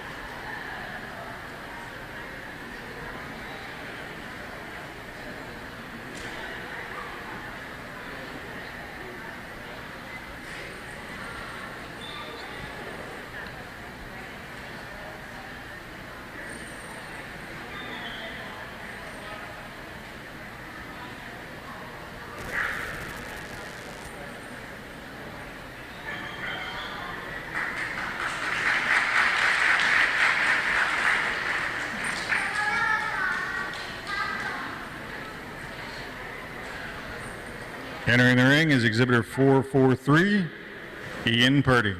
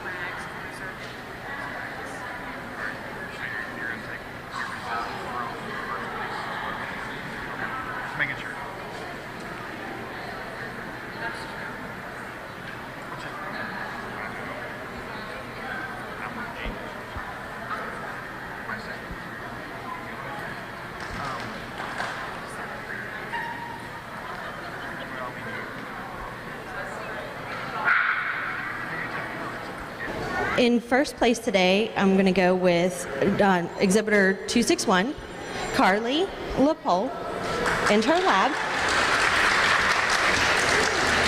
In second place today, I'm going to go with 425, Andrew Bean. In third place, I'm going to go with,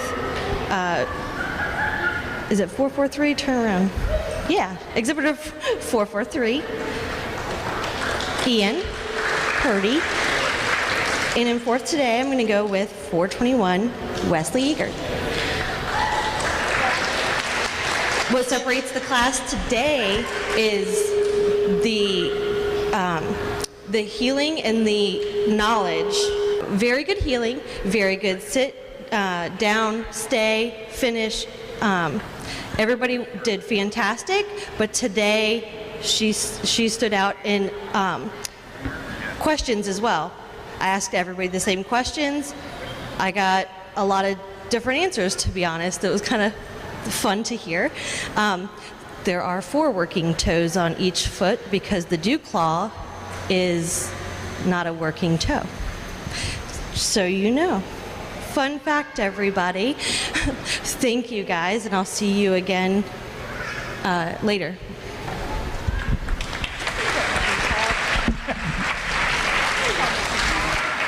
The year 1 Wiggles and Wags back to the ring for presentation of ribbons. The little one. I love the little dog. I love it. Looks just like mine. If you want to announce who won again, and then you can just hand them. First place for year 1 was Blake Drayden, and second place was Kira Gillians.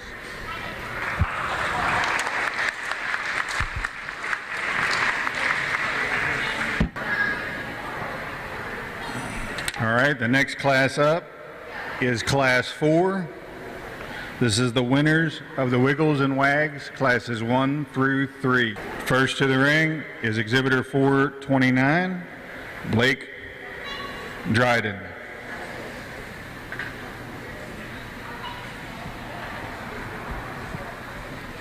Second to enter the ring is exhibitor 201, Ryan Barrett.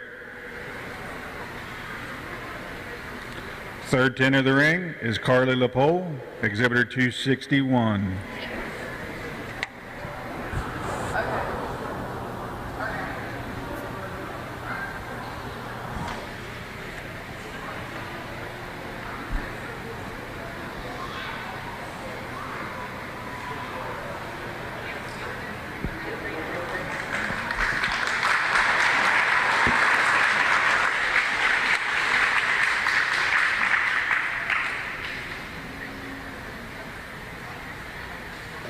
Grand today is number 201, and reserve is 261.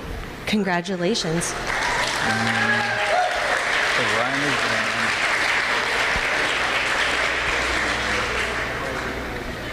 Next in the ring is Class 5, Canine Connection Year 1.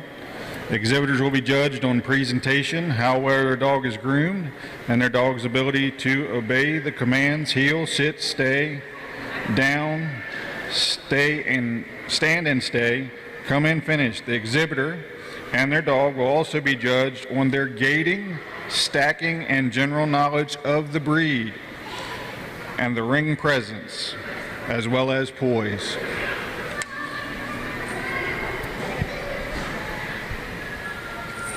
Entering the ring is exhibitor 164, Corinne Lewis.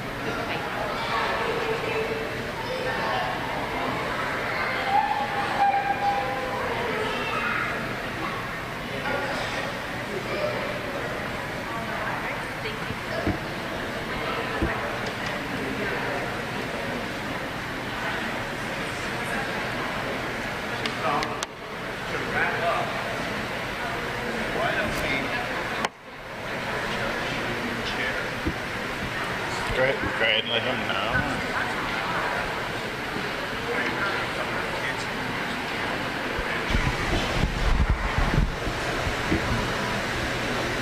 First today is exhibitor 164, receiving a blue ribbon on her project.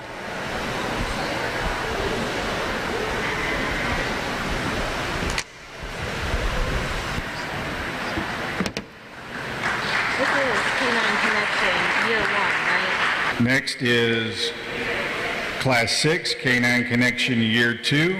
Exhibitors will be judged on presentation, how well the dog is groomed, and the dog's ability to obey commands heel, sit, down, stay, stand and stay, come, finish, long sit, and long stay.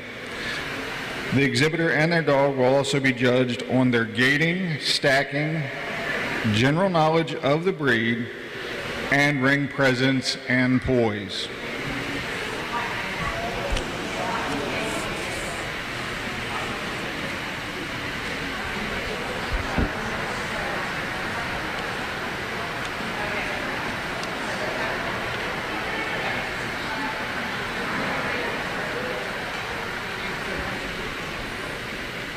In the ring currently is exhibitor 205, Savannah McDonald.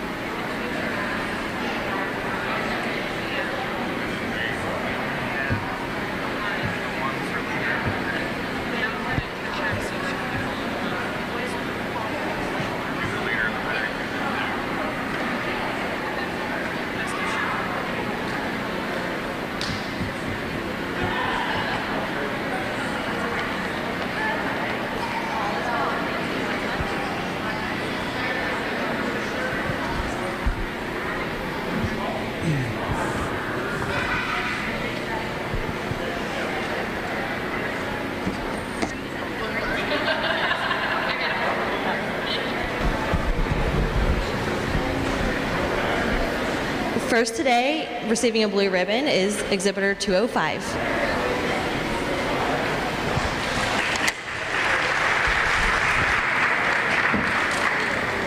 First in the ring is exhibitor 164, Corinne Lewis. Next in the ring is exhibitor 205, Savannah McDonald. Grand today is exhibitor 164, and reserve is exhibitor 205. Congratulations, girls.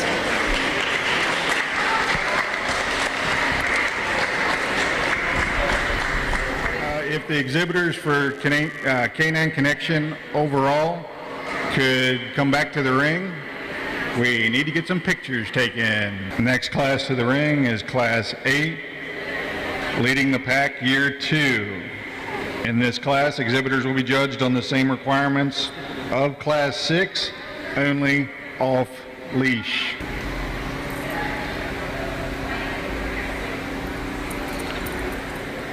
Entering the ring is exhibitor 348, Kylie Weber.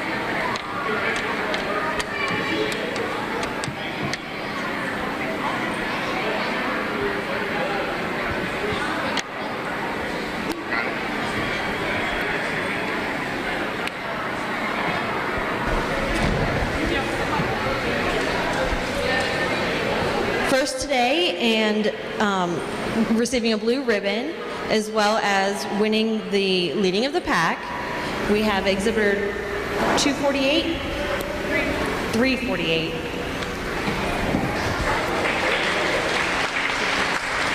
So do I do an overall? Next is our best of show, Class 10. These are your winners from Class 4, 7, and 9. Entering the ring first is exhibitor 201, Ryan Barrett.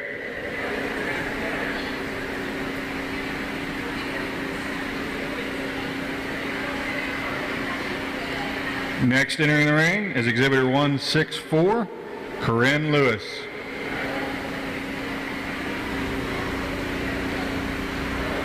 Entering next is exhibitor 348, Kaylee Weber.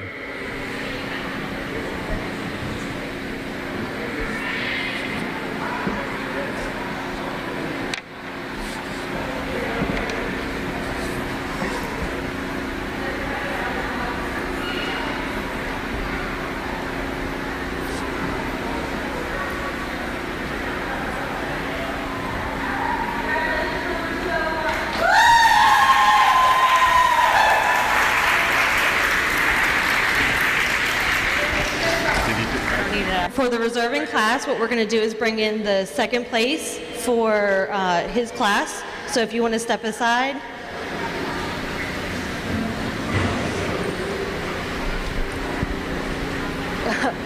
I want you to walk around.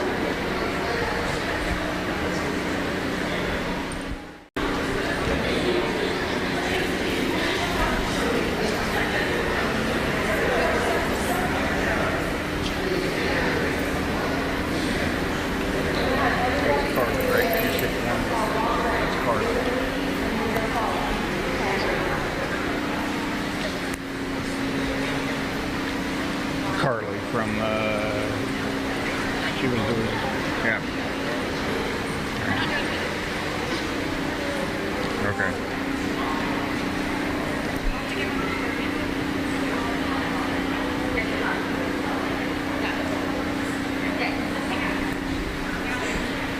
Everybody did a great job. Please give everybody a round of applause, but reserve is going to be 261. Did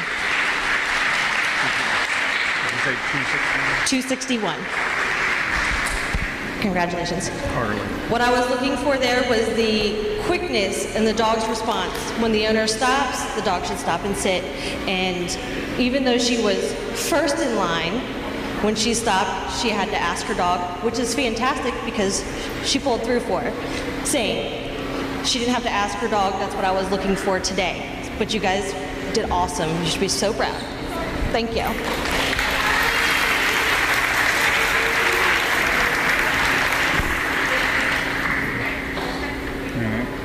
So your grand champion best of show is exhibitor 201, Ryan Barrett.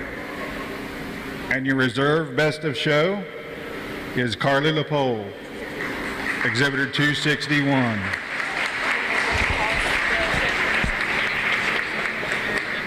Momentarily, we will be beginning the Class 11 costume class, and after that will be the Class 12 trick class.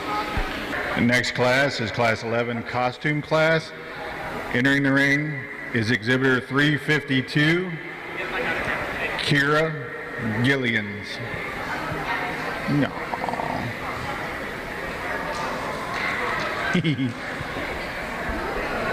I love the little doggies. No.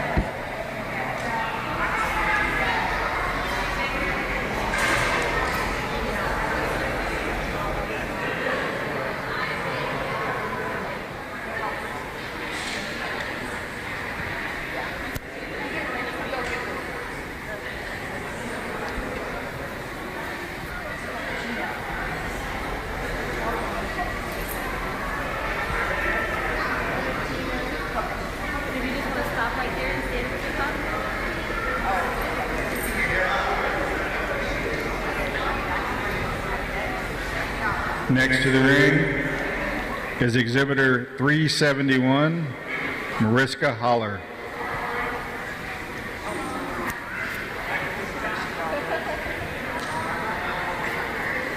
No.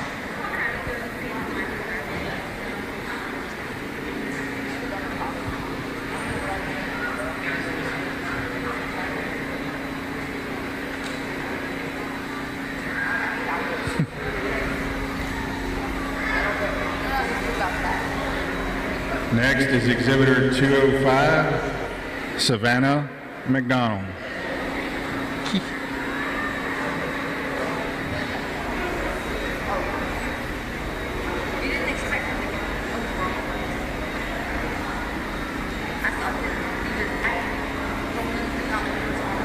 Next in the ring is exhibitor 164, Corinne Lewis.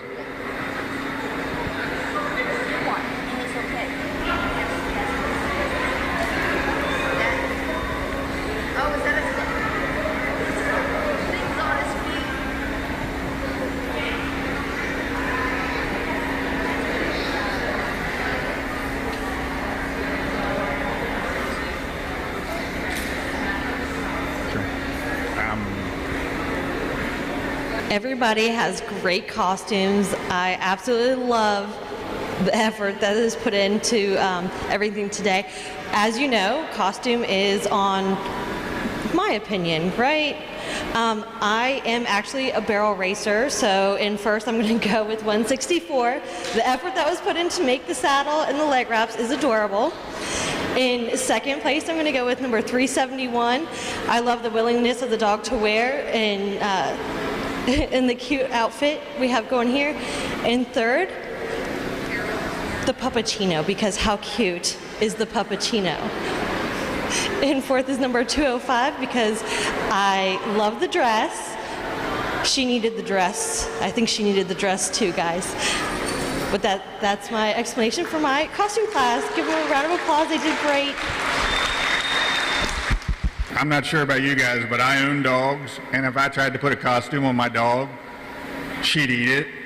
So I'm impressed that they even got them on there, to be honest. Yeah. Next up is your class 12 best trick class. First to enter the ring is exhibitor 201, Ryan Barrett.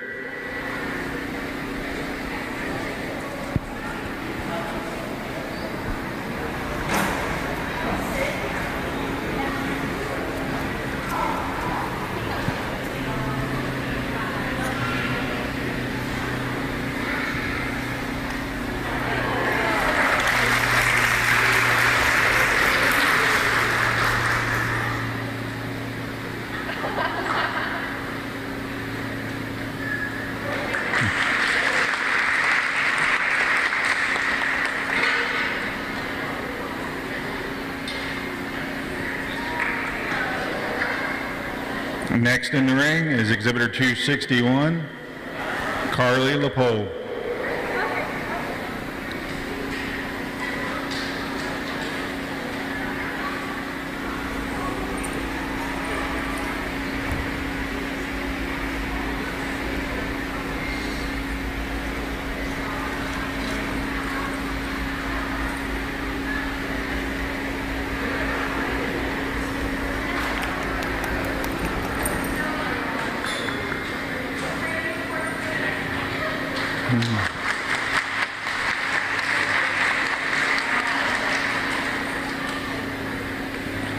Next in the ring is exhibitor 443, Ian Purdy.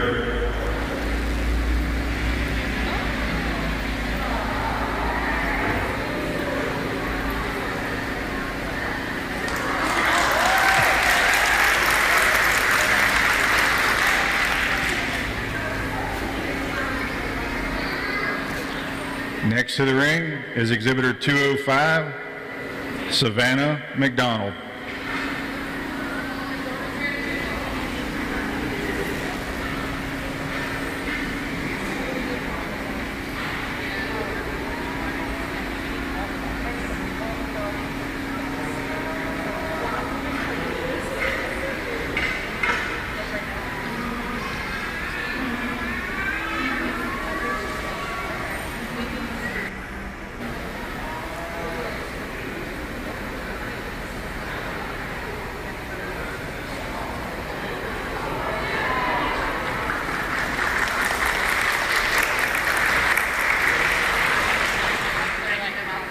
Next to the ring is exhibitor 164, Corinne Lewis.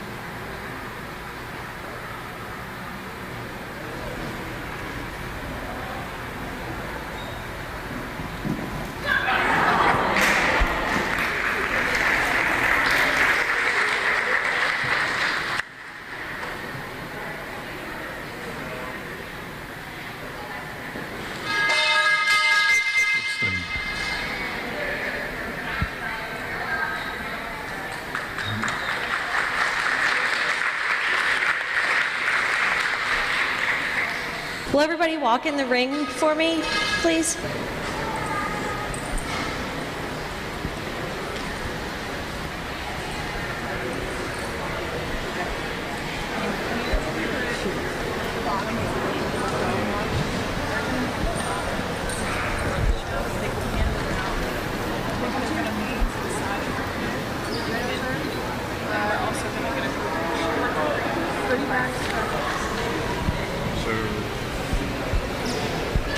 Did they do it before the...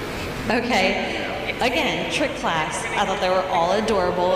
Everybody's put in effort for their tricks with their dogs. Today in first place, I'm gonna go with Ian.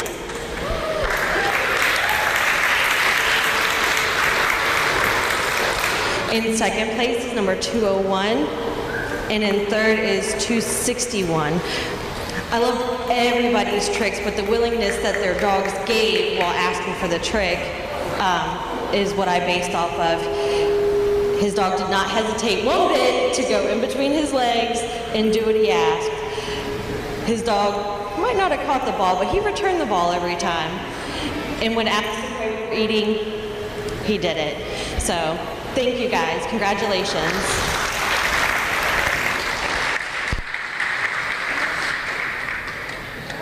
The Berkeley County Youth Fair would like to thank Dog Watch Hidden Fence for providing each dog and their exhibitor with a care package. Their support is greatly appreciated. We would also like to thank Brianna once again for coming out and judging our show for the first fair back. Y'all did a great job, and we'd like everyone who participated in the dog show to please come in for a group picture.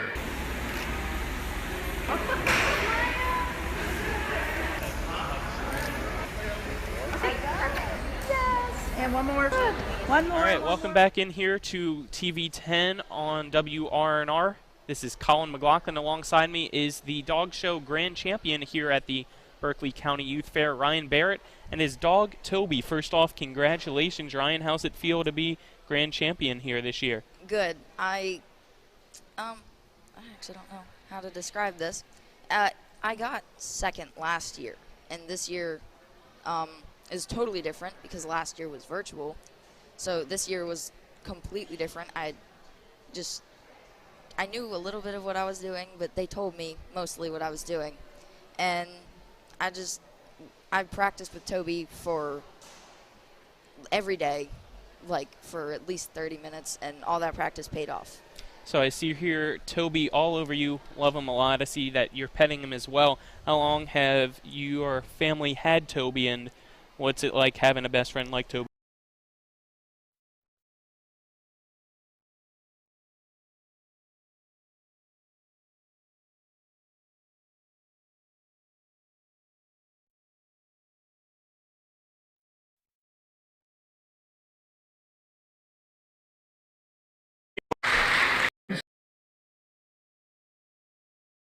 I was doing, like for at least 30 minutes, and all that practice paid off. So I see here Toby all over you. Love him a lot. I see that you're petting him as well. How long have your family had Toby, and what's it like having a best friend like Toby?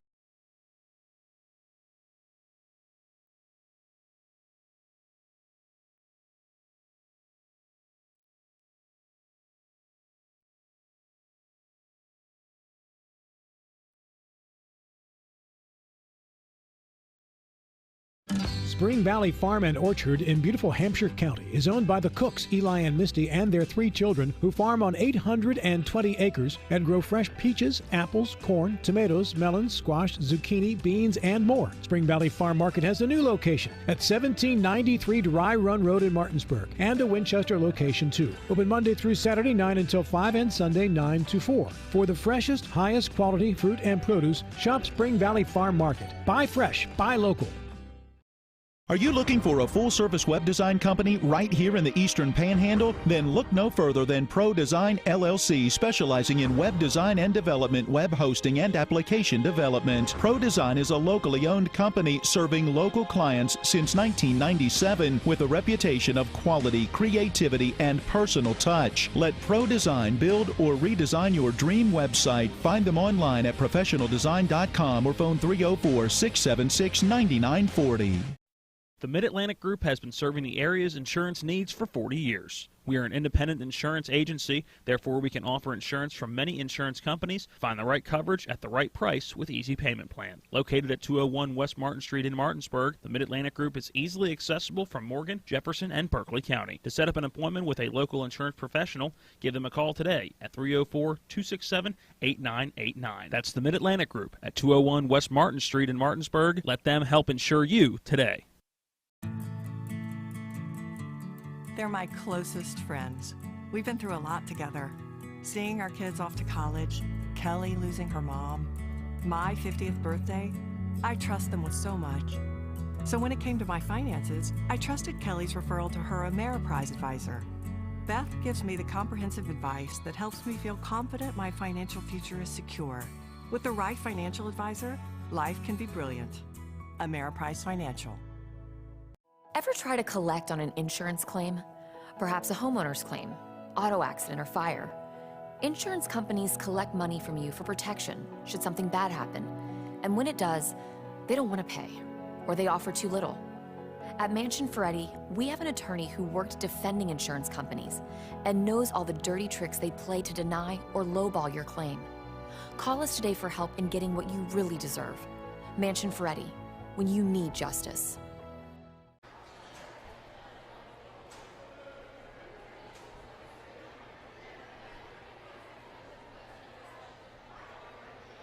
Once again, we welcome you into TV10 coverage of the 74th Annual Berkeley County Youth Fair. You are watching the Peewee Goat and Lamb Showmanship going on live here in the indoor arena. Coming up at 6 o'clock, it will be the Small Pet Show and Cat Show, and at 7:30, the 4-H Style Show. Catch those all right here on TV10. Shelby Sylvius, Bailey Reardon, Peyton Dugan, Kaylee Bittereye, and Emma McCauley. They are the exhibitors that are helping with the Peewee Showman right now. So round of applause for them, please.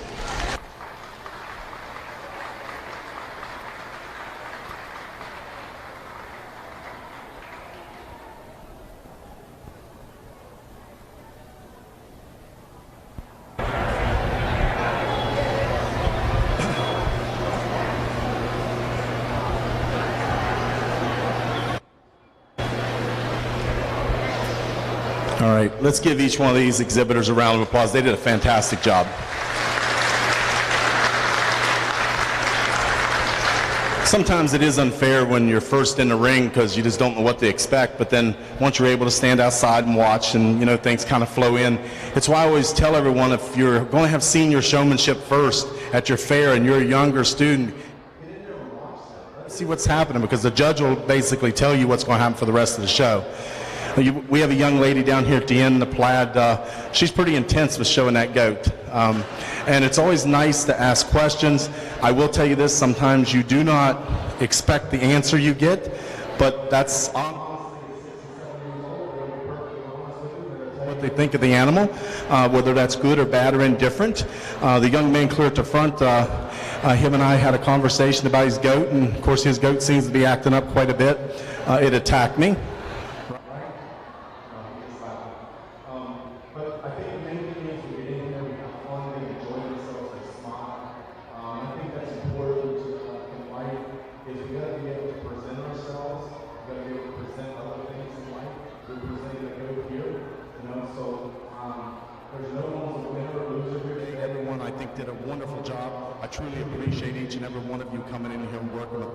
So thank you again, and we'll give you another round of applause. Again, receiving awards in this class are Mr. Paul Schilt, Exhibitor 385, Elaine Doyle,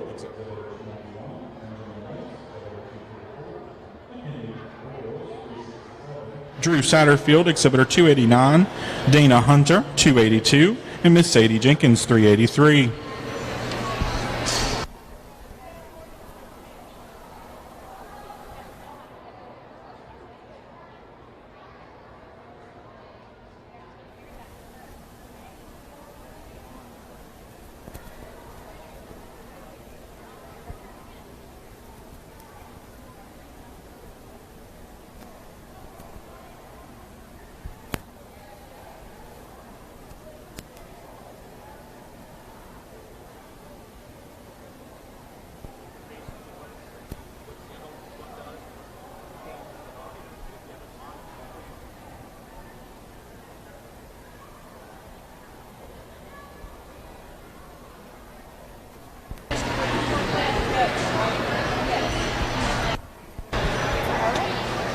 And just a reminder to the parents of these exhibitors, we will be taking photos at the completion of our event.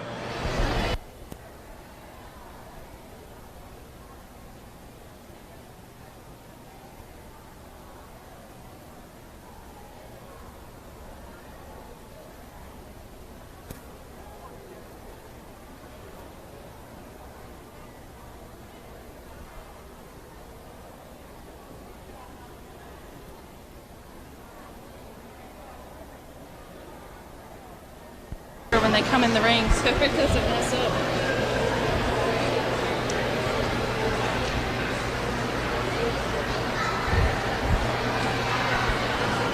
For your Class 3 Peewee showman, first in the ring should be Mr. Garrett Lancaster, Exhibitor 307, with Kaylee Bittereye.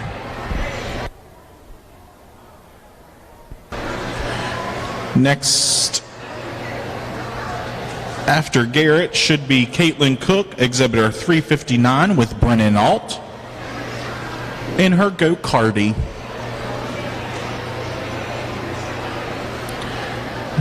Next up is Israel Delgado, 324, with Miss Bailey Reardon, with Ella. Next we have Jace Haddock with Shelby Silvius.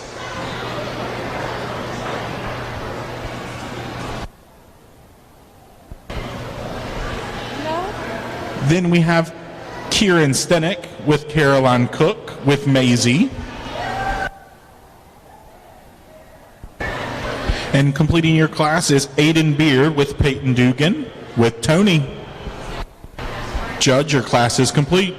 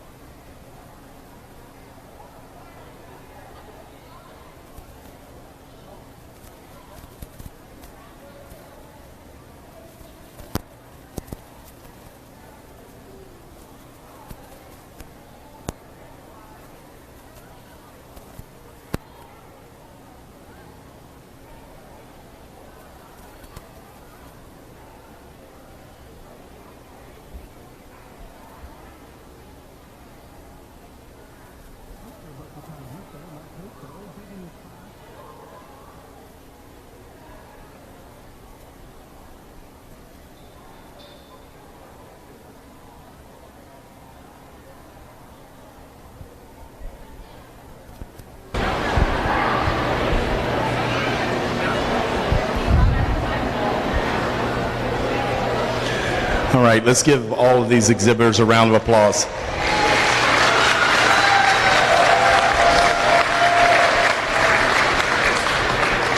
And for all those moms and dads that don't listen, they do listen. They also repeat a lot of things you say that you shouldn't say. But anyhow, that's all good. You know, I had a young man tell me that his goat didn't listen, and I said, well, do you not listen at home? I don't listen a lot. So at least you're going to get honesty at 6, 7, 8 years old, that's for sure. And the great thing is I look at this class, and there's a number of 8-year-olds in here, which means next year they're in 4-H. They're going into 3rd grade. That's really exciting, absolutely. Yes, that's what we want. We do. They're excited about it. I mean, a lot of them have had goats at home. They have other pets at home, you know. So some of them will let you know that they're showing rabbits next year. They're not showing no goats no more. But that's okay, too. I mean, they learn something from this. I truly do appreciate all the individuals in here. I got some really good answers in this class, so I'm not sure if they're going out and they're coaching them in the back or what, but I'm getting some really good answers of this group, or maybe this group just decided to let it loose and tell me what was on their mind. But I truly appreciate each and every one of you. Congratulations for making it out here. I can't wait next year to see some of you in 4-H. That'll be wonderful for us. And those that are 5, 6, 7 years old, we can't wait for you to be in 4-H as well. It's a great organization. I think you'll have a time of your life.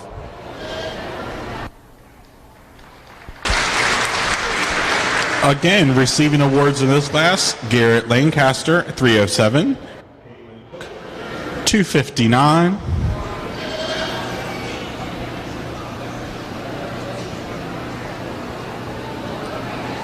Israel Delgado, 324.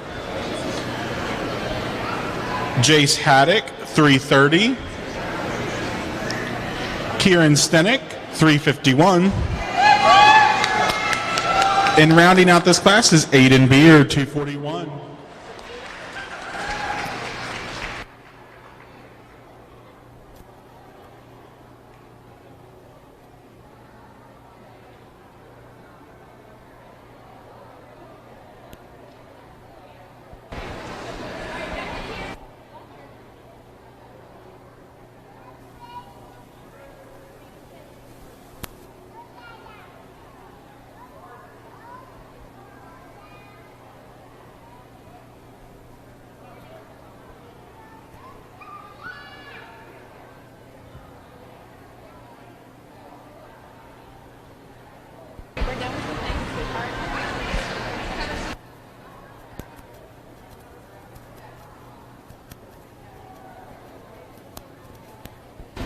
Your lineup for Peewee Lambs will be Brentley Fields with Brianna Jenkins, Julia Frankenberry with Reagan Barrett, Sadie Jenkins with Savannah Jenkins, and Drew Satterfield with Taylor Barrett.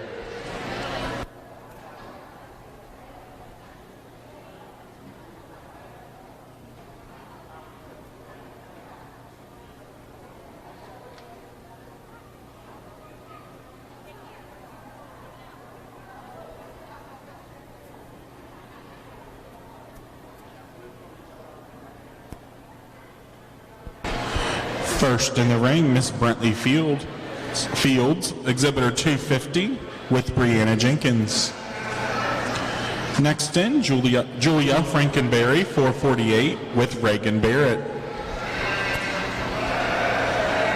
Next in is Sadie Jenkins, 393 with Savannah Jenkins. And Drew Satterfield, 289 with Taylor Barrett. Judge, your class is complete.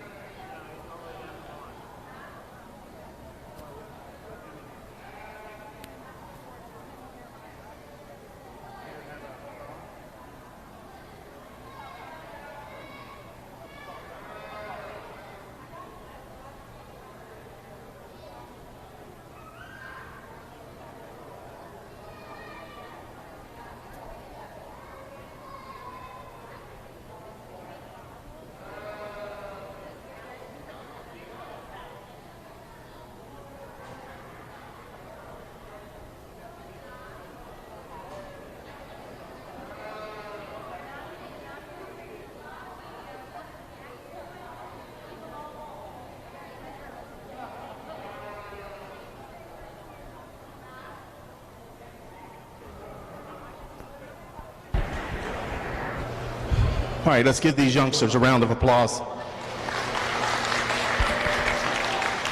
They did a really good job. I think you've seen as we move along, they catch on pretty quick how to do this. And lambs are something that's really funny. I mean, once you get them coached at home, I mean, they work really well for you.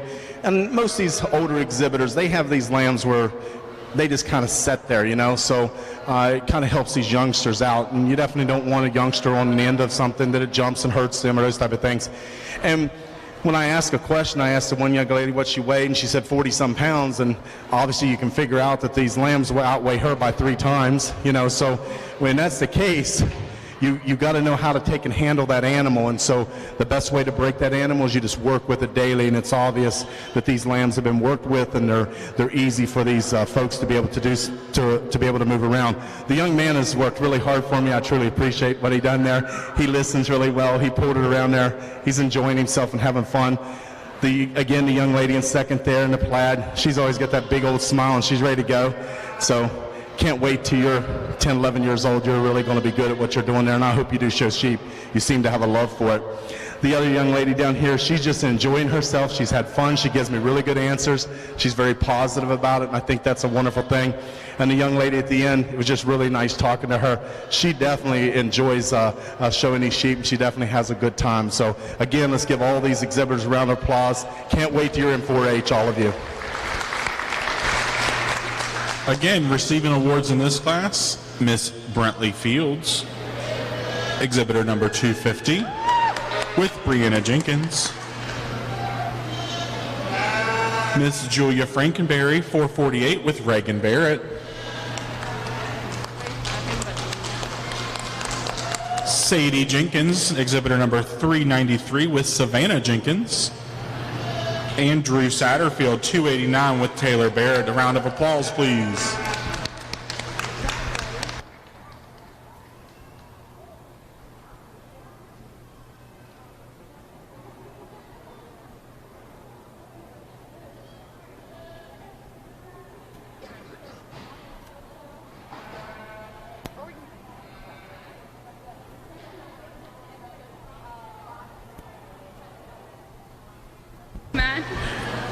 Thank you to everyone in the stands. That is the completion of our Peewee Showman.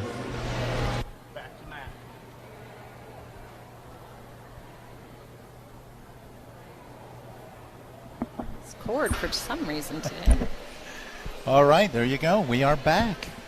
So, folks, how'd you enjoy that? That was the Peewee Goat and Lamb Showmanship contest. If you enjoyed today's show, you can join us again during the Hog Show. Afterwards, we will have a class of Peewee getting their Hog first Showmen. Shot at being at the fair, and so Following that was the really show. cool to watch. Yeah, we have seen a couple of really good learning experiences today with we the have. Bright Stars Goat Yes. Showmanship earlier and that neat opportunity, Yes. and now the Peewee Goat and Lamb show. Yes. Very fun. Yes, and you're seeing them get their pictures. That's a tradition where they get to go in the special area, get their picture done with Miss Berkeley County Youth Fair. And I know that's also the area where they take pictures for when you purchase at the auction. You get to have that, and businesses like to hang those in their place of business. I know that was always neat to see those. Throughout Berkeley County. And it looks like Mike has for us, we're going to get him on here, get him hooked up. This is Brad. Or no, Mark. Mark Hostetler. Is it Hostetler? Hostetler. I messed it up last year. So Mark, who is the judge of this, we're going to get him on the headset, and he's going to join us. You can come over. I won't bite. There we go. Get you in camera. Is everybody on there? We're all set. So, again, welcome. Oh, and you. you're sweating just a little bit. Was that a hard job? A little bit, yeah. It was so hot. much fun. Yeah. So much fun. So tell us just about the show, and tell us what you saw and how important this Peewee division is and this event for those who are in the ring today. Well, I think it really doesn't matter which you're talking about, where sports or livestock, 4-H or Boy Scouts and Girl Scouts. You've got to start really young and be able to build through that. And I think getting students in here so they can see this, see their older brothers and sisters working through it. And we're just looking to take and have a good time. We don't want anyone to leave here and think that they were bad or indifferent. Right. So it's a positive experience, and I truly appreciate the 4-H and the Berkeley County Youth Fair putting that on. So it makes it really nice. So tell the audience today who might not have remembered you from the live show last year, tell us what your role is with the Youth Fair and just what as far as your experience and your title with what you do and work and so forth. Well, I mean, I first started out as a parent here, and then I was a volunteer, and I've been a volunteer since about 2008. Okay. And so every year when there's something's needed, we all step in and we do our part, whatever that might be. So my job this year is to help with the Peewee show, and then of course I'll announce on Friday evening either the buyers or the exhibitors as they come in, whichever it might be, whatever's needed. For the livestock auction, yes. And then, you know, the great thing about this fair is just the amount of work that goes on for this fair that's not even during this week. Oh, yes. That's the crazy part.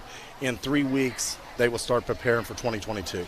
Exactly. So you don't have much of a break for this, but it is about the exhibitors. We love having them here. We want them to have a positive experience. I think that's the big thing in 4-H and FFA and the Berkeley County Youth Fair is for them to have a positive experience. If they do that, I think they become good role models and they become good citizens for us, and we want them back here.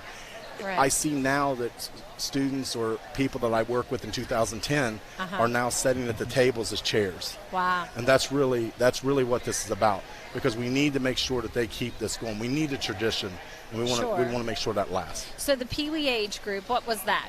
Peewee age is going to be from probably about, I think I had a 5-year-old up to about 8-year-old. Okay. The great thing with the 8-year-olds is next year they are now 4-Hers. They're okay. Yeah, so they're going in Clover third grade. Buds, is that? Yeah. Or some, yes. Okay. So yes, they can be in Clover Buds. I mean, they don't necessarily have to be, but so they don't even have to be in a club at this point. Nope. But next year, if they're old enough, they would have to be in 4-H. Yes. Okay, so that's the age of true competition. Yes. This was more of just an event that gives them exposure Correct. and gives them an opportunity. It's but just, it still gives them a taste of it does. Getting in the picturing and how that feels. And all the handlers was really nice that these young ladies and gentlemen come in here and help the younger kids and stuff. I think that's what it's about. Sure. But somebody helped them at one time, because I've seen a lot of them in there that I know were Peewees at one time, and somebody was helping them. Okay. So I think it just goes. They remember that. Yeah. These 7, 8-year-olds remember. You know, Shelby, for example, helped me, or Allie helped me, whoever it was. They remember those things, and I think that's really important. It is. Yep. You're seeing that a lot, and I saw that earlier when they had the Bright Stars out there. Yes. Just that relationship building and mentoring that's going on. Yep. So you were also an expert last year in beef too, weren't you? Weren't you there the night with Scott? I was there with Scott with beef. Okay. Unfortunately, I'm not going to be able to be there this year to announce the show for beef, but okay. hopefully I'll be back next year. So. All right. Yeah. Well, so did you have students or children that showed in the fair? So. Yes. Yeah, all of my children showed, and of course now my wife and I have adopted 2 little boys, and they'll be showing and stuff. So that's a good. Yeah. That's awesome. Yeah. That's incredible. Got any questions for the judge here? What is it that you're looking for and trying to be able to teach, especially with the young ones, as compared to maybe when you would be looking at judging the older participants here in the youth fair? For the younger kids, a lot of it is the name of the animal. That's an easy question. How much does your animal weigh? You know, where's the animal from? What breed is the animal? Mm-hmm. You know, what species? Those kind of things. Just letting them know, okay, in the goats, for example, most goats are in the boar goat division is what they have for the market classes. And you know how much it weighs. And a lot of times we get the youngsters that a judge will come in and there's a 9, 10-year-old, and that's the kind of stuff they forget. Mm-hmm. Judges typically aren't going to ask extremely hard questions to the 9, 10-year-olds. They save those for the older exhibitors. Yeah. So, I mean, that's what I've done. I asked them how they enjoyed the project, you know, what their animal name is, you know, what their name is. Yeah. You know, and some of them get nervous. And you know, and that's the crazy thing is they're 6 years old, and they still get nervous. It's a big deal for some of them to come out here. Oh, my gosh, yes. And it's obvious the ones that have older siblings, where I know they do, it's a little easier for them because they've already watched their brothers and sisters come in here. Yeah. And now they're finally getting their opportunity. I mean, if we showed at the fair, even myself, many years ago, when I was 9 years old, it was crazy to come to the fair. I was a nervous wreck. Yeah. Even though I had older brothers that had done it. You know, sure. So I just think those are the things we build here. 4-H is just, I believe, a good starter program, and it teaches a lot of values and stuff. And a lot of the parents has been part of the 4-H themselves. So. Sure. So we had a year off, unfortunately, because of the pandemic, but we're back on track, full steam ahead. Yes. What do you think as you're out here? You've been out, obviously, you were probably here weeks before getting ready. What's it like? What do you feel like the momentum and the... Everyone's positive. Yeah. Everyone wants this to last. Yes. I think all the petty things that some of us spend time worrying about, they're just not important. Yeah. Our family's important. Being around people here is important. Being able to see friends that we literally have not seen for 18, 19 months. I mean, there's people I haven't seen for almost 2 years that we walk into each other. And the crazy thing is, we would walk up and hug each other, and now we don't do that. We'll fist bump or something of that nature. Because all of us still want to be cautious. We still go back to elderly parents and those type of things. So you just got to be understanding and sympathetic to people. Yes. And of course, I've got those that just literally come up and gave me a big old bear hug, and you know that's what it is, and it's okay. Right. I mean, but I try to respect people, and I think for people I see here, it's just funny that these first few days have been really nice because everyone's just kind of been, let's get it done. We want to make it through this. Everybody's keeping their fingers crossed type thing, you know, and we're having fun. So I think that's important. Yeah, you can see that. You can kind of feel that in just being here, not even as, you know, we're not officially a part of but we sort of kind of are now. But it just, there's just a momentum. Yes, you there can is. just feel that, and people are happy to be out here and just, I guess, have a greater appreciation. We do. When something like this is taken away from you. Yes. You even like maybe you dread, oh my gosh, the week ahead is going to be so long and it's going to be so much work. Now it's like, bring it on. Yeah, I'd rather I agree with that. So, and we all pray for those families that did lose folks to this COVID, Absolutely. and you know, we all know someone even in this county that's lost, so they won't be here anymore. And those are things that I think we all need to be very appreciative of, that we have family and they're healthy and move on. So and that we can be here. So, well, thank you so much for you were joining quite us. welcome. I'm Thank sure you, we'll guys. see you throughout the week. We'll Thanks be here. for your dedication to the youth fair. Thank you. Yep. Thank you.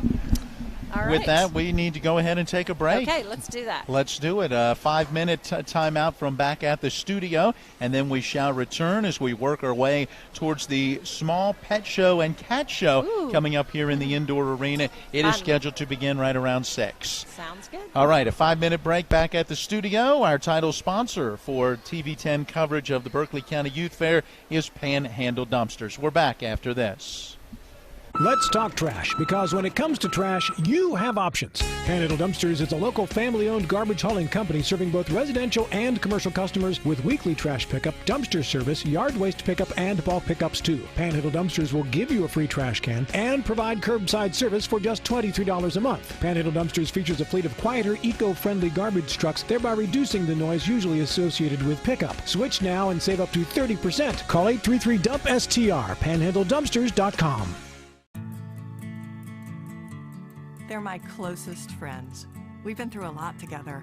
Seeing our kids off to college, Kelly losing her mom, my 50th birthday, I trust them with so much. So when it came to my finances, I trusted Kelly's referral to her Ameriprise advisor. Beth gives me the comprehensive advice that helps me feel confident my financial future is secure. With the right financial advisor, life can be brilliant. Ameriprise Financial. Floodwaters can spread E. coli bacteria. Here's Bill Kearns from the Berkeley County Health Department about what to do if your well is tested positive. If it's just a one-time contamination, you can superchlorinate your well, which we have instructions at the health department. They could call and talk to us. You're providing an excessive amount of bleach down the well. Then you do a runoff to get that out of the system, to get the bleach through your lines, get any contamination out of there. You do a runoff of so long, and then you can have it tested again. The Berkeley County Health Department, 122 Waverly Court in Martinsburg. Call 304-263-5131. Before the invitations and the dress, the flowers, cake, candles, or vows, there is an answer to a question proposed with a ring. Bechtel Jewelers knows that an important part of your wedding happens before the I-dos. We're a diamond store with an engagement and bridal jewelry selection that's both exciting and accessible. On the big day, there's everything else, and there's the ring. Make sure you get this one right at Bechtel Jewelers in Inwood.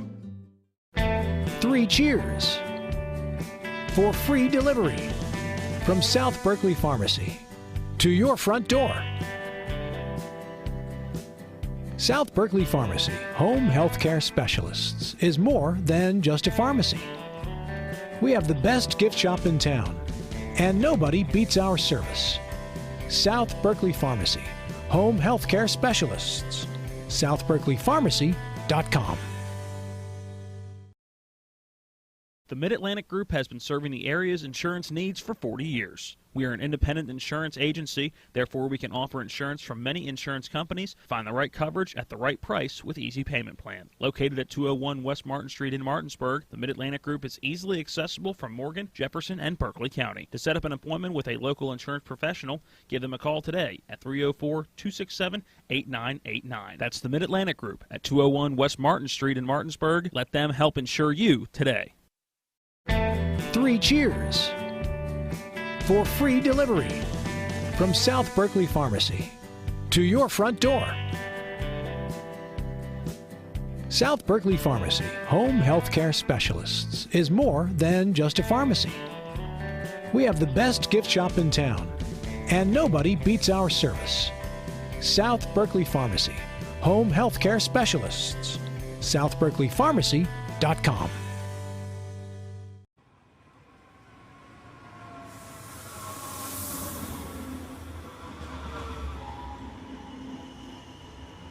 It's been a long journey to get here.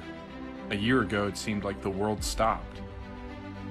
3 cheers for free delivery from South Berkeley Pharmacy to your front door. Are you looking for a full-service web design company right here in the Eastern Panhandle? Then look no further than Pro Design LLC, specializing in web design and development, web hosting, and application development. Pro Design is a locally owned company serving local clients since 1997 with a reputation of quality, creativity, and personal touch. Let Pro Design build or redesign your dream website. Find them online at professionaldesign.com or phone 304-676-9940.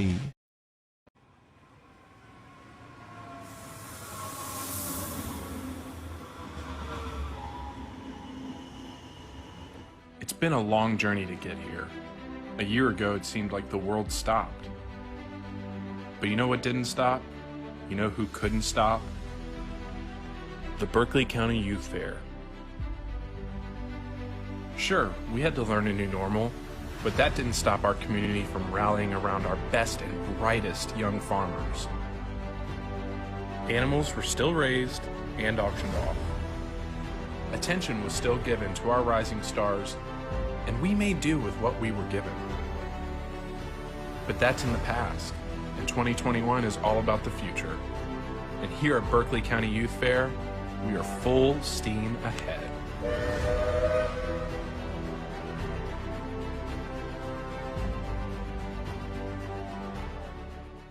Multiple days. I know, because she's the dog show chair, the Peewee goat. Although we didn't do Peewee last year, though, did we? For virtual, we did not. No. So, but this year she just finished the Peewee goat and lamb showmanship. But you did something. What else did you do last year? Another show that you helped moderate. I feel like you did 2 shows. Oh my! You can't remember? See, that's called mom brain, because since last year she also became a mom, and she has not a newborn, but how old's your son? 6 months old. 6 months old. So yes, what a busy year it's been for you. Oh yeah. It's definitely been busy with fair, with a child, with taking on new responsibilities. Yeah. And also, you can't see. Well, you've seen it throughout the week. But she and her team, she led it, was in charge of decorating the stage, carrying out this year's theme, back on track, full steam ahead. She created our studio here and got us all set up. So she is one creative and person, and also great at time management. I was going to say busy yes, person. Very busy. So how do you feel like the fair's been going so far, Carly? I've been pulled 1,000 different directions, yes. But I love it. Yeah. I'm so glad to be back. I've missed everybody, and I'm glad to see people. Yes. Honestly, I am so glad to see everybody that I've missed, every friend that I've ever made. It's going great so far. Good. And so this morning, the very first thing this morning was the dog show, which you are in charge of, and so we did just see the rebroadcast of that not too long ago. Tell us how it went, and I mean your perspective. They saw it on TV probably, but how do you feel as the chair? Was it a good turnout and so forth? It wasn't too bad. We had 11 people. They did great. Love to see the puppies. Yes. Oh my goodness. It was fantastic. I think the kids did a great job. That's good. And I remember that one last year. We had a fun time with that one on the air too. Yes. How about the Peewee goat and lamb? What did you feel? How did you feel about that? That's in the books now, and what did you think? That was a great turnout. I think the I'm so proud of the goat exhibitors for the actual fair this year. They stepped up to the plate and helped the little kids out, and the Peewees did a great job. Yeah. And I can't wait to do the swine show, the Peewee swine show on Tuesday. Oh, there's another Peewee I have show. one more. I said busy. Oh my gosh! And that's when? Tuesday. Is it after the main show? Or okay, so Yep. it follows the main. You know, I get to host that, right?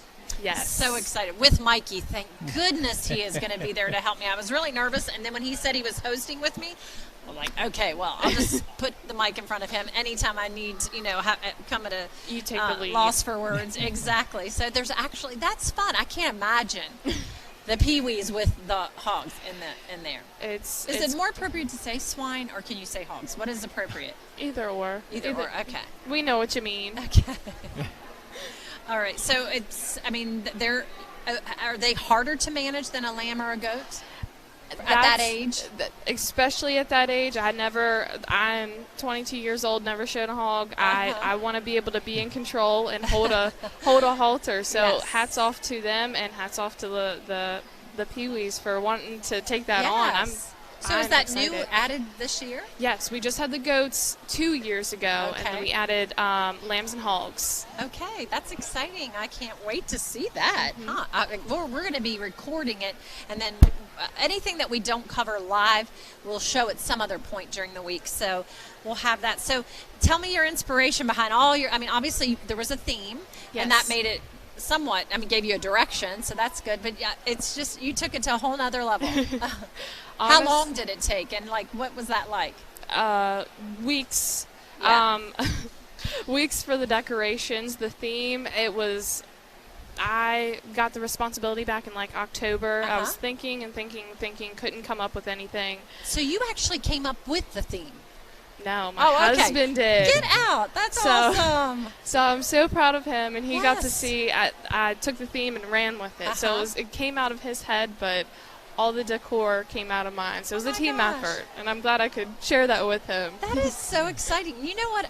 Because when she gave that to me, Dawn, the president of the youth fair, she told me what the theme was, and I was like, oh, that is so good. We're going to have so much fun working with that and doing all the marketing around it, and it really was. Oh, yeah. And when my son Robbie put together that first video, we've showed it a couple times. I loved it. I texted cried. her. Oh. It was like, yes, that totally conveyed the message of where we had been and where we were going, and thought this is going to be fun to go with this, and it's really played out well, I think, for everything, the messaging of the fair. So that's great. Well, congratulations on what a great team you guys make. And then did it just take one evening for you to get everything put up, or was it a week-long process? One evening to clean up there, one evening to put everything up, and weeks to make everything. Oh, I can't imagine. Wow. Well, you did a great job. It looks great in here, and especially the live train. You just you had to have a little bit of everything. Elements. So, all right. Well, Matt, you got any questions for Carly? She's a jack of all trades, as you can tell. I just don't know how she's gotten it all done. I know. To be able to get to this point. I don't know either. I don't know either. I wish we were savvy enough here with our setup. Of course, we're not. We're savvy, but we're not. Our setup is youth fair setup. If we could just bring up, let's take a look at Carly and her new 6-month-old baby. I'd love to see that. We can't do that, but that would be great. Yes. So, how is he, and how's motherhood and fair life with motherhood? Is it? It's going to take a village this week, and it certainly has. It's kind of like, okay, where's my child? And there's no doubt everybody down here is great enough to take my child and look after him. I'm sure but the grandparents are having lots of fun. Lots. I was like, well, I could get a babysitter and kind of have him away for this week and pick him up every night. But Mom's like, no. Yes, He'll come stay with me. But it's been great. We're going down to the tractor pool later. He loves. Oh, really? Loves tractor pools. So tell us a little bit about that, because we're not going to, I don't think, be able to get down there. We have stuff going on here in the main arena. So what's it like? Tell me what all happens. And I don't know exactly what the poll is this evening, but it's just. So every year there's something that they will each vehicle that enters has to pull something. They'll pull a sled, and the weight transfers from the end of the sled to the top of the sled, and as it transfers, the weight is essentially heavier. Okay. So it becomes more difficult the farther you go, and then they measure it in distance, and whoever gets the farthest wins. So that's a pretty well-attended event, though, isn't it? Oh, yeah. It seems like questions on Facebook Messenger today. When's the tractor pull? What's, questions about it, and can I do this, and can I do that? And so a lot of people really come out for that. So. Oh, yeah. Yeah. Lots of public out now. Well, okay, so if you're going to have your son here, you have to bring him by to say hello. Oh, for sure. I will. The youngest interview on Yes. the Berkeley County Youth Fair live coverage. So, all right. Well, thank you, Carly. It's good to see you again. And I guess, are we going to head into a break, or do we have time before the next? Well, yeah, let's go ahead and take we've got another 5-minute break that we can take because we are nearing the top of the hour at 6 o'clock and the Small Pet Show and Cat Show. So right, and I tuned. think that's going to be a relatively short one. So after that, then we're going to do some more interviews. We have some other things coming up this evening. So we'll head into this 5-minute break, and we'll see you back here in just a few. Ever try to collect on an insurance claim? Perhaps a homeowner's claim, auto accident, or fire. Insurance companies collect money from you for protection should something bad happen. And when it does, they don't want to pay, or they offer too little. At Mansion Ferretti, we have an attorney who worked defending insurance companies and knows all the dirty tricks they play to deny or lowball your claim. Call us today for help in getting what you really deserve. Mansion Ferretti, when you need justice. Spring Valley Farm and Orchard in beautiful Hampshire County is owned by the Cooks, Eli and Misty, and their 3 children who farm on 820 acres and grow fresh peaches, apples, corn, tomatoes, melons, squash, zucchini, beans, and more. Spring Valley Farm Market has a new location at 1793 Dry Run Road in Martinsburg and a Winchester location too. Open Monday through Saturday 9 until 5 and Sunday 9 to 4. For the freshest, highest quality fruit and produce, shop Spring Valley Farm Market. Buy fresh, buy local. Let's talk trash, because when it comes to trash, you have options. Panhandle Dumpsters is a local family-owned garbage hauling company serving both residential and commercial customers with weekly trash pickup, dumpster service, yard waste pickup, and bulk pickups too. Panhandle Dumpsters will give you a free trash can and provide curbside service for just $23 a month. Panhandle Dumpsters features a fleet of quieter, eco-friendly garbage trucks, thereby reducing the noise usually associated with pickup. Switch now and save up to 30%. Call 833-DUMP-STR, panhandledumpsters.com.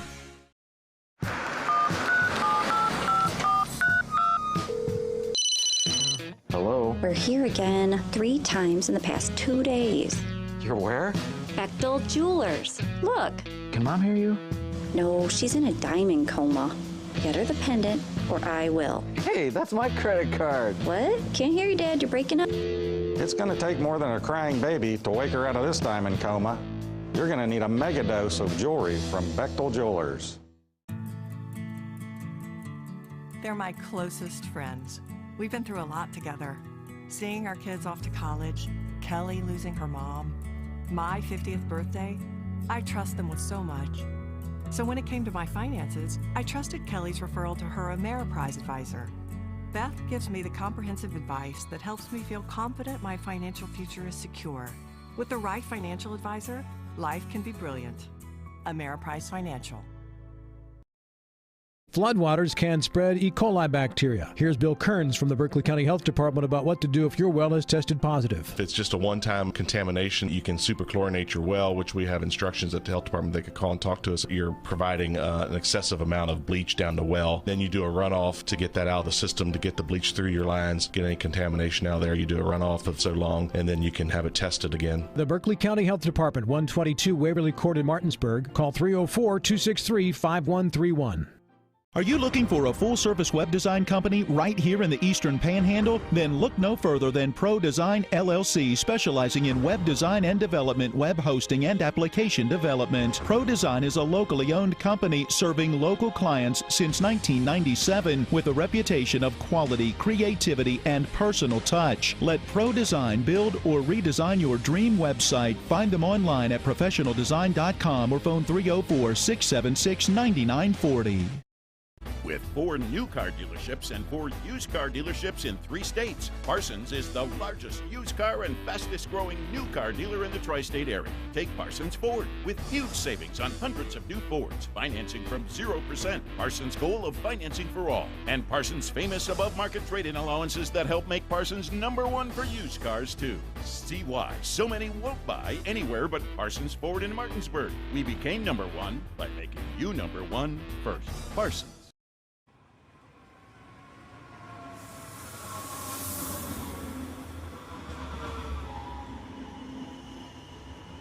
It's been a long journey to get here. A year ago, it seemed like the world stopped. But you know what didn't stop? You know who couldn't stop? The Berkeley County Youth Fair. Sure, we had to learn a new normal, but that didn't stop our community from rallying around our best and brightest young farmers. Animals were still raised and auctioned off. Attention was still given to our rising stars, and we made do with what we were given. But that's in the past, and 2021 is all about the future. And here at Berkeley County Youth Fair, we are full steam ahead.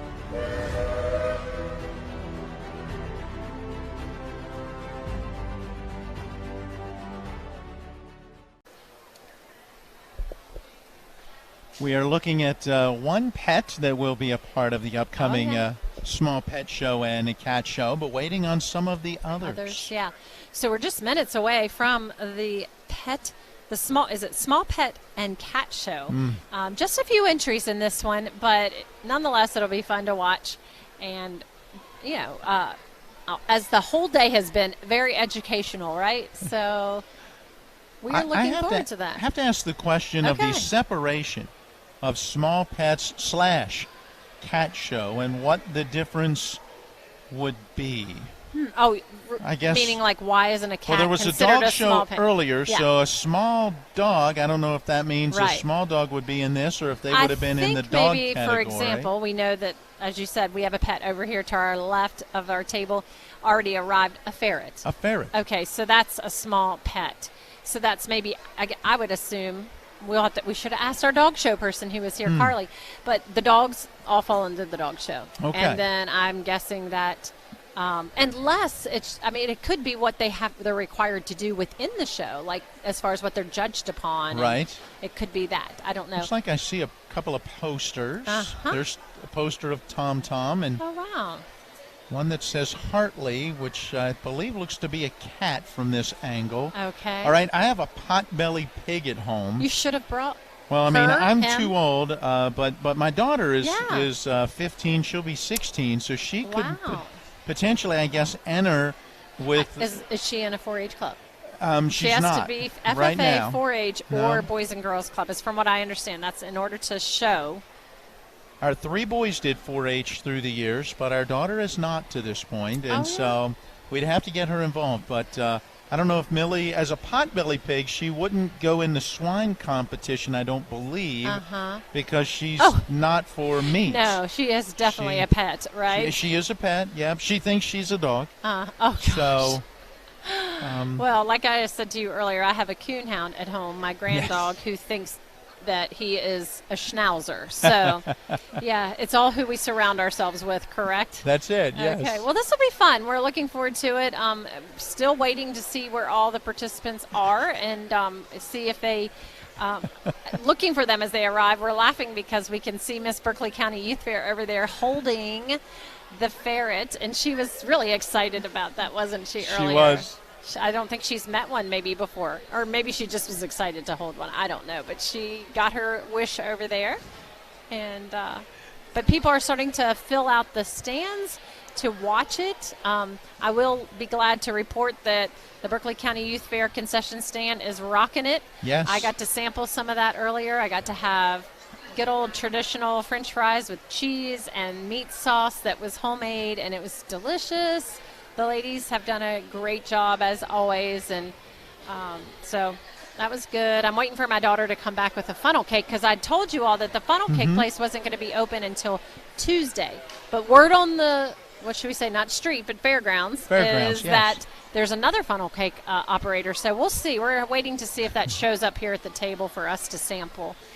But there's been a good crowd today. I mean, not packed for any reason, but just a great steady crowd that we keep seeing walk through the arena and in the barns to our right and behind us.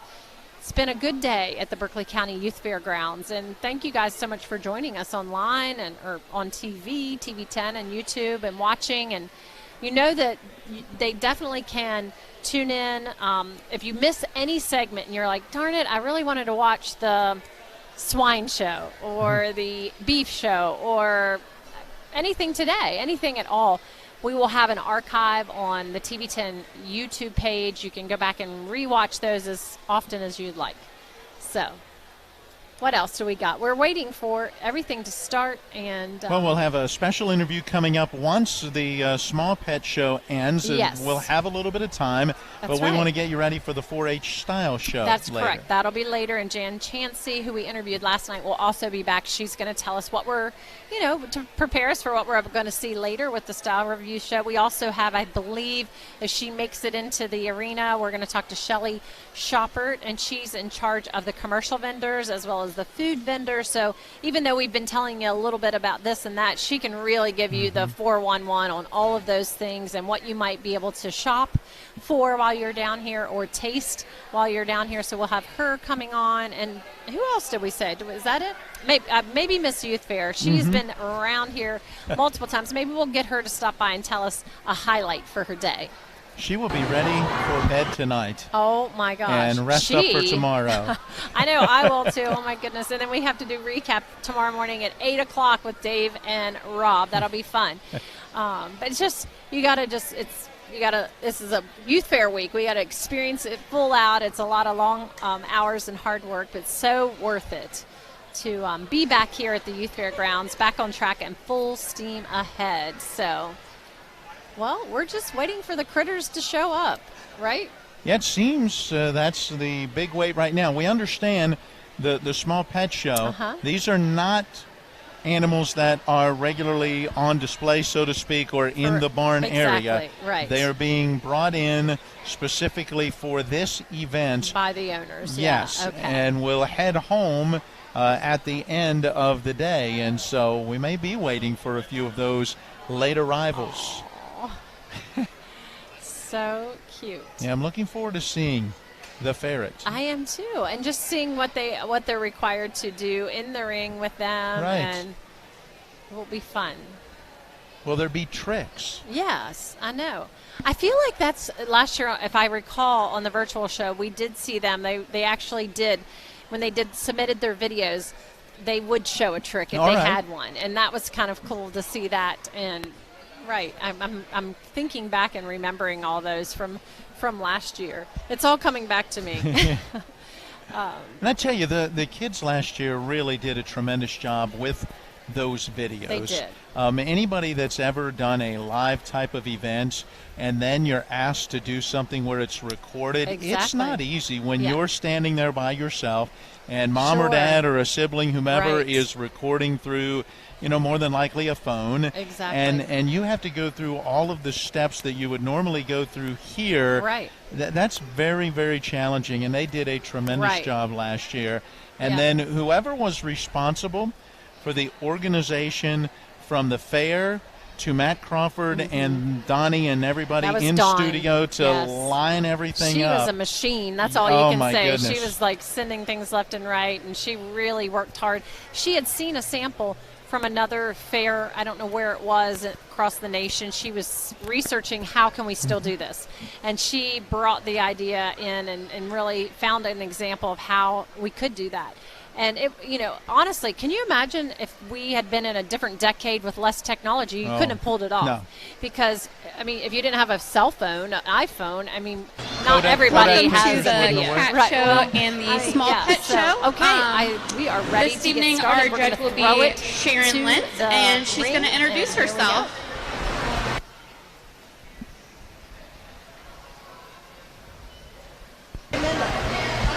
Good evening. Welcome to the Berkeley County Youth Fair. My name is Sharon. I am a registered veterinary technician, and I'm going to be serving as your judge for this evening. I grew up in the Berkeley County 4-H program, and so it's a real honor to be asked to come back and help out at this year's fair. Let me tell you a little bit about myself.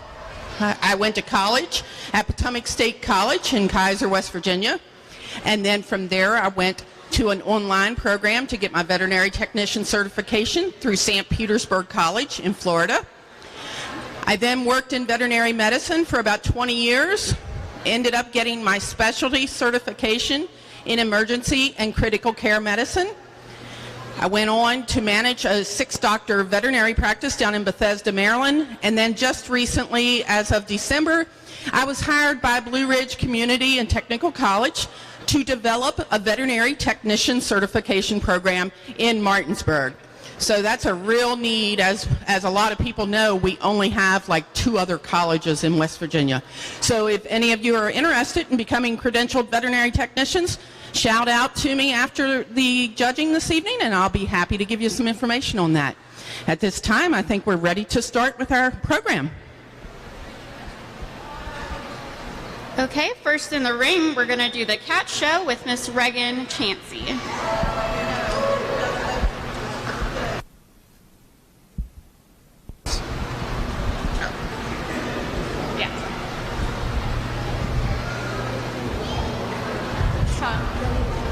No, you're fine. You want me to just pop the top off? Easier for you? See it on your Sean?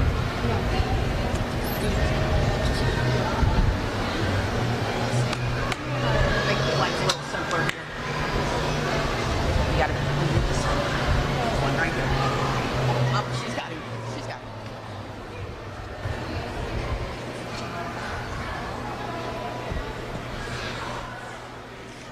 Hi, Reagan. How are you? Are you a little nervous this evening? I could tell. And what is this kitty's name? Hartley. Well, Hartley, how old is Hartley? He's 3 years old. So Hartley is 3 years old. Male? Is he neuter? Okay. And can you tell me what kind of vaccine history Hartley has? I know he has flea medicine, tick medicine, and all the regular stuff that he should have. Do you spend a lot of time with him? Outside, when I swim, I spend a lot of time with him, and I hang out with him outside. I'm going to hang back and I'll just repeat what you say because I think Hartley's getting a little scared here. So I'm going to put my microphone down and I'm going to take just a few minutes to kind of get to know Hartley and check him out.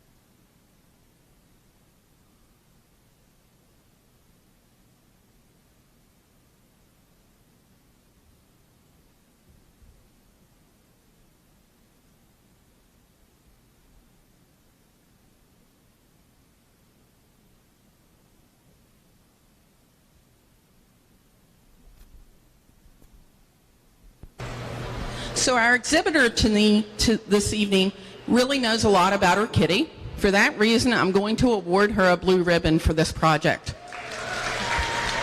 Congratulations. You did a good job.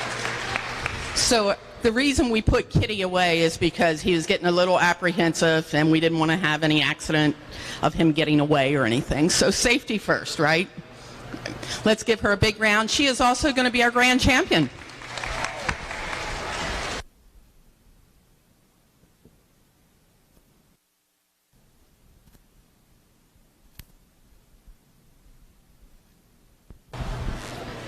Tonight, Reagan is going to receive a banner from Jamie and Wendy Miller and Wyatt Reiner.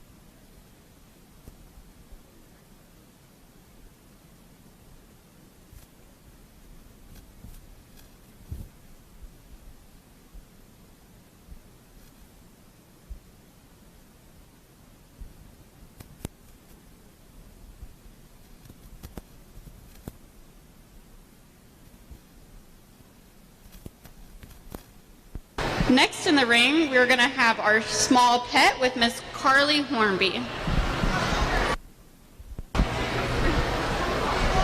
Hi, Carly. How are you? Are you good? Yes. All right. A little nervous, maybe? Yes. Okay. What's this critter's name? Tom Tom. Tom Tom. How'd Tom Tom get his name? So when we brought him home from the pet store, my favorite show was Tom and Jerry, and I just thought of Tom. Cool. That's pretty cool.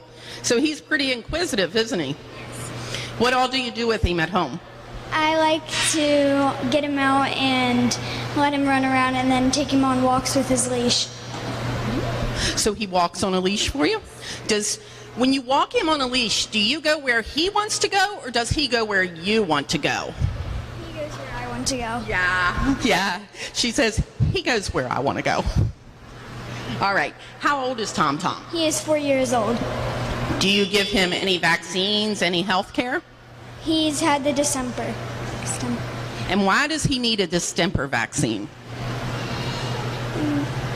To keep him healthy, right? Yeah, to keep him healthy. Yeah. Okay. What do you feed Tom Tom? We give him cat chow because it's high in protein. Good job. All right. I'm going to lay my microphone down and I'm going to give Tom Tom a quick exam, okay?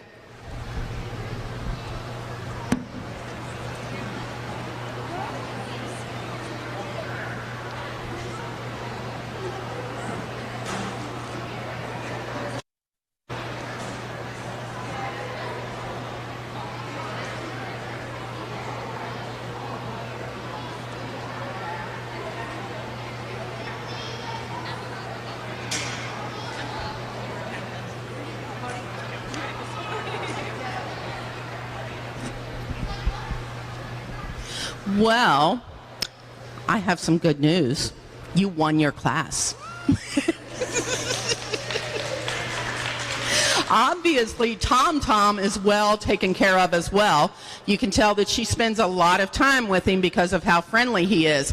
I gather to say that you could take him up there and give him to every one of these people and he would give them all a kiss just like he did me, right? All right. Well, you are also the grand champion.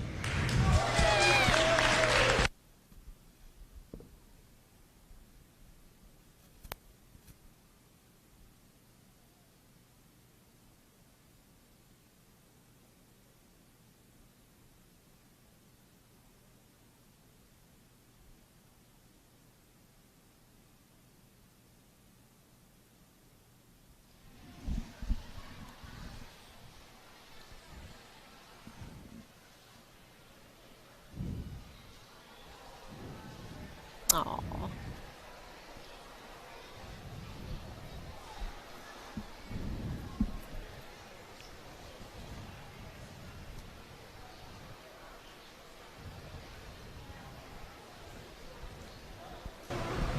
Let's give our exhibitors a great big hand for coming out this evening.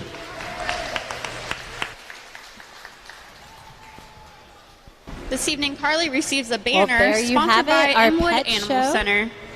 And that will conclude our cat and Just small want to make animal sure we show. didn't miss Thank you all anything for coming. important from the chairperson of that show. But we that just concludes our small pet and cat show, and that was really fun. The small attendance, and again, everyone didn't show up for that, but who did was good, and quality showed. I mean, their showing was quality, and 2 grand champions. Did we get 2? 2 grand champions, 1 cat and 1 ferret. And I know that they wouldn't necessarily give that if it didn't, if they didn't achieve that, right, Shelley? That's correct. That's correct. With us now on this interview session is Shelley Shoppard, who is the 2nd vice president, Correct. right? I heard that correct last night. And Shelley she has worn many hats over the years here. She's been all over the place and managed just about every area, other than you said not in here with all the animals. Not with so we can't livestock. ask her any fun facts like Mikey. No. However, when it comes to other things in the youth fair, you know a lot more than Mikey knows. So anyway, so this year her main focus has been, in no small task, the commercial vendors. That's correct. And the food vendors, all important food vendors. So we just wanted to hear from Shelley a little bit about what's going on this year, and who's here for people who are maybe watching at home on the fence about whether they want to come out. Maybe it's a commercial vendor that they want to come buy something from, or a food vendor that's new this year that they've never experienced. So you can just kind of give us the down low on. Sure. We do have the traditional food that you find here. We have one vendor that is open at the moment that does have funnel cakes. Everyone has been anticipating the funnel cake for the year, at least to get their quota. Yes. But we will have 2 other funnel cake vendors that will be here opening on Tuesday. Okay. We're excited. We do have a new gentleman here this year, and his name is Chris Butcher. Okay. And he is a local gentleman out of Hedgesville, and he has something that's very interesting, and it's called Toasted. Okay. So it's different types of grilled cheese sandwiches. Wow. I've already heard that. Word on the Fairgrounds. Yes. Everyone's like, you must try this. You must try this. I haven't tried it yet. We do try not to have too many of the same type of vendors. That's good. So we do have 2 vendors that have a variety. So it has your typical fried foods with all your yummy deep fried Oreo cookies, Snickers, things of that sort, and your cheesesteaks, crab cakes. We do have 2 barbecue vendors. One is Travis Bishop, that's with Mountaineer Meat Smokers here in Martinsburg. And then the other one is Kevin McCormick, which he has been a longtime supporter of the fair. Yes. And he's from over in Maryland, and he is with Keep It Smokin'. Oh, yes. Even last year, whenever we were not able to have. I remember that. Kevin participated in our virtual fair and offered a special that anyone that wanted to pre-order during our fair week could come to his location. With special prices and stuff like that. Yes. Now, I have had some people on Facebook ask, what time do they open? Is it early in the day, or is it? I know the concession stands are usually open all day, but not the food vendors, right? Right. The food vendors will be open about 5 o'clock to 11 o'clock every day. 5 to 11. That's every good to day. know. Okay. The main concession stand that supports the Berkeley County Youth Fair, that will be open in the morning, early morning. Okay. They provide a breakfast here, especially for the kids that are showing, the people, the loved ones, their family members that come in to support them. There is a breakfast here. We do offer teats and buns. Oh, yes. They're cinnamon buns, so they are famous in our area. Yes, so we do offer those out of the concession stand. But that is that concession stand is a long, we rely on a lot of volunteers to keep it running. So like 8 to 11, 7 days. Yes, absolutely. So we do have that. And I'm trying to think if anything really different. Like I said, Toasted was something different. We try to offer some different varieties. And also with the concession stand with the Berkeley County Youth Fair, we've offered several years ago, we began offering salads, wraps, and like yogurt and celery and carrot sticks. Nice. Yes, as a variety. Because, I mean, after a couple of days, if you're here every day, fair food can get like... We love fair food. Yes. We love fair food. And we get a lot of exercise, but still, you need sometimes just a break from that. All right, I'm going to yell off screen. Hey, Lexi Blair, bring us and show proof of what we're excited about. So, yes. Hop in here and voila. There we go. Let the camera see it. Yum. Yes. Okay. Oh, is that for me? Oh, yes. We'll take that. There you go. So thank you for that. So, and I think Sherry, she's got her mouth full over there. She's eating hers. She was devastated when I told her not until Tuesday because she was planning the first night we were here. She's like, well, I've got to go get a funnel cake. Well, it's exciting to know because I haven't made it down that far. So if you're coming either this evening or if you're coming out on Monday, be sure to come all the way down close to the track and you'll see S&S shows, which also has some yummy frozen bananas. Oh, wow. But they do have funnel cakes. So don't just get discouraged whenever you come past the normal vendors. And that's a good point because you might not, a lot of people don't even go down far and they don't even realize the horse barn is way down there. Yes. And I always tell people how that's such a treat because they decorate their stalls so creatively. They do. It's worth it to go through the whole youth fairgrounds. Right. So, but speaking of moving around and seeing everything, you're in charge of the commercial vendors as well, and they're scattered this year. They're not just in the main commercial hall. When you come in through the main gates. Here, put your mic up a little closer. I know it feels awkward, but we can't hear you. How is this? That's better. Okay, guys. So when you come in through the main gate, you'll notice some vendors that we have opened a section along the left-hand side. Okay. There's some vendors there, and then you'll see them across the right-hand side across from the office. A lot of folks, we started last year with a Tropical Sue.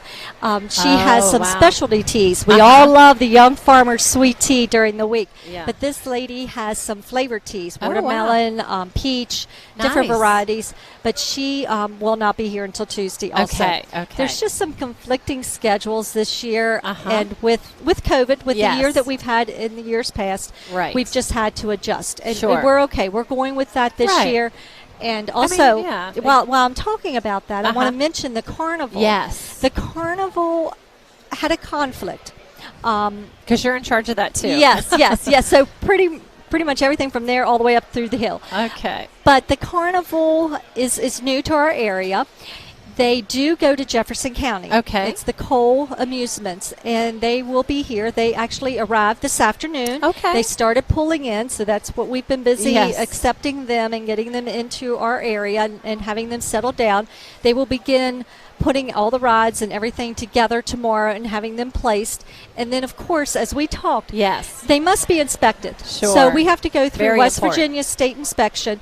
So that's all is scheduled for Tuesday morning, and then we will be ready for everyone on Tuesday evening. Yeah. Be sure to go to our website and I believe to our Facebook page. There is a link if you want to pre-purchase your tickets or the armbands for the carnival. You can do so. So make sure you do that because there is a savings with that. Yes, and you won't have to stand in line, and you just have and have it's it contactless, here. On your phone. Yes, you can go ahead and prepay. Everything's taken care of. You just show them a little barcode. Yes, it's all taken care of. Well, that's good. But our vendors, we have a good many vendors down in our commercial building.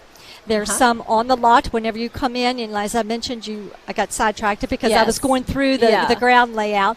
But as you pass the carnival, then you'll see our food vendors. Okay. There's what we call a restaurant row. So they're set up there along with our pavilion. And then as you start to come down the hill, there are a good many of our commercial vendors are there. Blue Ridge is here, Community Technical Center. James Rumsey is here, the U.S. Army. They have some neat little activities set up to get everyone involved. Yeah. I'm staying away from it. But there's something about hanging from a bar and throwing a football. So the kids have been really super excited participating in that. Oh, good. So that's really neat.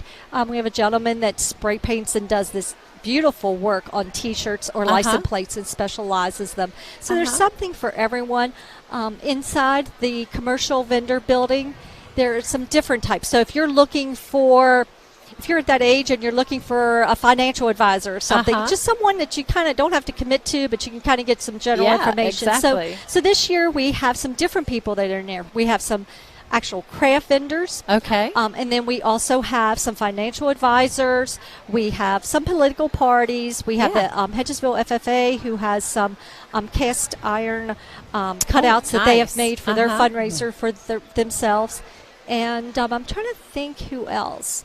But there's just different. It's kind of like a mini home show. Okay. So we weren't able to have the home show last year. So some of those people, it's kind of like a mini home show. A good variety, it sounds like. It is. And it feels full. It does. I mean, not full packed in, but full just spread out, lots of opportunities. Right. It's really nice. And we were prepared for social distancing. Yes. So that is what we have allowed in there. Yeah. We've given each vendor plenty of room. That's good. To be able to be comfortable and to be safe. We want everyone to be comfortable on their own level. Yeah. Not only the vendors, but the participants that come through. So, well, good. Well, great. It sounds great. And what time do those open? That's also 5 to 11. 5 to 11. Okay. Sounds good. Do you have any questions you are burning on your mind, Matt, for Shelley? No, I think we've covered it. I do have the carnival page opened, and it's from 6 to 11 each evening, Tuesday, Wednesday, Thursday, Friday, and from 1 to 11 on Big Saturday. Day on Saturday. Yes. Pretty much everything else is done on Saturday, all the ag stuff, but then the carnival is just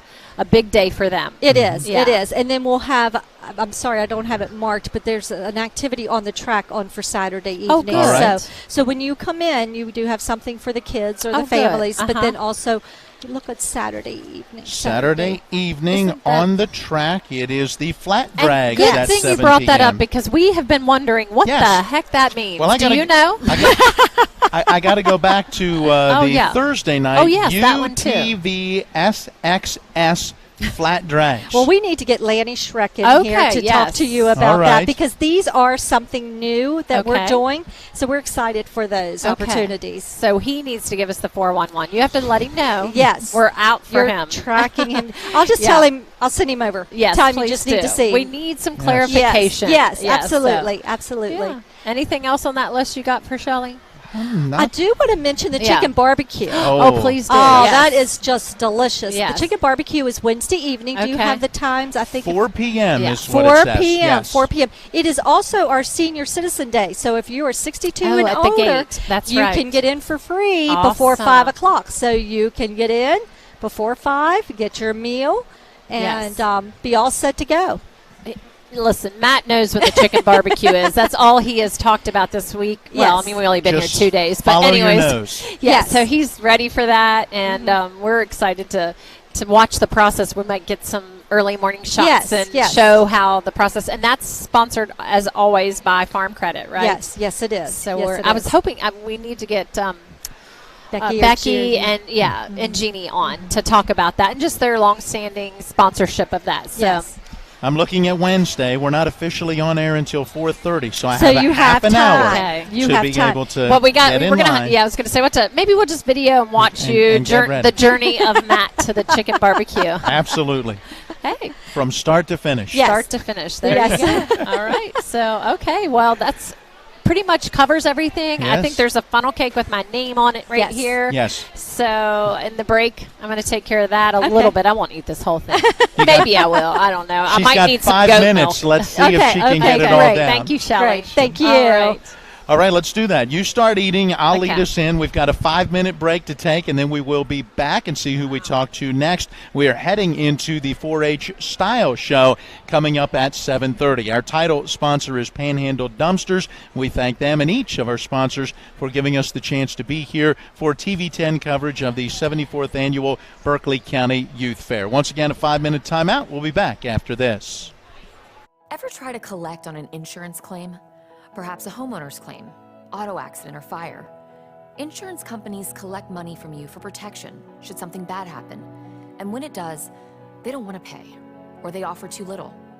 At Mansion Ferretti, we have an attorney who worked defending insurance companies and knows all the dirty tricks they play to deny or lowball your claim.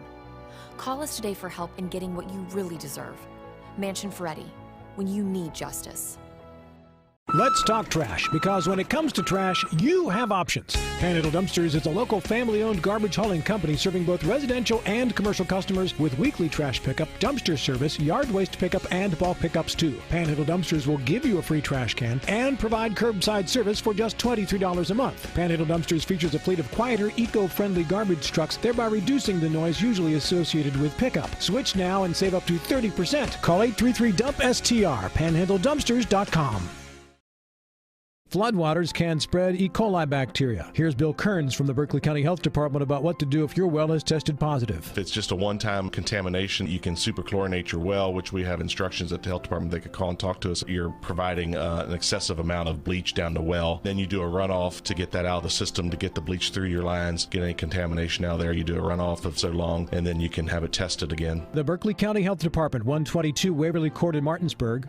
Ever try to collect on an insurance claim? Perhaps a homeowner's claim, auto accident, or fire. Insurance companies collect money from you for protection should something bad happen. Let's talk. Spring Valley Farm and Orchard in beautiful Hampshire County is owned by the Cooks, Eli and Misty, and their 3 children who farm on 820 acres and grow fresh peaches, apples, corn, tomatoes, melons, squash, zucchini, beans, and more. Spring Valley Farm Market has a new location at 1793 Dry Run Road in Martinsburg and a Winchester location too. Open Monday through Saturday 9 until 5 and Sunday 9 to 4. For the freshest, highest quality fruit and produce, shop Spring Valley Farm Market. Buy fresh, buy local. This is Eric at Hagerstown Ford. Over the last decade, the way we buy things have evolved. Now, you get on your phone, click Want It, and it shows up at your front door. At Hagerstown Ford, it is that convenient. We've changed the car buying experience on the I-81 corridor forever. And with a return policy better than Walmart, there's absolutely no reason to buy a new or used car, truck, or SUV anywhere else. Just like Amazon, Hagerstown Ford will deliver the vehicle to you, where you are, and on your time. And if you don't want it, return it. No questions asked. Why waste your time at a car dealership playing the dumb back-and-forth games? Besides, we hate it more than you do. I assure you, no dealership from Winchester, Virginia to Washington, D.C. will beat our price. No dealership from Chambersburg, Pennsylvania to Baltimore, Maryland will beat our price. And no other dealership will allow you to return it if you don't want it. Hagerstown Ford absolutely provides the best experience at the best price. Visit HagerstownFord.com to schedule your VIP experience. Click on the vehicle you want and get your new ride delivered to you at no risk. See dealer for details. Before the invitations and the dress, the flowers, cake, candles, or vows, there was an answer to a question proposed with a ring. Bechtel Jewelers knows that an important part of your wedding happens before the I-dos. We're a diamond store with an engagement and bridal jewelry selection that's both exciting and accessible. On the big day, there's everything else, and there's the ring. Make sure you get this one right at Bechtel Jewelers in Inwood.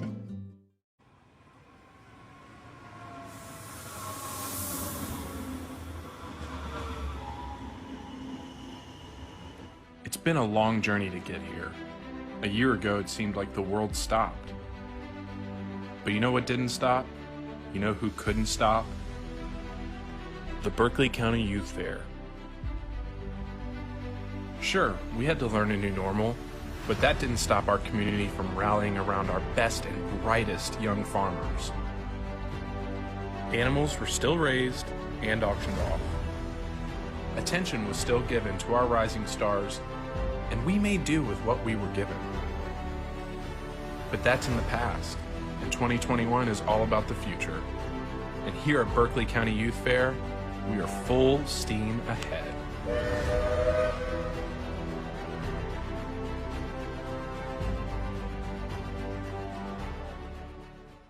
This cord today, I don't understand why it's like so tight. Every time, I keep being drawn over there. You see what I mean? And it's like, yes. When you look at the screen too, it's like, right. I don't know how to fix that. I'm not sure. I'll try in the next break. We're I've back been in holding 4. it. Love you. All right, we're back here at the Berkeley County Youth Fairgrounds. It's been a little hot this afternoon, wouldn't you say, Matt? A little muggy, but every now and then we get a nice breeze blowing through here. I just wish it was more often. So, but, fair life, right? All right. Our camera angle is tightened up. Your funnel cake is off camera. Oh, How much did you get in 5 minutes? All right, I'll be honest. Just a little bit. Look, not a lot. There you go. Look I only at ate that. a little bit, but I'll work on it. But it's really good and well worth the wait. So, yes, we said we were going to mention we were just so grateful. They're so kind. The board is amazing, the Youth Fair board.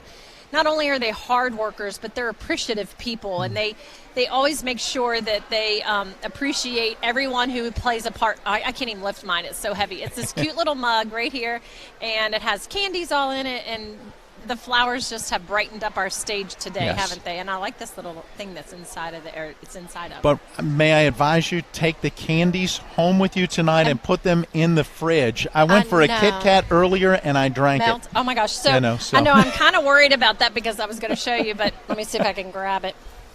So I got this sweet little gift today, and inside of that is a box of chocolates. And I'm wondering if it's just a box of chocolate at this point, because I figured it's probably pretty much melted. But it was so sweet. The market hog that I bought last year from Ryan, he brought, I'm not going to say his last name just for privacy. I guess it doesn't matter. They all show down here. But anyways, Ryan Barrett, he brought me his a gift of chocolates and just wanted me to see his picture of the market hog he's selling this year. There's always an ulterior motive, right? It's funny because as a market a livestock auction buyer last year, now this year I'm getting all the letters from all the kids. So they see your name, your business, and then they come after you. But that's good. I mean, I think I so appreciate it's part of the process. They're learning the business. They're learning that it's not just about raising the animal, but it's about marketing themselves and selling it, and that's the industry that they are in. So it's it's neat that you can see the full circle process of that through, not just seeing their animals in the barn, but seeing them in the showing their animals, then selling their animals, and like I said, the process of marketing them as well. But it must be that light that makes it so hot. Like, I feel like this is hot here. All right, so last year you bought a swine. Yes.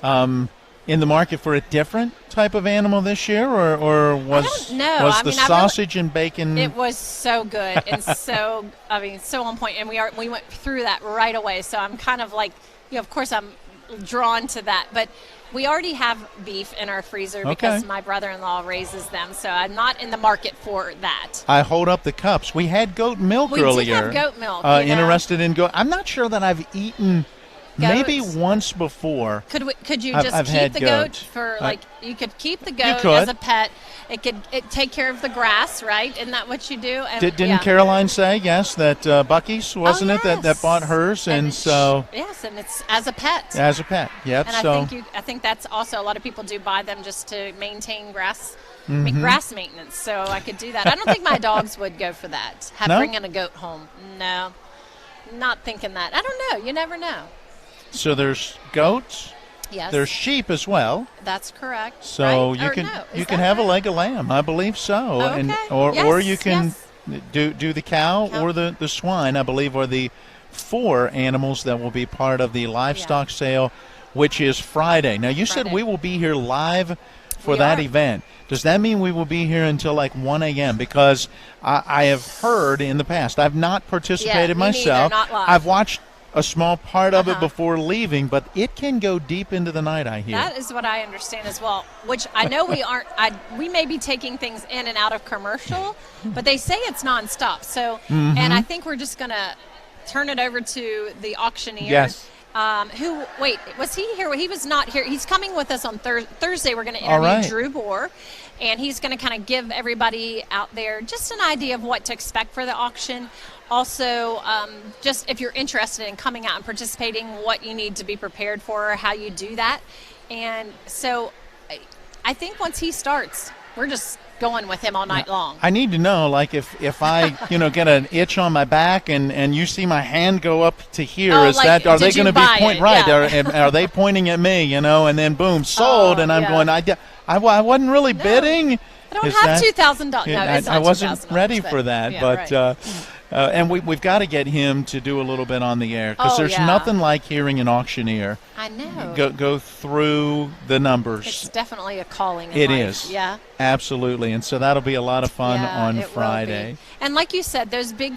What leads up to that is what I learned by doing the virtual fair last year is.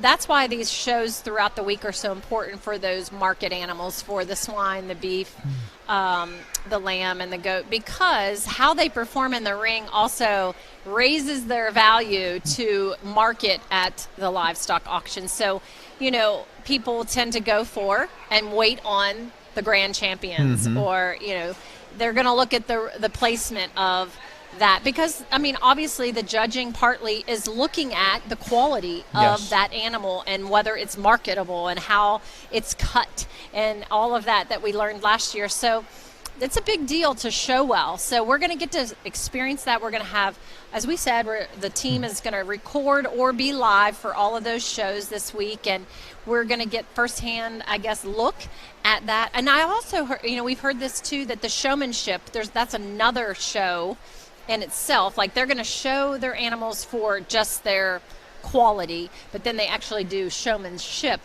which is how they handle them. And so that's going to be neat to see the two differences between those. So we have all that coming up. We have a whole week, 5 days.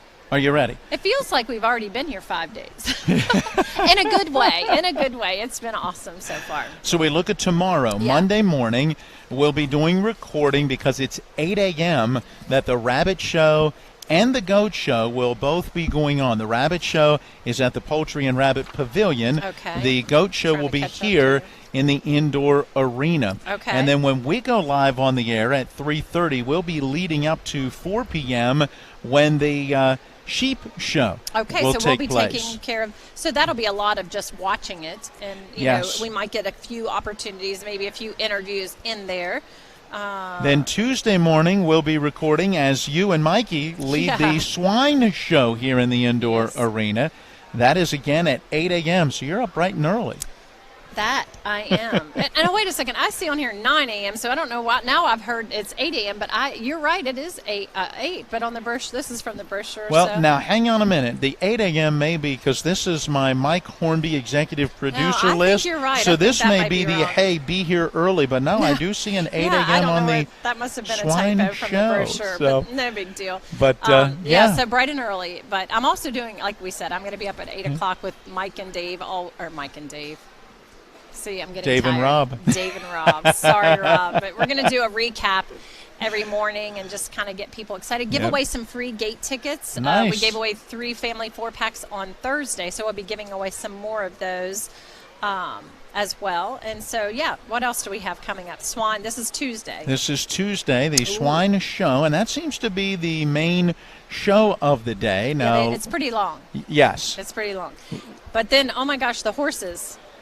We're going to be live for the horse show, right? The horse costume contest, right? Right. Yeah? The horse costume. Now, we'll be no, we won't be at that. It's at the horse still arena. be recording that one, it looks like, because it's down at the horse arena. But, yeah, we'll get that on the air throughout the day on Tuesday. And, of course, Tuesday, some of our live events.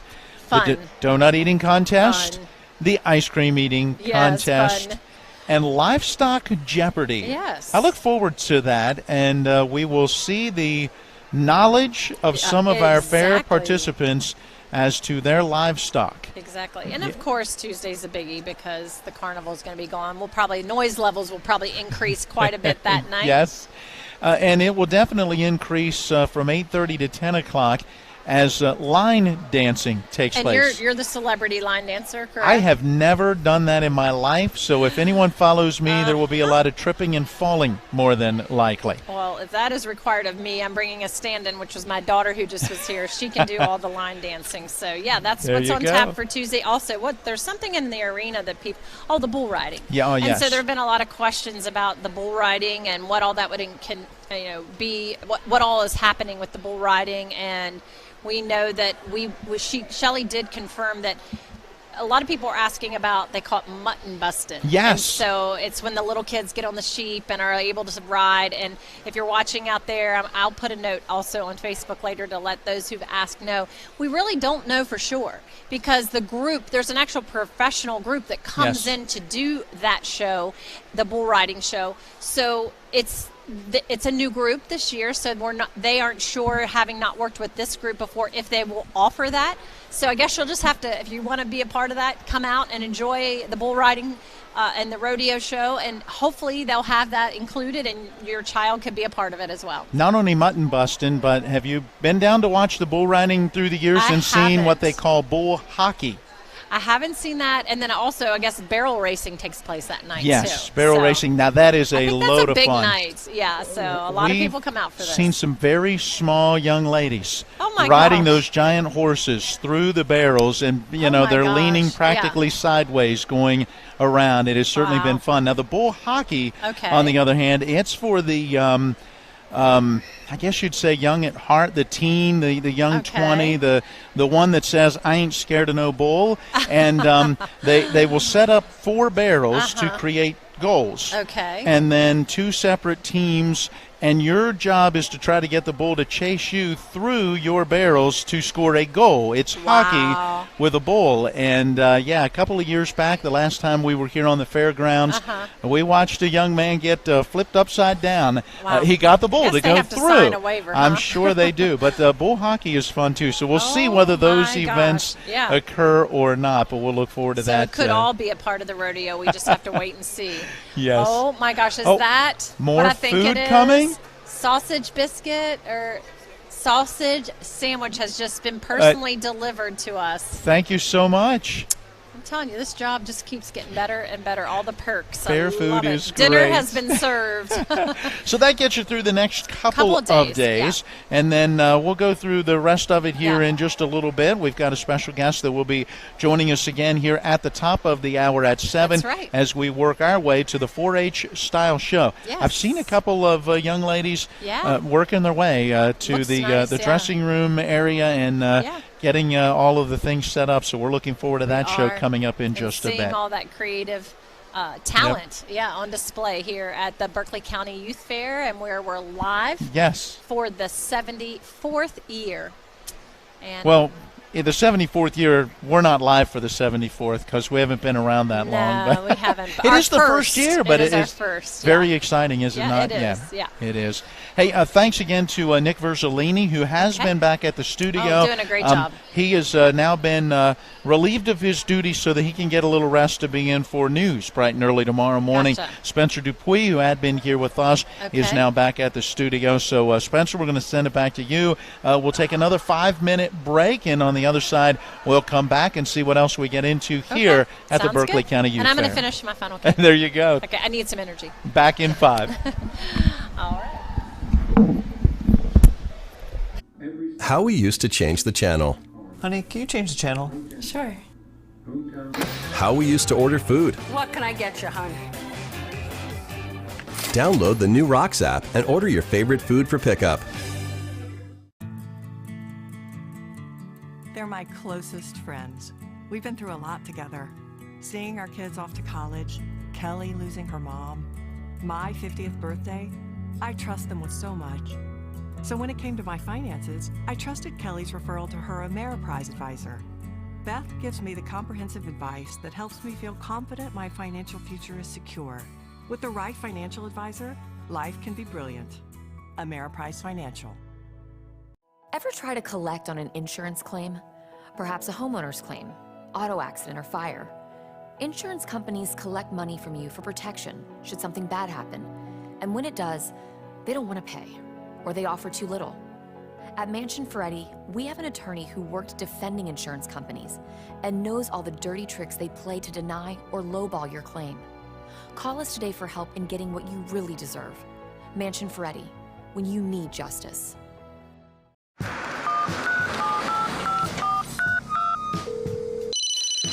Hello? We're here again 3 times in the past 2 days.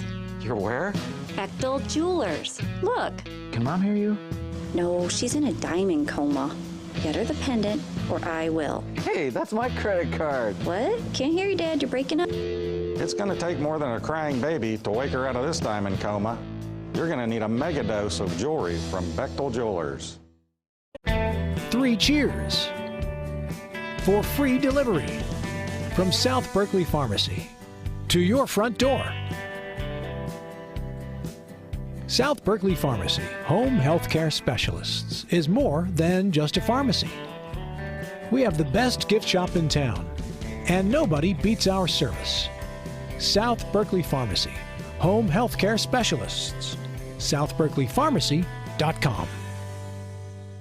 He drives, he shoots, he missed, he missed! Oh man, got the chips. We'll be right back. Download the new Rocks app and order your favorite food for pickup.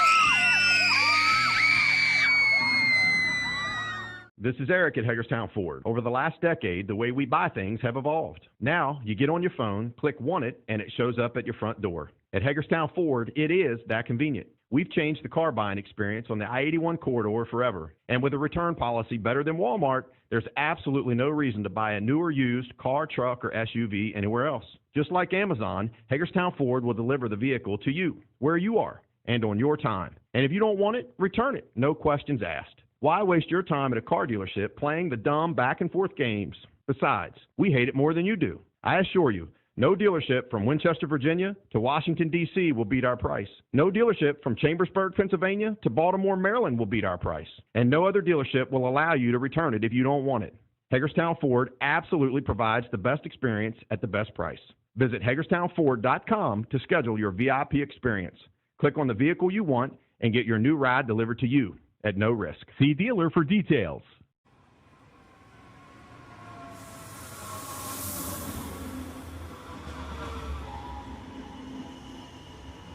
It's been a long journey to get here. A year ago, it seemed like the world stopped. But you know what didn't stop? You know who couldn't stop? The Berkeley County Youth Fair. Sure, we had to learn a new normal, but that didn't stop our community from rallying around our best and brightest young farmers. Animals were still raised and auctioned off. Attention was still given to our rising stars, and we made do with what we were given. But that's in the past, and 2021 is all about the future. And here at Berkeley County Youth Fair, we are full steam ahead.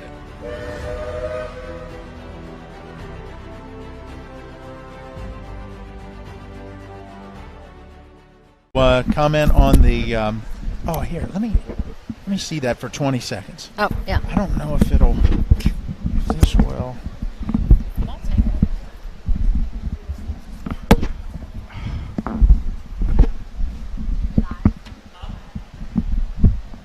No, it still did not.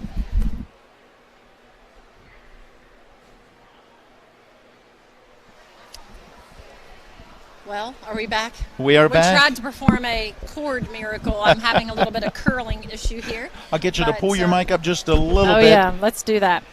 Before we go any further, more food. Oh, my gosh. So at the table. I started to eat this and kind of devour it, but I'll show you what's left. So can you see this? This is what is famously known as a fresh sausage sandwich. It was warm and just came right off of their grill over there from the 4-H concession stand. I remember them from last year very vividly. They were so good. The freshest sausage you'll ever have. It was incredible. It looks like a hamburger. It's so big, Matt. And I know you couldn't eat any. You have trouble with the digestion of sausage in general. No. But I just can let you know it was delicious. Set it aside for a little bit, and I'll finish it later after I can only eat so much at once. So that means you didn't get much funnel cake in because no, the sausage it took over. Yeah, but that's all right. I'm trying to sample a little bit of everything this week. This week I have a pass to just eat whatever I want at the youth fair because that's what's going to keep us going. We got to fuel ourselves this week, right? Well, we decided in the break we would come back and pick up where we left off. We talked about Tuesday, the carnival. Yes. We went through the show or the schedule of events, and right? Yeah, we talked about line dancing. Yeah. That's how I remember. And of course, we mentioned about please, if you're planning to come out to the carnival, go online and find that link and buy your ticket ahead of time.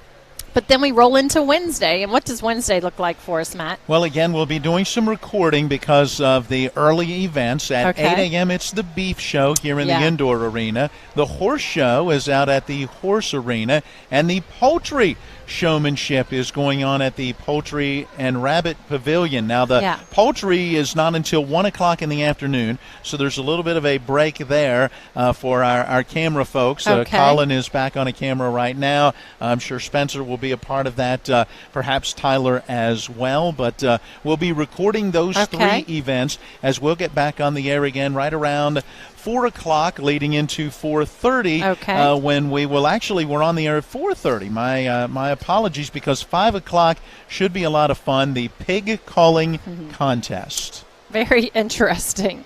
Are you going to give it a whirl, or did you enter? No. I did not. No, I'm anxious to hear, though. Our pig is Millie, and it's just kind of repeating her name several times. But nothing like what we're probably going to be prepared to hear that day. It's going to be fun. Bring your earplugs, because usually the pig calling contest tends to be loud. Okay. Yes. Well, thank goodness we have these on, but it'll be magnifying the sound, right? And then, of course, what a thing to follow with after the pig calling is the pie eating contest. That should be good. I wonder what kind of pies they bring or have. Yeah, I don't know. That'll be nice. That is a good question, because depending on what it is would make it more or less challenging maybe to eat. If it's apple pie, then that's a little more chewy. If it's a pudding pie of some sort, goes down a little easier.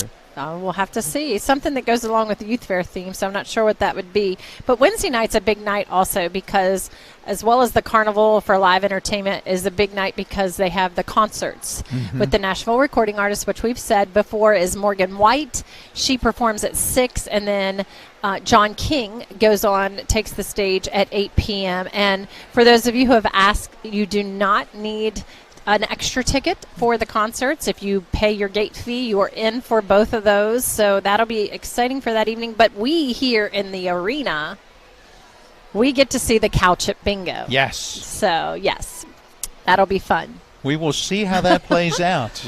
Whether Never been to one, have you? I was not there. Okay. My wife and I participated in one as a fundraiser out of Hedgesville High School back in the 90s. So you have a little knowledge of what it might be like. A little bit of knowledge, yes. Also at 6:30 on Wednesday evening, a lot of fun. I'm looking forward to showing this to our audience. I've sat in the crowd and watched the kiddie tractor pool before, or the kiddie pedal pool. And, yeah, earlier we had the description of what the truck and tractor pool looks like with the sled, and the weight gradually goes up. And the truck pulls. These are young contestants on a pedal tractor doing the exact same thing. So as the weight begins to transfer, it's more leg work to try to pedal. And we get to watch that right here. I bet that's great. It'll go on. The last time I saw it, they did it actually up here on the stage. Wow. So we'll be watching the TV camera with a great view of that. But that'll be a load of fun as well. All right, let's get to Thursday morning, the horse show. And then the dairy show. One's at 8 a.m. That's the horse show. The dairy show at 9 a.m. We'll have some recording of that. And fitting, the Barnyard Olympics at 2 p.m. Oh, my gosh. And we'll see a little bit of what that looks like. Again, we'll be recording that and bringing it back to you. I'm not sure what the Barnyard Olympics will look like. Me neither. Got to be some running events, I'm imagining, some carrying events, some sounds fun throwing events. We will find out. And we'll go live again at about 4:30, leading into the watermelon eating contest at 5. Corn shucking at 5:30. That's going to be a mess at the end of I wonder how many ears do they have to I don't know. And how do they judge it, and what's the criteria? So we're going to get all kinds of tips on how to shuck corn that night, I have a feeling. So that'll be fun. And then after that, the round robin showmanship here in the indoor arena. Not sure what that'll all be. Yeah, I'm not sure either. And then the mini tractor pull at the same time will be going on in the track arena. We won't be able to see that. But then the Parade of Champions exhibition or exhibitor award. So I hear that's a really good event. And I think that also helps us to see for the live auction the next day who the top contenders are. And that's at 8 o'clock then on Thursday night. That leads us to Friday, and we will get on the air at about 4:30 at 5 o'clock. It is the celebrity milking contest that will be going on in here leading up to the livestock. Not sure who the celebrities are. We need to get a list of those. I'll have to talk to the celebrity milking contest chair and find out. But following that here in the indoor arena, we will see the livestock sale getting underway, and that will do it for us, right? That will, yeah. We will be wrapping up our coverage of the 74th Annual Berkeley County Youth Fair. And I know it sounds like it's a ways away. But it's only Sunday. It will. It will. Hey, we are at the top of the hour. It is 7 o'clock. We have a special guest joining us. Who's coming up next? Jan Chansey, who's a former Miss Berkeley County Youth Fair and also was co-chair. Last night we saw her as co-chair of that contest, but she's going to come on to talk to us about the upcoming live event, which is the 4-H Style Review. So she'll give us a little background on what we're going to see, what went into it, and how they judge that, I'm sure. Looking forward to that. Our title sponsor, Panhandle Dumpsters. Let's take a 3-minute break here at the top of the hour and then return with more of our live TV 10 coverage from the Berkeley County Youth Fair. All right. Before the invitations and the dress, the flowers, cake, candles, or vows, there was an answer to a question proposed with a ring. Bechtel Jewelers knows that an important part of your wedding happens before the I-dos. We're a diamond store with an engagement and bridal jewelry selection that's both exciting and accessible. On the big day, there's everything else and there's the ring. Make sure you get this one right at Bechtel Jewelers in Inwood. Orsini's, not just an appliance store anymore. They're your one-stop resource for all home needs, whether it's custom kitchen design, countertops, or cabinets, or check out their new sleep studio with Tempur-Pedic, Sealy, and Stearns & Foster. For all of your outdoor living needs, Orsini's has Gladiator Garage Works, Traeger grills, barbecue accessories, barbecue rubs and sauces, and every flavor wood pellets. Visit their brand new 8,200 square foot showroom at 360 Hack Wilson Way, 304-267-7251, Orsini's.com. This is Eric at Hagerstown Ford. Over the last decade, the way we buy things have evolved. Now, you get on your phone, click Want It, and it shows up at your front door. At Hagerstown Ford, it is that convenient. We've changed the car buying experience on the I-81 corridor forever. And with a return policy better than Walmart, there's absolutely no reason to buy a new or used car, truck, or SUV anywhere else.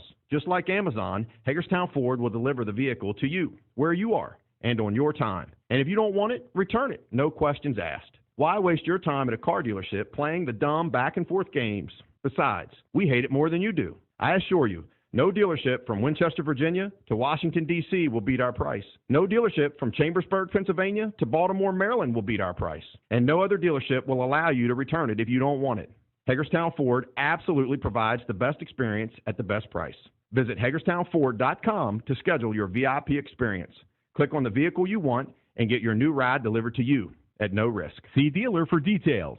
Are you looking for a full-service web design company right here in the Eastern Panhandle? Then look no further than Pro Design LLC, specializing in web design and development, web hosting, and application development. Pro Design is a locally owned company serving local clients since 1997 with a reputation of quality, creativity, and personal touch. Let Pro Design build or redesign your dream website. Find them online at professionaldesign.com or phone 304-676-9940.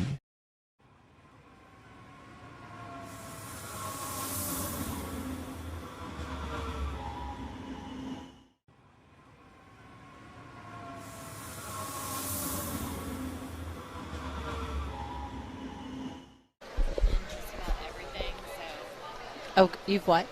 Get ready, get ready. Okay, good.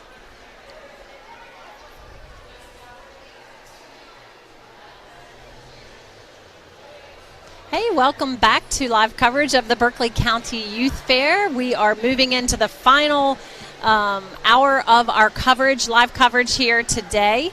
As we've said many times, we'll be here every day of the Youth Fair other than Saturday.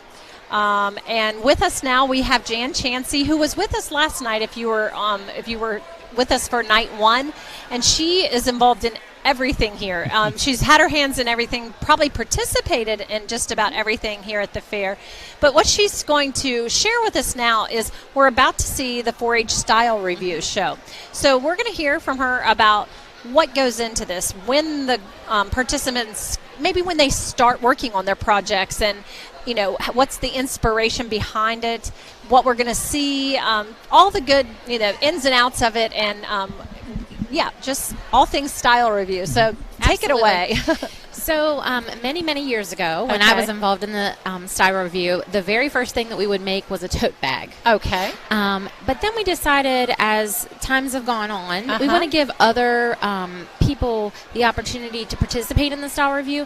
So we came up with one of our first options is now a decorated shirt. Oh, nice. So you don't actually have to sew that first year. Right. But you can get your feet wet and decide if that's what you want to do later on. Okay.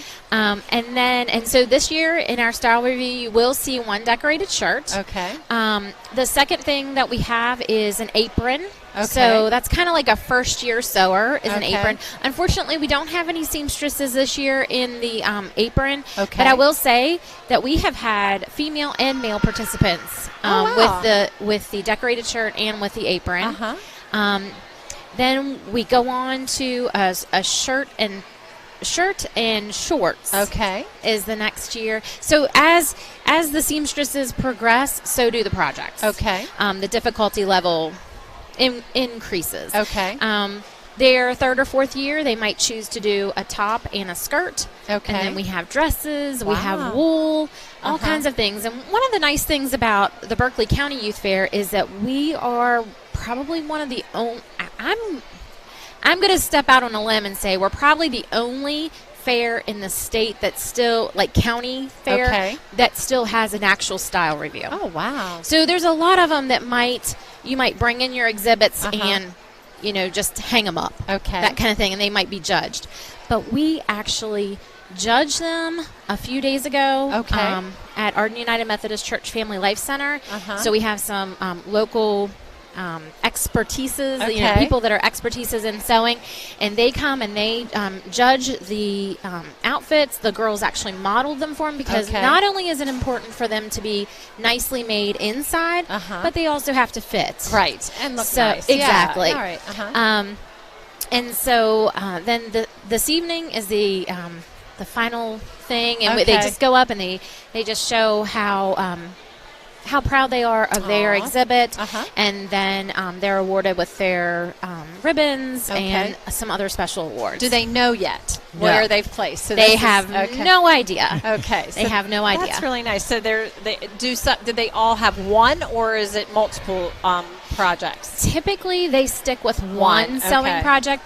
As some of the girls who are more alumni now, as they got older, because they had such a love of sewing that we developed early in their years in 4-H, they would do multiple things. Because as they get older, they might do a nice wool coat that you could wear in the winter, and then they might do some summer shorts. You know, different things that. That they might choose to do more than one project. Now, it's not a template, for example, like they don't all create, if they're at the level of, say, an apron, they don't all create the same apron, right? Does their variety and their own personality comes into it? Absolutely. Now, we do recommend some certain patterns that they follow. Like there's one that's the actual waist, like you might remember from Cooking with Granny or something like that, making cookies. But then we also have more of a chef's one, so that maybe the gentleman might choose that, so it comes up a little bit higher. So we do recommend some of the patterns. However, their real personalities come out, I think, in the fabric they choose. Oh, nice. Because they pick all kinds of different things. Yeah. And I might also add that their first year actually sewing, they have to show how to sew 3 different types of buttons. Oh, wow. Did you know there's 3 different types of buttons? I did not. I can only imagine the different holes and the different difficulty, and just, I mean, not just hand threading, but working with a machine. So they're all working on a machine, correct? So for most of the projects, yes, they're working on the machine. However, when it comes to hand sewing, like they hand sewn hems, but they hand sew these buttons. Wow. So I don't know if you've ever looked at any of your wardrobe pieces, but there are 2-hole buttons. There are 4-hole buttons. And there are these special ones that don't have any button on the top, but they have a shank on the bottom, and those are called shank buttons.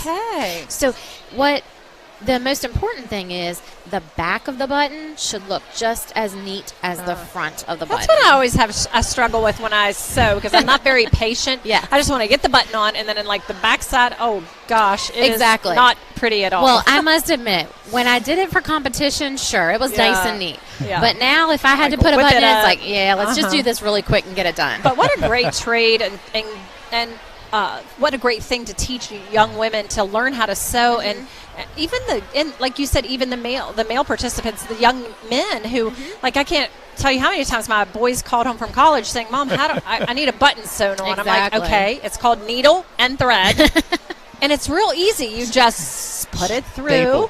It's called staple. I'm like, okay. We had a friend we always teased, and a lady that was more of my mom's age, and we would always tease her that she couldn't sew, so she would get out duct tape. Oh my gosh. Or like you just said, Matt, the stapler. Because she was just not a seamstress at all. Well, you know, it is something, a craft that they'll learn, or a gift or a talent that some people can do, really excel at, and some will carry that with them forever. My mom, I mean, I just remember she made all of our clothes growing up. I mean, Sunday clothes, not just, I mean, that was back in the day when we were wearing long dresses, like Little House on the Prairie. She would make, they're coming back, by the way. Oh my gosh. She made the most beautiful dresses. My brothers, she made their suits, like Sunday suits. And my mom, that has been the one thing as she has aged, that there was a time period her health wasn't good and she couldn't sew. She couldn't keep her hands still enough, and it really was hard on her not to do what she loved so much. And now that she has gotten better, that was one of the first things that she wanted to start doing again, was sewing. So it's wonderful, because now we have our in-house seamstress back, and we always take her projects because we know it's so good for her mental health to be able to do it. But I'm sure that some of these girls that we see, this is a trade they'll take with them forever. And we often refer to sewing as a dying art. Oh, yes. Unfortunately, so many people you can go to the store and probably buy something a little bit cheaper than what it may cost to actually make it. Yeah. But we think it's so important for some of these people to learn how to, and if that's that's one of the things, at least with our 4-Hers, to make the best better. So if maybe one year you get a red ribbon, then maybe the next year you take a sewing project again, and your goal is to get a blue this year. Something like that. So. Like I said, Berkeley County is definitely one of the only style reviews still active. When I was in 4-H, I went to state and then national for sewing in 1990, I believe it was. Went to Chicago for the National Club Congress as a seamstress. So you can go as far as you want to advance, in this, but we feel very pleased to still have. This year we have, I think, 9 or 10 seamstresses. In the past, we've had 40. Oh my gosh! So it is something that we're trying to still keep alive here in Berkeley County. We get a lot of support from the public. Volunteers that come judge for us. We have a lot of special awards that we give that are named after some real important individuals that helped other people with their sewing in the past, and unfortunately they have passed, but we honor them by giving some awards, and you'll probably hear about that tonight. Oh wow. And I've seen some of the girls walking around with in their outfit that they've created. Oh my gosh, they're beautiful. I can't wait to see. I hope we'll be able to see it because they're up on the stage. They are. So I think hopefully we'll be able to see it on the TV. And we're really looking forward to that and seeing the level of creativity and excellence that they're going to bring to the stage. And that kicks off when? Soon, right? 7:30. Okay, so are we getting close? We're working on it. There. Yeah, we have a little more time. One of the things that you will see is throughout the years, just the different styles, just like the styles change in the clothing stores and things like that. The same thing happens here on the stage at our youth fair. So they're really creating something that's modern and contemporary for them. Absolutely. Absolutely. I think you're going to be amazed at some of the outfits that you see tonight, because it's like, are you sure you didn't buy that? Exactly. Because my goodness. But if you looked inside, I guarantee you they're made better than the clothing that we buy. Oh, I bet. I can't wait to see them. That sounds like something we should talk to Anthony and Mark downtown at Flowers Unlimited. There you go. You know how they did the Miss West Virginia window? I would love to see the all of the entries, like where you could watch them for go by and see a display, and I just love seeing the showmanship of all the youth and their different projects this week, and just bringing greater attention to all of their hard work. So I'm looking forward to it. And, like you said, I hope that this is an encouragement too when more people see it on TV, and just that we'll see it grow. And, as you said, it's not to some it's maybe a dying art, but we'll see it grow. I always remember Lost Dottie, who had the sewing. Absolutely. I used to go there and buy all my fabric. Gosh, yes. And one year there is a project that is sewing with wool, and so I don't know if you remember, but Clearbrook Woolen Shop. Okay. And then it turned into a restaurant, and they're going to make it into a new restaurant now. But that was a woolen shop, and that's where we went to get our wool there in Clearbrook, Virginia. And that's a hard thing right now to even find good material, because so many shops have gone away from offering it. And then the really nice one that was in Hagerstown that we always went to with my mom, it shut down. So, it's hard. I mean, I guess it's just times are changing, and we have some girls who have purchased, like they've just seen a fabric and they're like, I really love this fabric. Okay. I'm going to hold on to it for a while and see if the exact right project comes along that I want to do. And so tonight you're going to see a jumper. Okay. By our 4th runner-up in the Miss Berkeley County Youth Fair, Elena Miller. She purchased this fabric several years ago, saved it for the right time, and it is the cutest little jumper. Oh, my goodness. I think I've seen her walking around here, and there's someone with a dress on, one of the girls right over there. Yes, and I was like, a striped dress. It's absolutely adorable. Gosh, yes. And like I said, I guarantee you it's better made than any of those things that we buy. Do they from keep the stores, them, or do they they don't auction or do anything like that with their projects? But I will tell you, so far they're not displayed. But after tonight, after they get their ribbons and receive their awards, we will go and put them up in the indoor exhibit hall. So the public is welcome to come and look in our indoor exhibit hall. It opens at noon every day, and it's a nice air-conditioned building. And all the clothing will be up on display. Okay. And we're very fortunate that the chairperson, my mom, Barbie Frankenberry, she takes pictures every year. So we have scrapbooks from the years past. Oh, wow. They are amazing to go back and look. Gosh. And yes, there's even ones of me from when I was little. Oh, my goodness. Yeah. Oh, we'll have to check that out. And I bet just to see, like you said, the trends of clothing and how it changes over the decades, that would be really fascinating to see the comparison. Definitely. How long have they had to work on these projects? Yeah. So usually our 4-Hers pick their projects in September or October. So that's like October's, I believe October is the actual first month of the 4-H year. Okay. So they pick their projects then. I will tell you that a lot of people wait until the last minute. My daughter included. But you know, depending on when they have time, but they only have from whenever they get their book and decide what project they're going to do until the end of July. We did have our the actual judging of it last Tuesday. Okay. So we had that judging last Tuesday, and then, like I said, they do not know any of the results until tonight. That's great. Okay, so they'll be just as surprised as we will, or find out when we will. Absolutely. And how do the judges? What is like some of the criteria for what they judge? So of course they're looking at workmanship. Okay. First, you know, when the girls come in and they model, they're looking to make sure it fits them appropriately, that it's maybe something that looks good on them, you know, because you want to make sure that you pick something that looks good on you. Right. And then from there, they go change, they bring their garments back in, and then the judges really get to look at the inside. Oh, wow. Okay. So just seeing how you know, the seams are finished. Okay. A lot of the seamstresses have hand sewn hems, and so that's very tedious, but it also needs to be very neat. So they're always looking at that kind of thing, and just making sure that our seamstresses are encouraged to bring their patterns with them when they come to the judging. Oh, okay. And occasionally the judges will ask for them to bring their pattern back, and they'll look and see if they maybe follow directions correctly, or maybe they looked in a book somewhere differently how to do something a certain way. So great. There's your mama out there. Is she still a part of the style review too? So she's the chairperson. Okay. And then there is a committee of us that help with the style review. Okay. So she will. Yes, she's in charge.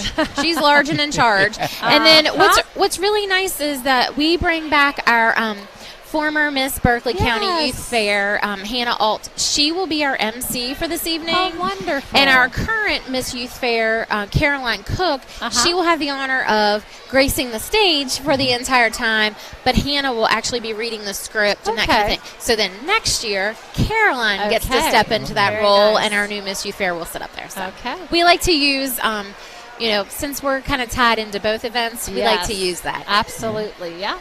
Well, do we need to take a break before we actually? We can. Because you're starting right at, what, 7:30? Absolutely. 10 minutes. In 10 minutes. So we ready for a break, throw to a break, you think? Let's do it. And then we'll come back. Thank you so You much. are so welcome. Now we're ready and looking forward to seeing it. And good luck to all the girls. Thank you so much.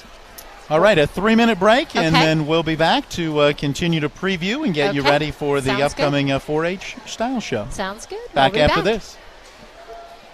Let's talk trash, because when it comes to trash, you have options. Panhandle Dumpsters is a local family-owned garbage hauling company serving both residential and commercial customers with weekly trash pickup, dumpster service, yard waste pickup, and bulk pickups too. Panhandle Dumpsters will give you a free trash can and provide curbside service for just $23 a month. Panhandle Dumpsters features a fleet of quieter, eco-friendly garbage trucks, thereby reducing the noise usually associated with pickup. Switch now and save up to 30%. Call 833-DUMP-STR, panhandledumpsters.com.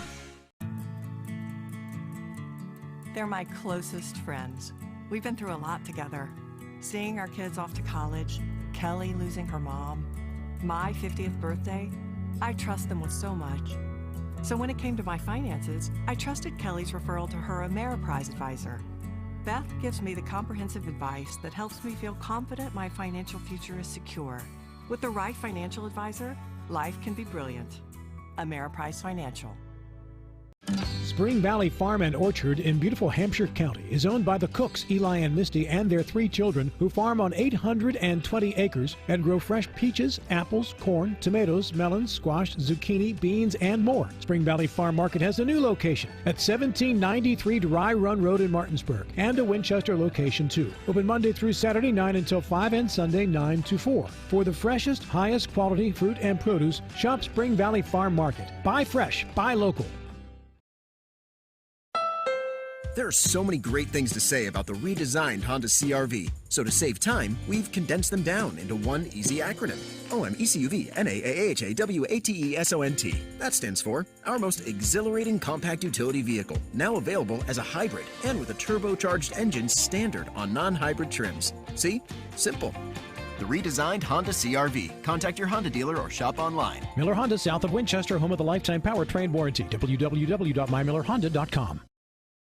With 4 new car dealerships and 4 used car dealerships in 3 states, Parsons is the largest used car and fastest growing new car dealer in the tri-state area. Take Parsons Ford with huge savings on hundreds of new Fords, financing from 0%. Parsons' goal of financing for all, and Parsons' famous above-market trade-in allowances that help make Parsons #1 for used cars too. See why so many won't buy anywhere but Parsons Ford in Martinsburg. We became #1 by making you #1 first. Parsons. KMG Computers wants to be your one-stop shop for any electronic repair needs, along with electronic recycling. KMG specializes in phone and tablet screen repair, quality sales and service of desktop and laptops, along with other PC equipment, all at a customer-friendly speed and price. KMG is located at 17 Hovatter Drive in Inwood, along with their new location at 311 Cumberland Valley Place in Martinsburg. So stop and see them today or give them a call with questions at 304-821-8203. KMG Computers, quality service in a prompt manner.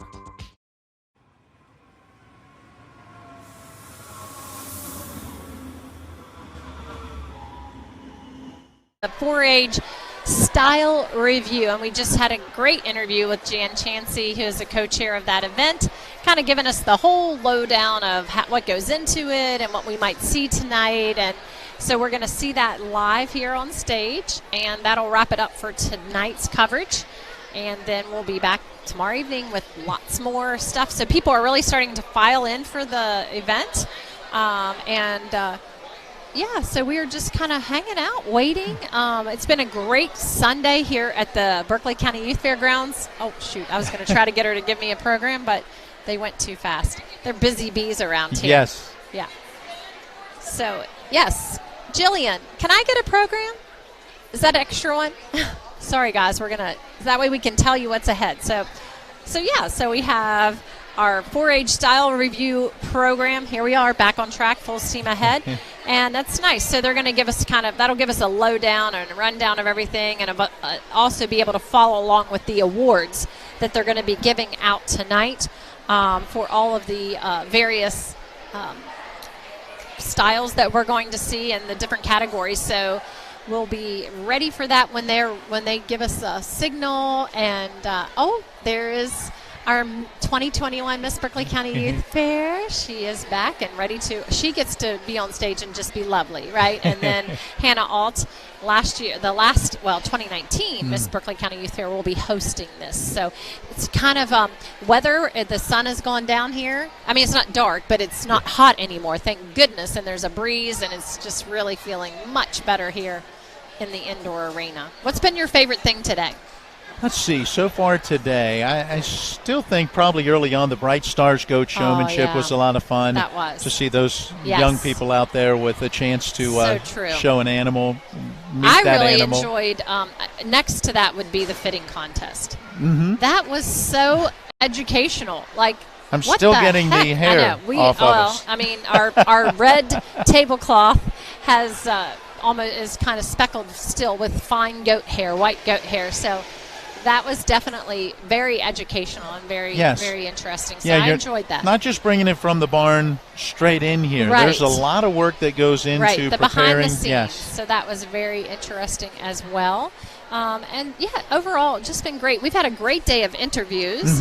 So just remember, if you are just joining us or maybe you don't follow us on social media, hey, go over to Facebook and give us a like and a follow, and that way you can stay up to date with all of the latest, greatest things that are happening down here. We're trying to put stuff on there as much as we can, and our website as well. If you have really, really detailed questions, I know a lot of people are asking some questions I don't even know the answers to, so I'm sending them to the website, which is berkeleycountyyouthfair.org. And here we are. This is the 74th annual fair. That's a long time tradition here in our community. And amazing to keep that string going last year. Yes, even through what we all experienced last year and then having the virtual fair. So I can see that all the participants are beginning to line up near us to go on stage, so we must be just minutes away. Yeah, getting ready to go as we check our timing. We're within about 2 to 2.5 minutes from the bottom of the hour as they are scheduled to get started right at 7:30. Yeah, and of course we always want to take an opportunity. You've seen a lot of our sponsors when you've watched the commercials in between. Those people have sponsored, but there's also a lot of sponsors just directly to the youth fair. And as we had mentioned earlier, we're so grateful for the board's sake that last year, even in spite of no in-person fair, many of the main sponsors continued to sponsor the fair, the virtual fair itself, and just help the organization get through so they could get back on track this year. So we're so grateful to the community. I know that Mike had said we were going to have some slides at some point during the week where we just throw those up on the screen to give a shout out to all of the sponsors of the Berkeley County Youth Fair. So yeah. And hey, again, if you've never participated in the livestock auction, the livestock sale that happens on Friday evening, and that intrigues you, really seriously, jump online and check that out. There'll be, like we said, we're pretty sure it's just the 4 species that will be for sale, and it's a very fun activity and event, and it gives you a chance to not only invest in the youth of our community, but take home something as well, as you will get the option to have that market animal butchered and then picked up, and we'll be able to take it back and put it in your freezer. And I'm telling you what, when I was at the grocery store the other day with my husband Rob, and we were looking at the price of beef and even just in general the price of everything right now, this is a great investment, not only into the youth, but into your wallet, because, I mean, it really is affordable in a sense that if you look at the long term of how much you're getting out of that animal, it really is a great value. And to know that animal was raised locally, and such great care was taken in handling that and raising that, and I know they have criteria by which they raise those animals, so that's a good feeling to know that. We do know the order of sale. It is here in the book, and so they will begin with goats on Friday night at 6:30, followed by steers, then hogs, and lambs. We'll close it out. So the 4 again: goats, steer, hogs, and lambs. Okay. Well, there we go. That's the order. Inching our way ever closer, we see our current Miss Berkeley County Youth Fair, Caroline Cook, making her way up the steps. And we are moments away from getting the event underway. Nice crowd filing in here to the indoor arena. And here in just a moment, we'll be making our switch over. Yes. Yeah. Give you exactly what is coming through the sound system. I kind of was wishing, and when she was talking about that, I was hoping she was going to say that some of these outfits were for sale. They are really adorable. My daughter would love some of these outfits that I've seen walking around. So, yeah. But we sit and wait and patiently as we're getting ready to start this show. And just kind of keeping our eyes and ears open for a signal so we don't miss a second of the action. We know they're all in holding position, and she is ready. So here we go. We're ready to transition up. Enjoy the show.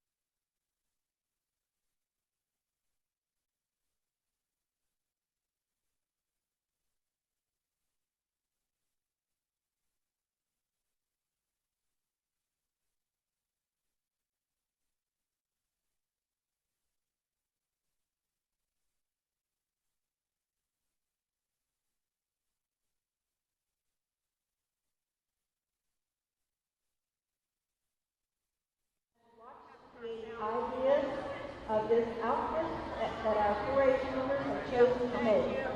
Tonight is a completion of a year-long project for all these young ladies. You will be modeling their creations they have constructed. I want to encourage each of these participants to continue, take sewing as a project, and to progress as far as they can with their sewing endeavors, so that the art of sewing will always thrive and grow. We invite you to stop for a while, or sit where you are and enjoy the variety of outfits. In 2019, the young lady you're about to meet was chosen to represent our community for when she received the title of 2019 Miss Berkeley County Fair. She crowned Caroline Cook last night during the opening event of the 2021 Berkeley County Youth Fair.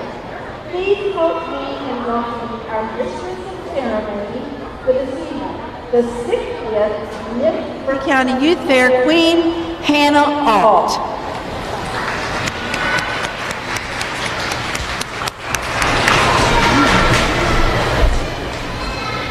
Now, do you bring her up? Okay. Just say I'd like Miss Berkeley County.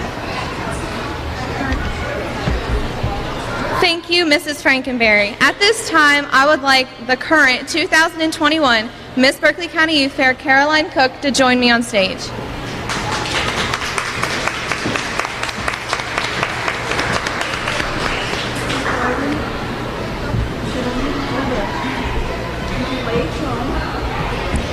It was an honor to be chosen as the 2019 Miss Berkeley County Youth Fair Queen and to represent the youth of Berkeley County. The crowning of the 61st Queen finds me joining the other former queens who have gone on to become valuable, hardworking women in their communities wherever they live. I want to encourage each of these participants here tonight and others to participate in the Miss Youth Fair contest when they are old enough so that they will see what fun it is to be part of such a wonderful activity. So now let's get started because we have really wonderful creations for you guys to see. Our first 4-H model took the project under construction year 1.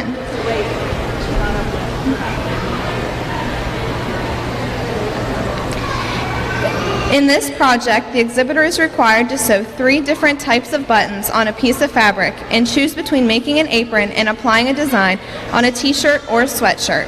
We welcome our model who chose to make the decorated shirt. Angelina Alball has been a member of the Wetumpka 4-H Club for 2 years. She took up sewing because she thought it would be fun.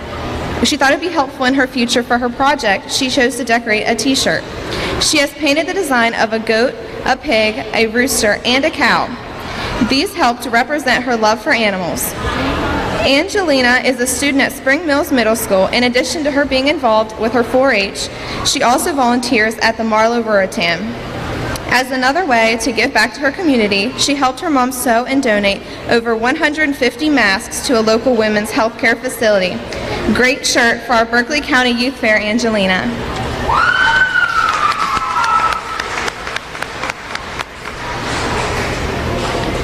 Year 2 of the under construction project is the area that this model has chosen to take.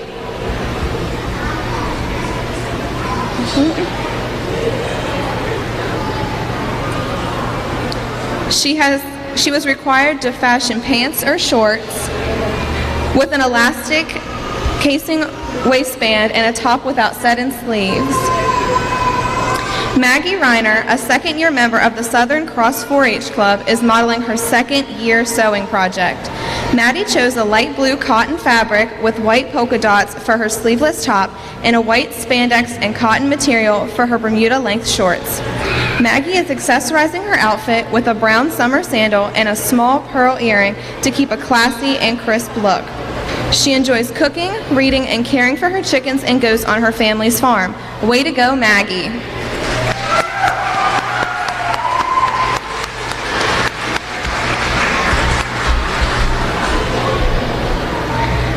Our next model chose year 3 of the under construction project where she could construct a skirt or pants with an applied waistband with a hand hem. The top could have been any of sleeve and or facing. Reagan Chansey is a 12-year-old fourth-year member of the Arden 4-H Club, currently serving as the club's treasurer, as well as a fourth-year seamstress in our style review. For her project this year, she chose a cream cotton fabric skirt with yellow and tan flowers accented with black leaves. Reagan completed her first hidden zipper while sewing her skirt. For her top, she chose a black rayon nylon spandex knit fabric, another first for her. Reagan attends Mountain Ridge Middle School and enjoys dancing at Terry Joe's Dance Studio. She also plays recreation volleyball on the Red Storm and has been in the Panhandle Boomers travel volleyball organization for 2 years.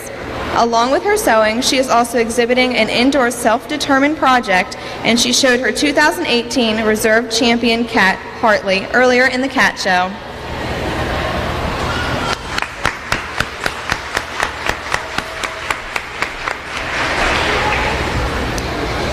In the Fashion Forward project, Year 4, a dress with a joined bodice or pants and a jacket are required. Either outfit must have set-in sleeves, a sewn collar with interfacing, and a zipper or button closure. Savannah McDonald has been in 4-H for 6 years and is a part of the Wetumpka 4-H Club. This is her 4th year in sewing. She is modeling a light blue and white sketched outline floral chiffon calf-length dress with tulip sleeves. In addition to sewing, with her other projects include a market lamb, market goat, breeding goat, woodworking, and electricity project. Nice outfit for a busy exhibitor.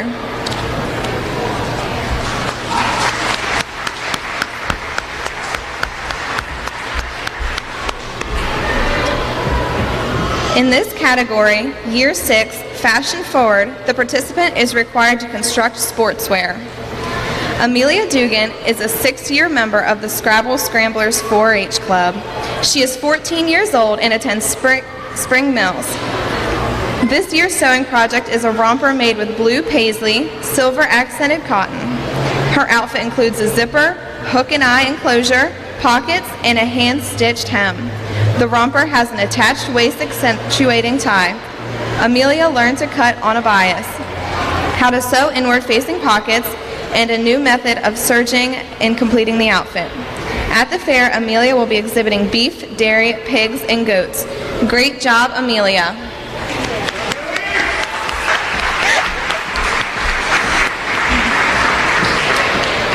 Marley Hurlbrink is wearing a comfortable, beachy, and light dress for a casual sportswear event. The pastel striped shades and a gauze material make for a fun day. The dress gathers at the bodice with elastic on the back, sweet ties at the shoulders, and adding facing combine for a perfect fit. An added 8-inch ruffle is added at the bottom for a super cute style.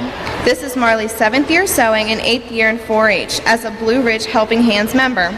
She is excited to be starting the 10th grade at Musselman High School, where she is in ROTC, on the track team, and a member of the marching band.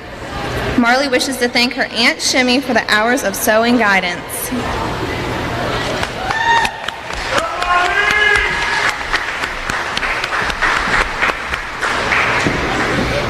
Ada McCoy is a 6th-year member of the Southern Cross 4-H Club. She is modeling high-waisted cotton twill shorts, this evening for her sportswear attire. These stylish shorts have set-in pockets, a front flap zipper, and top-stitched pleats in the front and back. They are finished with an inch cuffed hem. Ada said that most challenging part of the sewing project was learning how to do the front flap zipper. She has accessorized her shorts with a black top and matching belt. Ada is an outside hitter on the Blue Ridge Volleyball Association and Blue Ridge Sand Volleyball Club. She will be an incoming freshman at Musselman High School this fall, where she also plays volleyball and is looking forward to meeting new people. Wonderful job, Ada.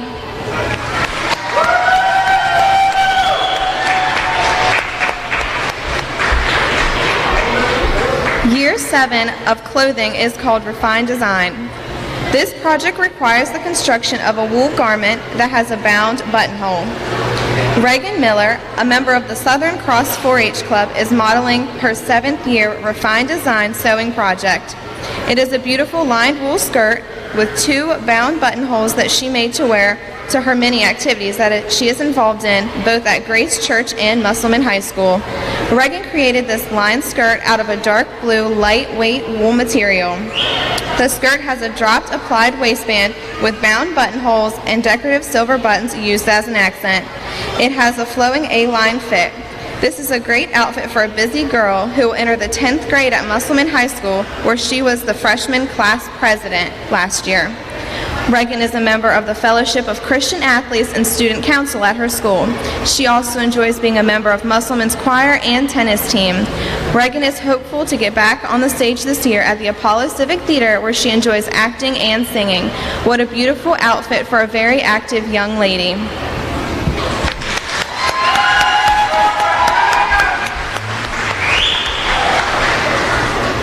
Our next two exhibitors have chosen to make clothing creations through the self-determined project category.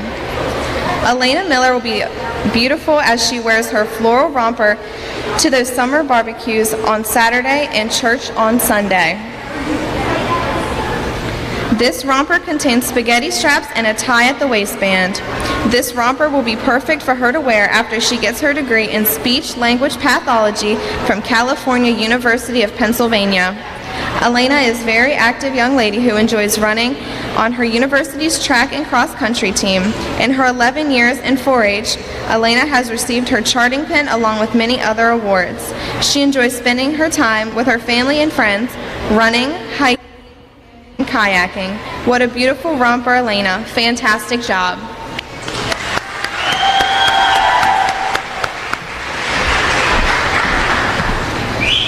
To make the best better is exemplified in Abigail McCoy's 10th year sewing project.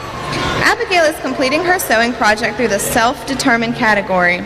Abigail completed a service project where she made dresses for children in third world countries. Dress a Girl Around the World is a non-profit organization through Hope for Women International. This organization strives to bring dignity to females, and their vision is every girl deserves at least one dress. The dresses that Josie and Lexa are modeling this evening are samples of the dresses that Abigail and her friends and family created for these young girls. It was a requirement that each dress had to be loose-fitting, made from a sturdy cotton blend, and have at least one pocket. The organization offered several different patterns to use. Josie's dress is made from a t-shirt with an attached pleated skirt. Lexa's dress is an A-line dress that is knotted at the shoulders to allow for comfort and growth. After the fair, these dresses will be shipped out along with 23 others to little girls around the world. Can you imagine the smiles on the little girls' faces when they received these colorful dresses? A simple new dress can change a girl's life and let them know they are loved.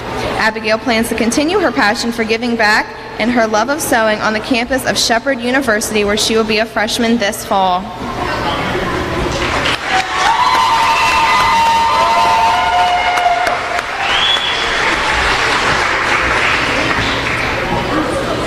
Now let's bring back all of our models, one group at a time, for another look at all their work and the presentation of the awards. Mrs. Frankenberry, our chairperson of this event, and I will be recognizing these young seamstresses for their endeavors. Thank you, Hannah. Great. Huh?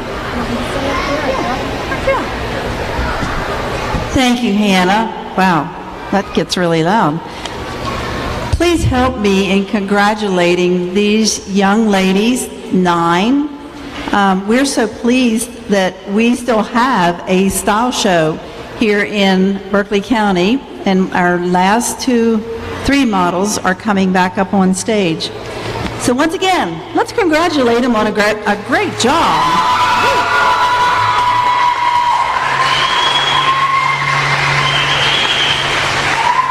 I'm going to ask our Miss Youth Fair, Caroline Cook, to come over, and Hannah will come back up, and she's going to help.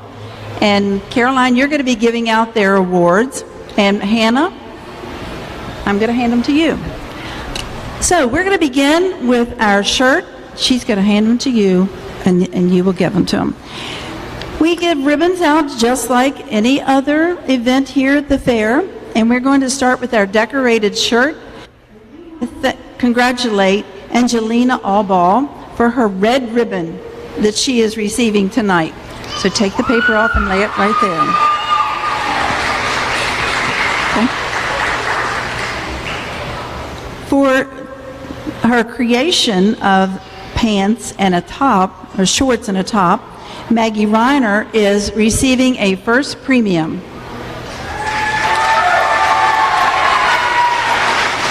Now, if you're new to this event and you don't know what a first premium is, we give blue, red, and white. We try not to do that. But if you get a first or second or third premium, that means you've done a little bit more expertise on your project. So that's why you will hear a lot of these first, second, and third premiums. So now we go to skirt and top. And receiving a first premium is Reagan Chansey for her skirt and top.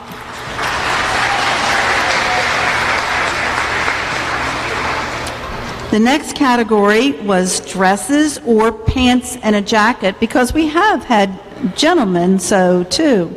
So tonight we are giving Savannah McDonald a first premium on her dress.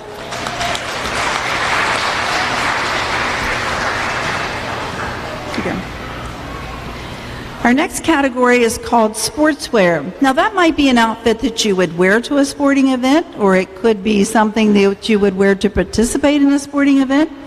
So tonight we are congratulating Amelia Dugan with a third premium. Marley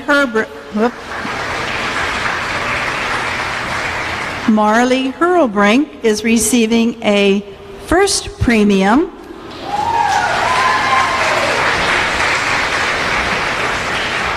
And Ada McCoy a second premium.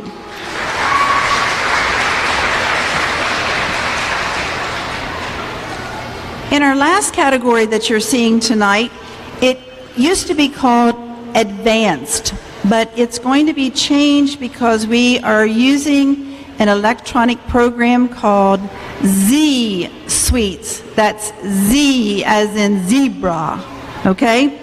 And because of that, we are now calling it a self-determined, but here's what must happen.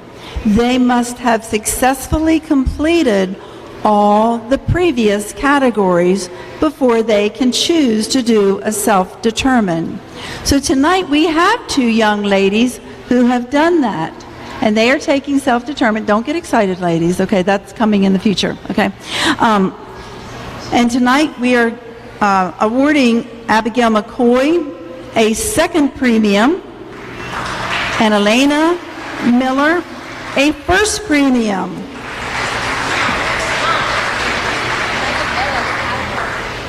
I didn't? Oh, and I skipped Reagan Miller because I was talking to you and telling you about this new category. Because Reagan Miller did wool, and in that she had to do a bound buttonhole, and I don't want to skip that, because those of you who have sewn, you know a bound buttonhole is quite difficult. So Reagan, we congratulate you on your second premium. Okay?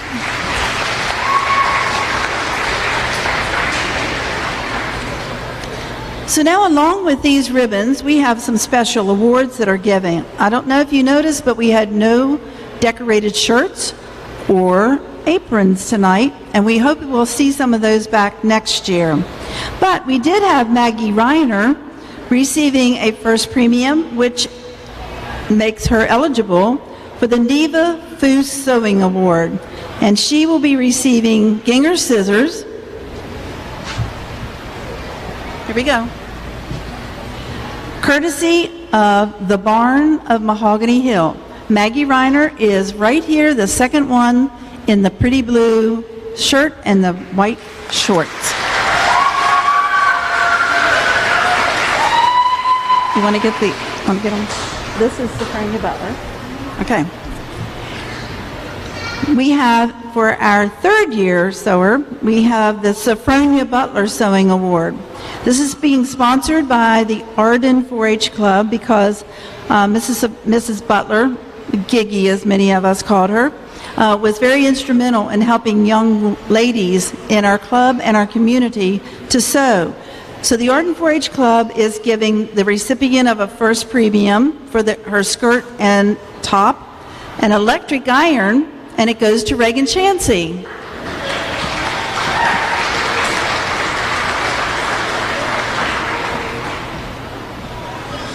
Our next award is the Mary Whittington Sewing Award, and it's sponsored by Swan Pond 4-H Club. And Casey's down here, and we're going to get a picture of you with her later on, okay? And tonight, receiving a sewing book for her 4th year is Savannah McDonald with her dress.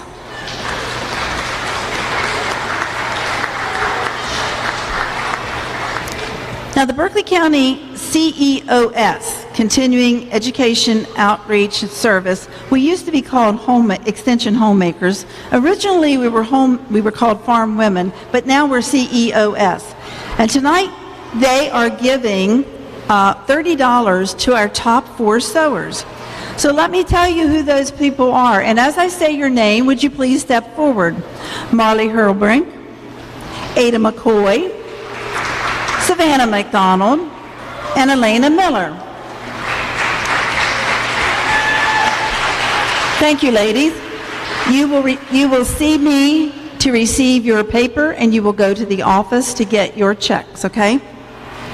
And now, I want to tell you about our reserve champion. Our reserve champion is sponsored by Carolyn Bohr, and they receive $10. And our champion tonight is Marley Hurlbrink.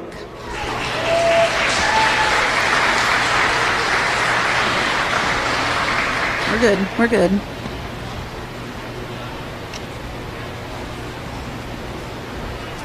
Now, normally, Marley would be given the Sally Davis Memorial Award. Sally was a young woman who served here in Berkeley County. Every year, she tried over and over to do her very best. And she didn't always get that top award, but she at least got the best that she could do. So her family honors her memory with the Sally Davis Memorial Sewing Award, and it's a pair of Ginger pinking shears. Now, if you don't know what that is, you ask somebody beside you when this is over tonight what pinking shears are. So we want to thank the Roy B. Davis family. This normally goes to our reserve champion.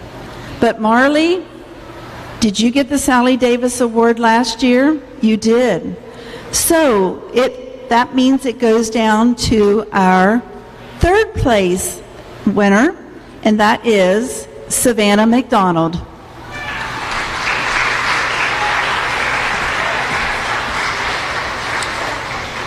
And now I think there's one more, but before we do that, I need to thank some people.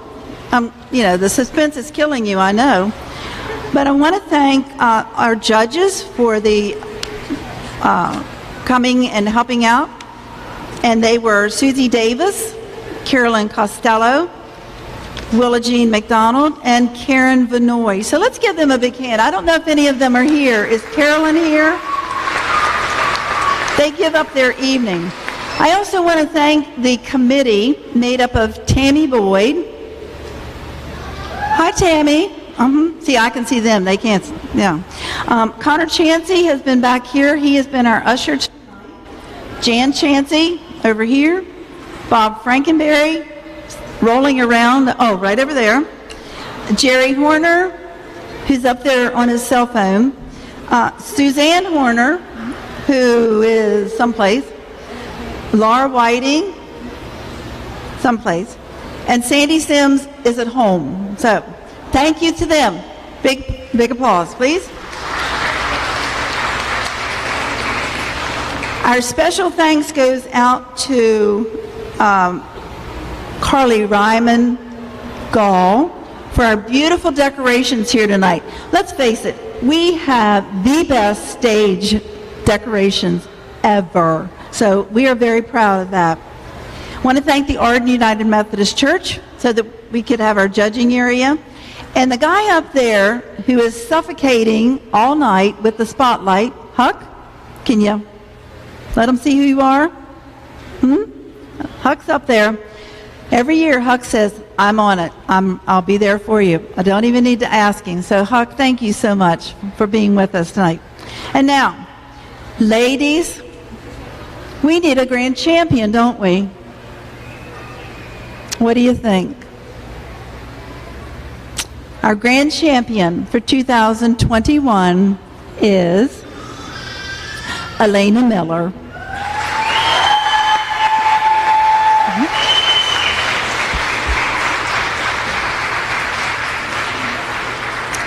Now, ladies and gentlemen, we want to thank you all for being here with us tonight. We are going to be taking some pictures. We have some of the awards presenters with us. And if you want to see more about our 4-H style show, look in the indoor exhibit area and you will see these lovely garments.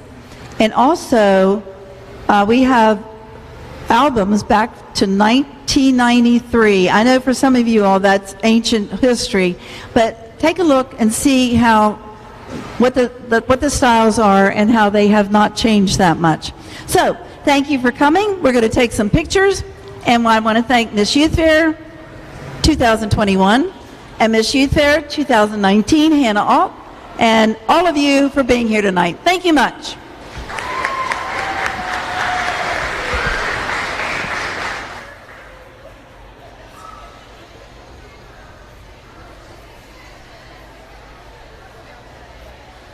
Well, here we are back, and there you have it. The 2021 style 4-H style review is in the books with the overall grand champion, Elena Miller, winning that. And every single one of them received a special award, so that was really great, and so much talent on that stage. Yes, very well done. And yes. I believe we did get confirmation. The grand champion was the material that was purchased several years ago and held on to just for this moment. Yeah, so it really paid off, huh? It did. Okay, so that's it for tonight, right? For today. Is this a wrap? I believe it is. This is the final event here in the indoor arena. Tonight, and so everything else going on outside right now, including the truck and tractor pull that is underway. So we will wrap things up from here and be back on the air tomorrow at about 3:30. Sounds good. That'll lead into the 4 o'clock sheep show. That's right. Okay, looking forward to that. And the fair is still open till 11 o'clock tonight. That's when gates close. So if you want to meander out, you're certainly welcome to do so. But if not, we hope to see you sometime this week. Stop in and say hello to Matt and I. Yes. In the main arena. We'll love to say hello. And, let's send out a few more thanks as well. Donald Kenny doing a great job. He's been one of our camera operators getting some of the events that aren't on live. He and Colin McLaughlin as well. Colin right now working one of our cameras. Spencer Dupuis, who's been here for part of the day, now back at the studio. Nick Verzolini also has been back at our TV10 studios. Sherry Dieter Davis and Donna Schaffner have been working as our on-site producers. And let's see, Mike Hornby, of course, our executive producer, thanks to all of our sponsors, including our title sponsor, Panhandle Dumpsters. Yes. There it is. That's an important thing to have those here at the Youth Fairgrounds. They're all over the place, the Panhandle dumpster containers, and keeping things clean out here at the Berkeley County Youth Fair, where we'll be live all week. Different times each day, so tune in to find out when. And on the off hours, you're going to see replays. So. Yep. That'll do it for us today. Talk to you again tomorrow. We'll see you tomorrow.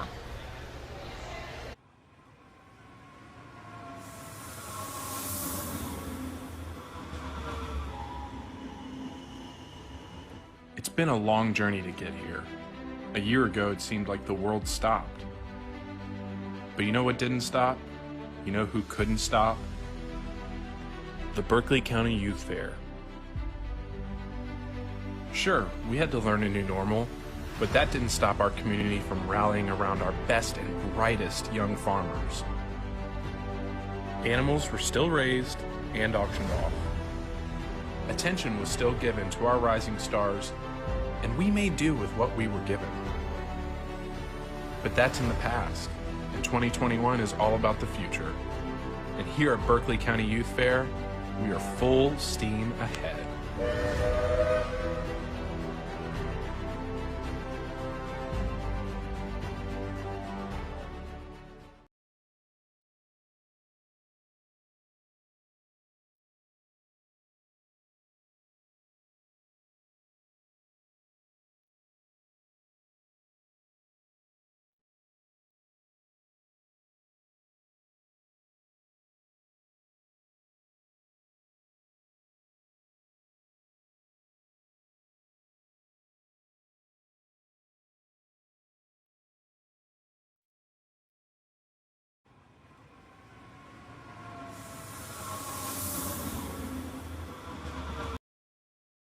Thank you, ladies and gentlemen, for tuning in here on WRNR TV 10 on Comcast. My name is Colin McLaughlin, and right now we are getting ready to start here at the Berkeley County Youth Fair this morning, the dog show on this beautiful Sunday morning. Welcome to the 2021 Berkeley County Fair Dog Show. We are ready for our first class, Class 1, Wiggle and Wags Year 1. In this class, exhibitors will be judged on presentation, including how well their dog is groomed and their dog's ability to heel and sit. 429, Blake Dryden from Wetumpka 4-H Club.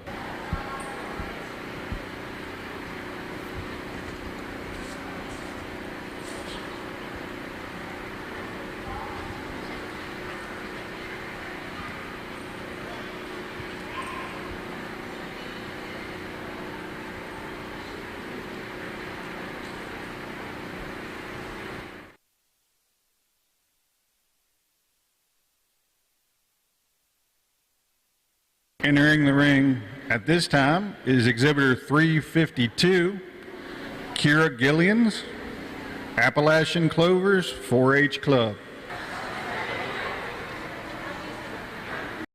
Thank you, ladies and gentlemen, for tuning in here on WRNR TV 10 on Comcast.